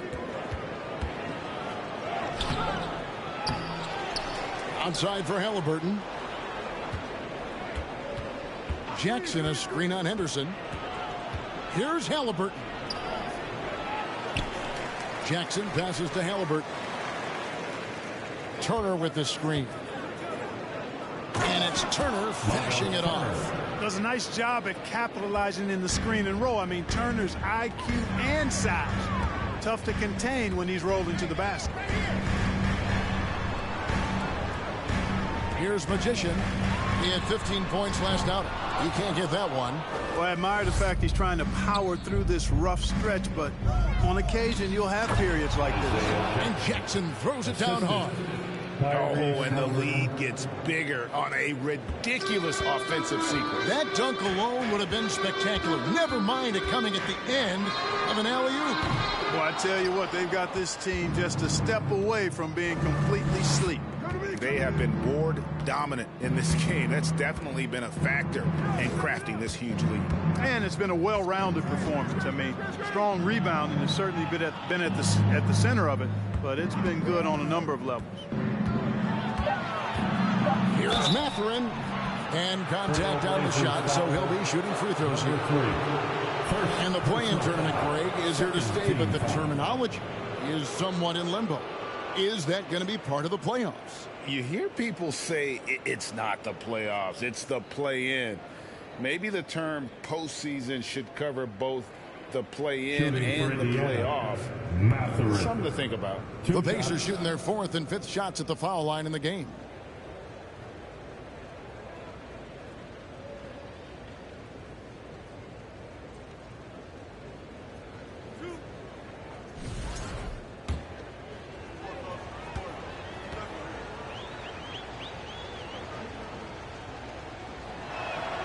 The first free throw is good. So both teams changing it up here.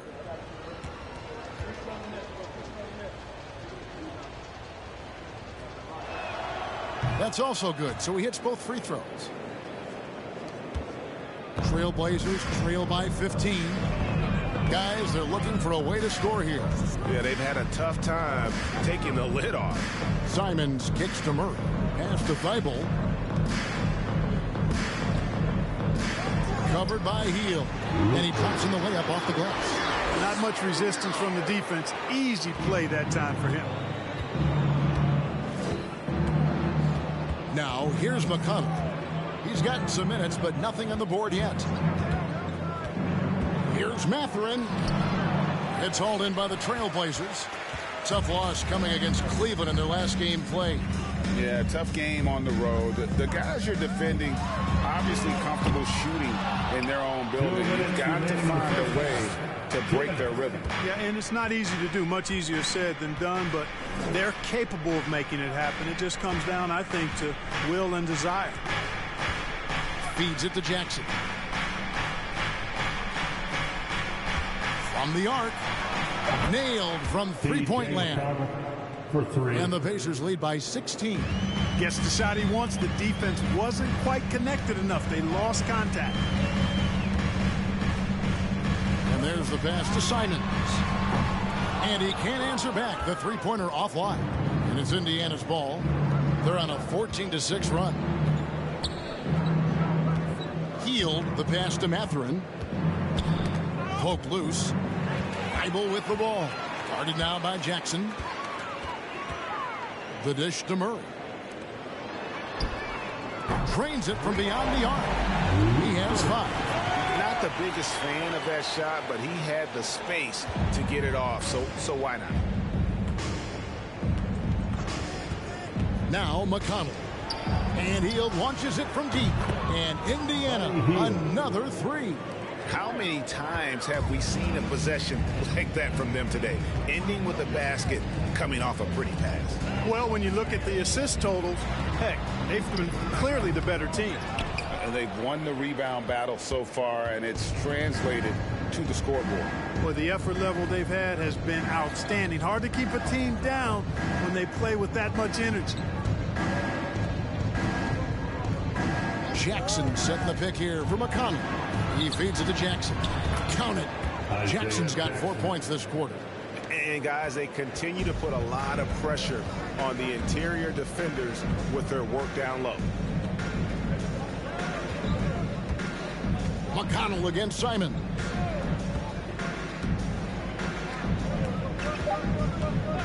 Lets the 3 fly. And another 3 for Portland. Pick works well there. Not much resistance from the D. Yeah, that's not the defense you need. You got to be tougher defensively. And that concludes the first half. Pacers lead.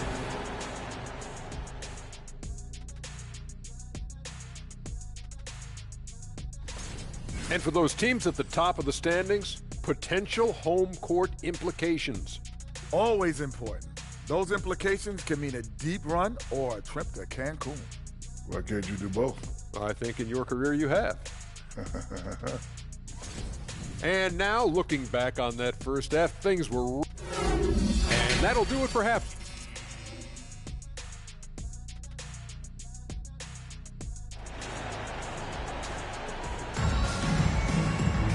And there wasn't too much drama in the first half, but maybe things will tighten up here in the second.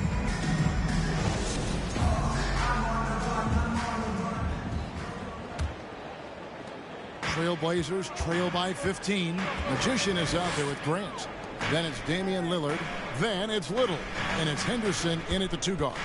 So that's who Chauncey Billups starts the second half with. And it's Lillard missing. And a big lead for them on both the scoreboard and the backboard thus far. Yeah, rebounding has been a big key in this one. They've asserted their will and have taken control on the glass. And it's Lillard with the ball. He brings it up for the Portland Trailblazers. They'll face the Lakers after this one. That'll be at home. And that game is the second of 2 straight at home. Grant kicks to Henderson.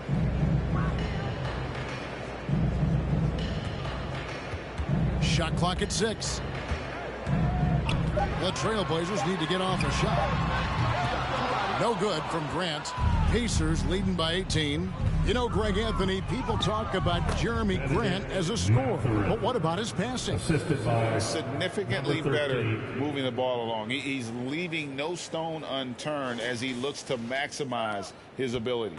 Oh, what an impressive dribble drive. That replay brought to you by Mobile One. And a drive like that one can be a knockout punch. Great finish at this juncture. I tell you, he has some impressive moves in his repertoire. That's as good as it gets, but just one of many. Third quarter of basketball, about a minute and a half in. Gets it to go from beyond the arc. So far, so good to begin this half. They're 3 for 3. Perfect.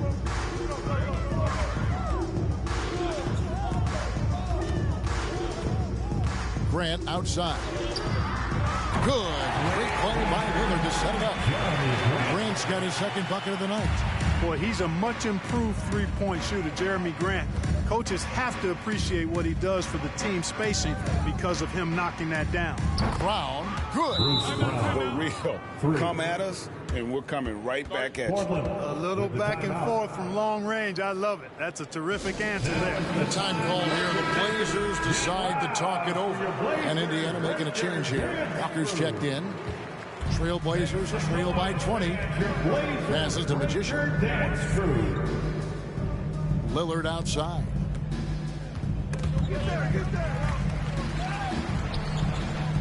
Grant outside. Little passes to Grant. Lillard from outside. Here's Henderson. And denied. He sends it right off the glass.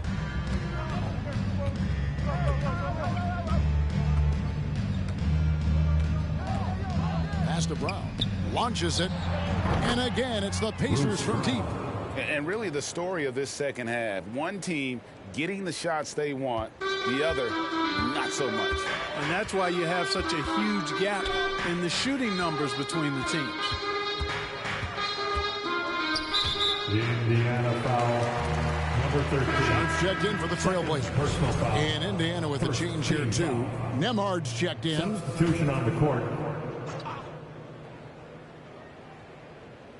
And now we're 3 minutes into the third quarter of play. Grant the pass to Magician. Clock at 6. Back to Grant. Fires for 3. And the 3-ball is good. Grant's got 6 in the quarter. Well, I tell you, I like the fact that Grant is selective in the shots that he takes. He's looking for quality.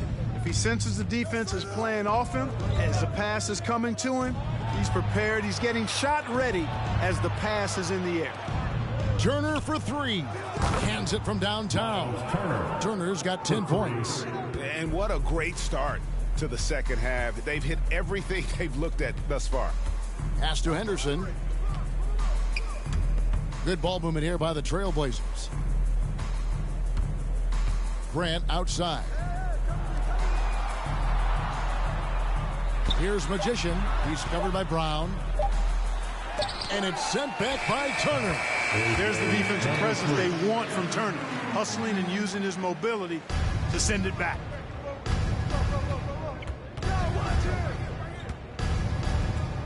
Walker is screen on Henderson. To the middle.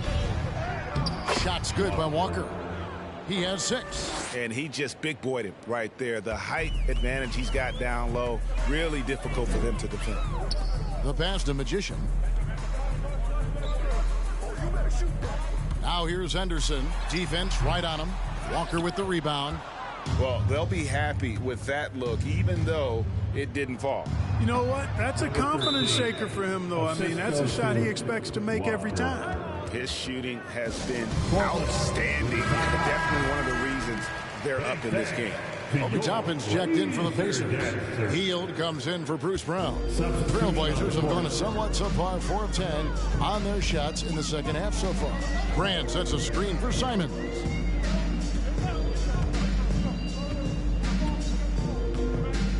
Passes it to Thibault. Takes the 3. Again, the miss by the Trailblazers. And Walker's got the ball here for Indiana.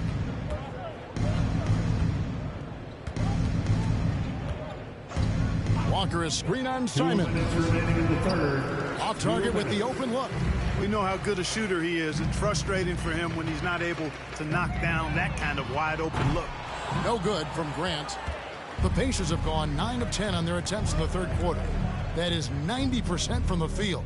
What a roll they're on. Pass to Walker. The fadeaway. Again, Indiana. The entire defense was frozen-footed. Nobody picked up the shooter. The Trailblazers shooting just 33% in the second half so far. They need to look at more high-quality shots. The shot's good from Simon. No doubt about it. He has done a ton to help his team, but he's going to have to do even more if they want to have a chance to get back in this one. We've got 1:08 left in the third quarter of the game. Here's Toppin. And they pick up 2. Toppin's got his first basket of the night. And defensively, guys, they've been unable to shut down the middle. Yeah, and they're really getting pummeled on points in the paint here. Murray left side. Pass to Simons. And the rebound goes to the Pacers. Walker's got 6 rebounds now in the game. Now the pass to Toppin. And here's Walker. Over Sharp. Again, Indiana. Good job there, getting himself a little space on the inside. 29 seconds left here in the third quarter. Murray sets a screen for Simons. And another 3 for Portland. Their three-point percentage has taken a big leap here in this second half. And their lasers are starting to do their thing. I mean, that's going to be the ticket for them the rest of the way.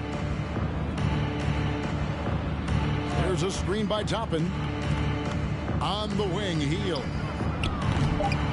No good with the triple.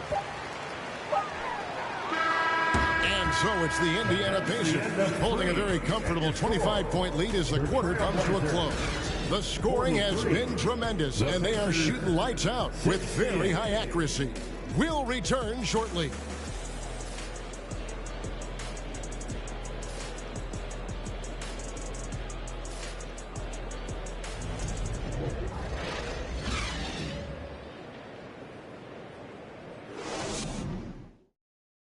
And it's time now to bring you our State Farm assist of the game.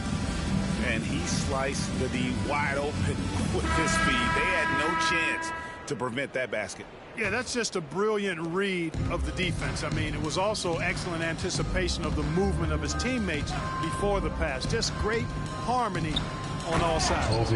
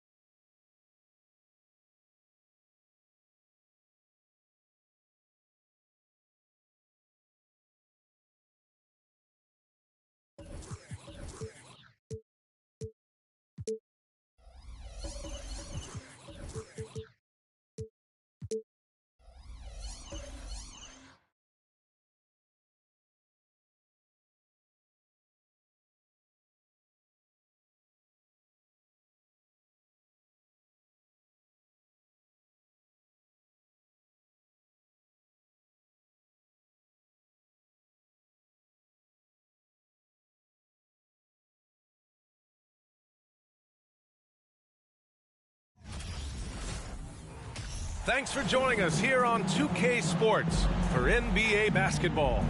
And tonight, it'll be the Portland Trailblazers going up against the Los Angeles Lakers. Hi, folks. This is Brian Anderson. I'm with Grant Hill and Brent Berry. Our reporter tonight, Allie LaForce. We are now into November, so let's check in on the standings in the Western Conference. Taking a look at the Lakers, they're slotted in at 9th in the conference, but it's still early in the year. And, of course, the Trailblazers behind 2 games. We're just about ready for tip-off. But first, let's hear from the sideline. Allie, it's all yours. Well, guys, LeBron James, arguably the most versatile player in league history. He said, quote, "I don't have a position. I'm not a point guard, a shooting guard, a small forward, a power forward, or a center. I'm just a ball player. I do a little bit of everything and whatever it takes to win. That's my job description." This guy's one of one, Allie. Thank you.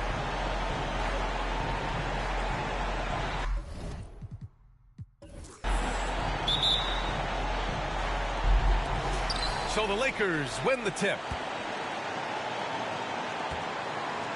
Here are the 5 for the Lakers. LeBron is the 4 with Davis at the 5 as they go small. Then it's D'Angelo Russell, and it's Reeves in at the 2. Here's Franks. Second chance shot, and it's good on the layup. Have to take care of the defensive boards better than that. Yeah, you just can't afford to give up second chance opportunities again and again. He takes it in. Here's Henderson, and Davis with the block. Outside Russell. At this stage of the season, balancing minutes is a top priority for a lot of teams, Brent. Yeah, it's such a grind, and so teams are trying to find better ways to spread minutes around, give opportunities maybe for younger players. Coaches sometimes tweaking the offense to try to run variations of plays that they worked on during training camp. So this is a great time to make a little bit of some adjustments and tweaks. A shot by Lillard, no good. The Lakers have gone 1 for 3 so far. Now, here is James. His last outing, we saw him score 22. Good. That's tough from AD on the inside. McGraw showing off his motor. Things just don't seem to be clicking for them offensively. Yeah, they really need to find a way to get back on track. Here's Henderson. Rebound, Anthony Davis.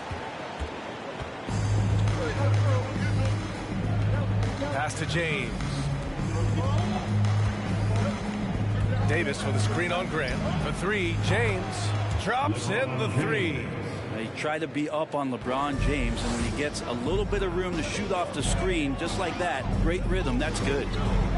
Here's Lillard. There's a screen. Oh, no good. The dry spell continues. And here's Russell. Pass to James. Takes a 3. And it's Portland with a rebound. And their first look at this year's Lakers squad. These teams split the season series last year, neither making an impact in the conference overall. Now here's Davis. The 3 from Russell. That shot off the mark. And a little over 2.5 minutes gone here in the first. Ooh, he took a hard foul on the shot. So he'll head to the line to shoot a pair. That one on Russell. You look at the resume of one Damian Lillard, and there's just no shortage of clutch moments and amazing individual performances in big playoff games. Take a break. Take a break. 2 shots. Free throw good, Lillard. And with Lillard, he has to be considered among the best point guards of this generation, Brent. Well, he said some interesting things with regards to comparisons, B.A. There's only one player at his position that he can accept being ranked behind, and that's Steph Curry. You talk about 2 guys up in the stratosphere of where point guards of today's game are playing, and Dame is sitting on that cloud 9 with Steph. Here's James. No good. And it's Portland the other way. This is a rough stretch right here for him offensively. Seems to be rushing shots. Pass to Magician from the arc. Portland, no good that time either. He didn't make them pay for that weak defense, but they just can't rely on him to miss those kind of shots. Shoots. James can't get it to go. Well, that mid-range Jay usually pretty much on the money. Maybe the timing just a little bit off on that one. Here's Magician. Counted from distance. And for Little, that's a quality find right there, just dropping that pass. Just over 3.5 minutes gone here in the first. James outside. And Davis gets double teamed. To the right side. 5 on the clock. Here's Franks. The Lakers with another miss. I love how they've attacked the boards here in the first quarter. Lillard outside. Three-pointer. Rebounded by LeBron. Los Angeles has gone 1 of 4 from deep.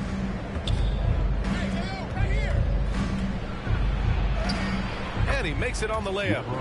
James has got 5. I mean, you really could call a foul almost on every play when LeBron James is driving. That time contact, no whistle, didn't bother him. And that was the mobile one drive. Low resistance to the finish line. Yeah, he made that drive look easy, but that had a high degree of difficulty. Timeout called, Portland. It's party time, Portland. And let's use this time to have a look at last year's steals leaders. And you look at Thibault, he's been a real pest on defense. 4th in steals right now. Last year, he was really opportunistic defensively, creating havoc.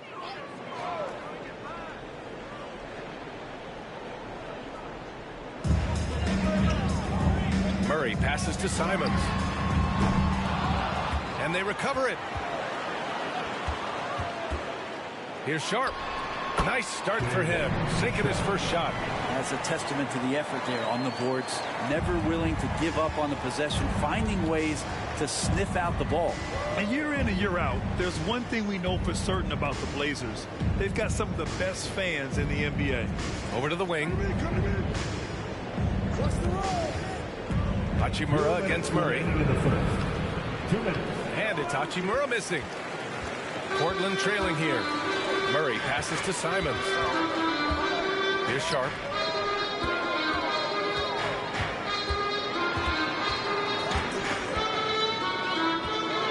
A minute 42 left in the first quarter. No luck on that one. Los Angeles shooting only 31% to get this game underway. Pass to Prince. Three-pointer off the mark. And how about the fan base in Portland? They're passionate and they really understand the game. That's so true, B.A. I mean, even in lean years, they come out to support their club. And when they're on top, all of Rip City gets caught up in the buzz. Portland's a great basketball town. Here's Reeves, looking for his first basket still in this one. Uses the glass on the layup. Just owning the painted area. If it's working, no need to change. They need something good to happen here. Yeah, they've gone way too long without a score. To the paint. Here's Murray. And it's Murray finishing it off. He just rises up and throws it down hard with one hand. That is such a go-to move for him. He holds nothing back on those. Now here's Hachimura. Gets the 3 to fall. Yeah, and this is a tough one to figure out because Rui hitting the 3, that makes him really difficult to check. Pass to Murray. Simons outside. They set the pick. Back to Murray. Outside Thibault. Simons outside. Murray, a screen on Hachimura. Just 3 to shoot. And it's Simons missing. Los Angeles has gone just 2 for 6 from the arc here in the first. Here's Reeves. Pass to Vincent. Over Simons. And so it's Los Angeles leading by 6 as we wrap up the quarter. Their defensive efforts have paid off, effectively shutting down the opposing offense. Back to the game after this break. Fans, your Trailblazers youth team. And for those of you just tuning in, second quarter action is where we are. And from what we've seen from the Lakers, what's your take so far? Just excellent first quarter defense. They've been really getting after it. Just a great job, really, of making the game ugly, trying to muck it up a little bit out there. And so in the game for Los Angeles, we've got Anthony Davis, Gabe Vincent out there with D'Angelo Russell. Then it's Rui Hachimura. Looking at players with limitless range, Grant. Damian Lillard right at the top of that list. Oh, BA. And Lillard, he can just make it look so easy. He gets a lot of his strength on his shot from his legs. On the short list for players you don't mind pulling up from the logo. For three, here's Lillard. Nails it. And he's 1 for 5 with that one. And this is where Lillard is most dangerous. He's going to look to shoot a lot of threes. Russell to pass to Davis. Here's Vincent. Here's the three. That's in there. Davis with the assist. And the Lakers lead by 8. And both teams running long-range plays that are working. Well, both of them looking towards the three-point line. And I like to see that, especially when the results are made buckets. I hate to say it, but if they're still trailing at the final buzzer, a lot of this is going to be felt by him. His shooting tonight has just been atrocious. Time and time again, they're creating good looks from close range.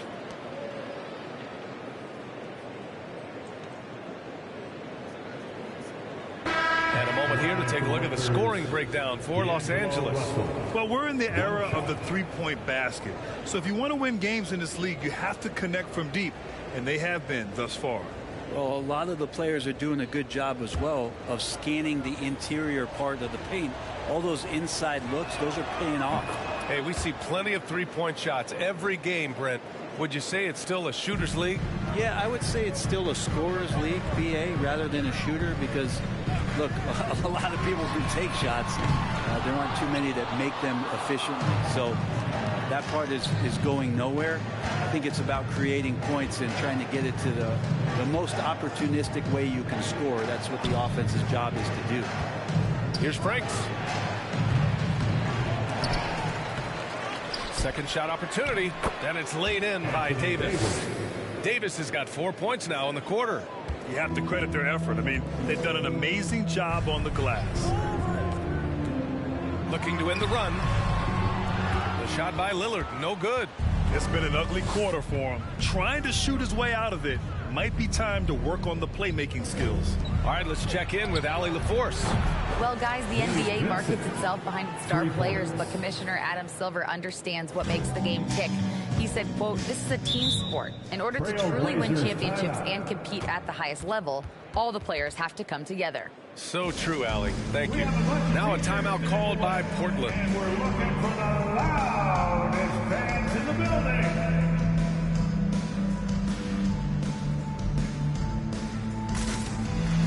The Trailblazers making a switch here.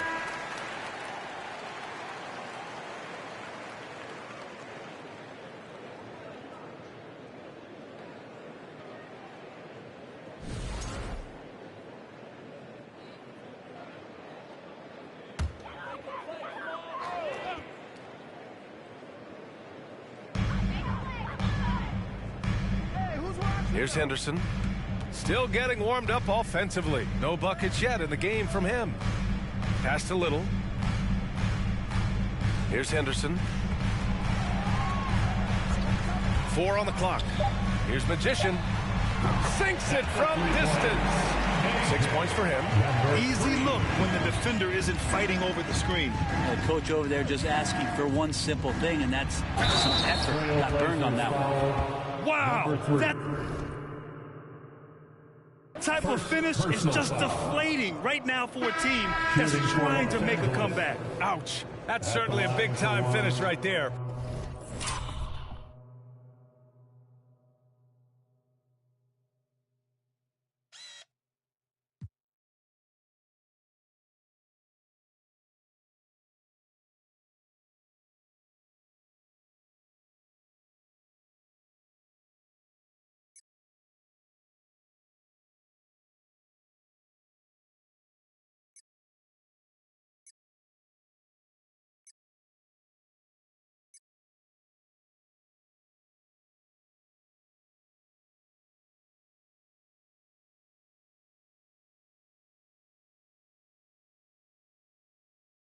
It was one big exclamation point, or maybe even a question mark.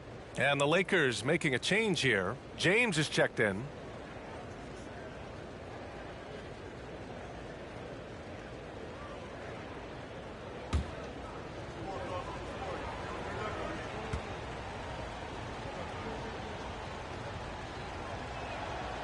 And that one misses. Well, Grant, we're seeing players extend their careers.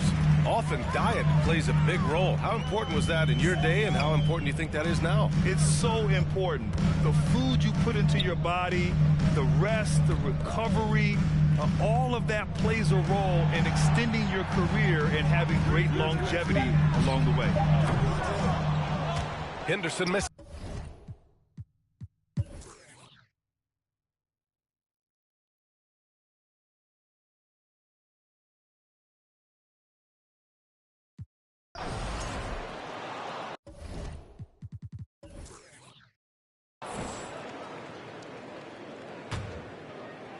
We've got Sharp. He's out there with Anthony Simons. And it's Magician in at the 5, down low. That's the group on the floor for Portland. 2 minutes. Pass to Reeves to take the lead. That falls. Nice feed that time from James.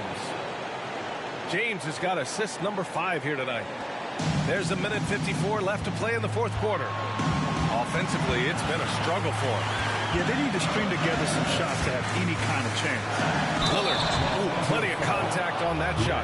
Officials call the foul, and he'll take 2 free throws now. It just has gotten to the point where you expect Lillard to make everything at the end of games. And some stats here, guys. The scoring breakdown for the Lakers. They've been all about high percentage looks in this game, working the ball inside and doing whatever it takes to get it to go. And there's another thing going on right now for them that has to get their confidence up, and that's the 3 ball. I mean, it's been falling for them. They're locked in, and that outside shot going, that's a big difference maker.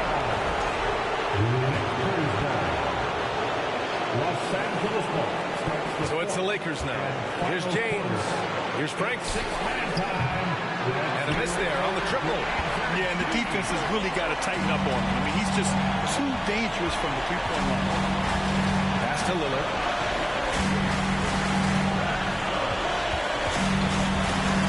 To take the lead. Davis with a rebound. Davis has got rebound number 13 for him here tonight. Russell from outside. Nails it from beyond the arc. Russell's got 24. Well, D'Angelo Russell not scared of the big moment. Russell against Lillard. There's the 3. Rebound, the Lakers.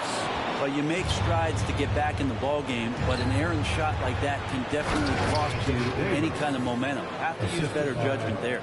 They've been battling all night. Now they're on the brink of putting this game away. No, great job of getting in position to win a game. It's been an all-out effort from the squad. And he sinks it. And now they trail by just 4. Well, he has that ability, elevates his game in the clutch time. It's Lillard time. He's on point. Second team foul. Los Angeles ball starts the fourth and final. There's 37 seconds left in the fourth. And that's an intentional foul.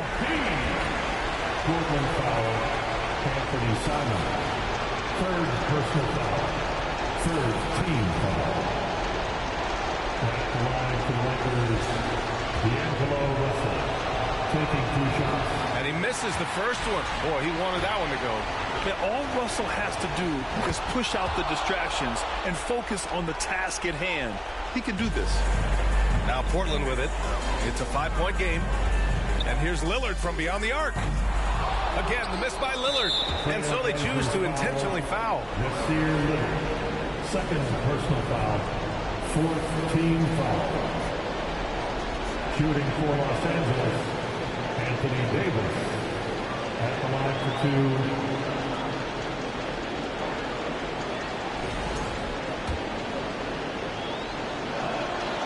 2. He drops the first one, and that increases the lead to 6. We've seen Anthony Davis change both his body and his game to adapt over time to what's going on in today's NBA, becoming a much more effective 3-point shooter. Free throws always a little bit sweeter when they can add to your lead. Timeout called. Portland. They trail by 7. There's 25 seconds left in the fourth quarter of this one.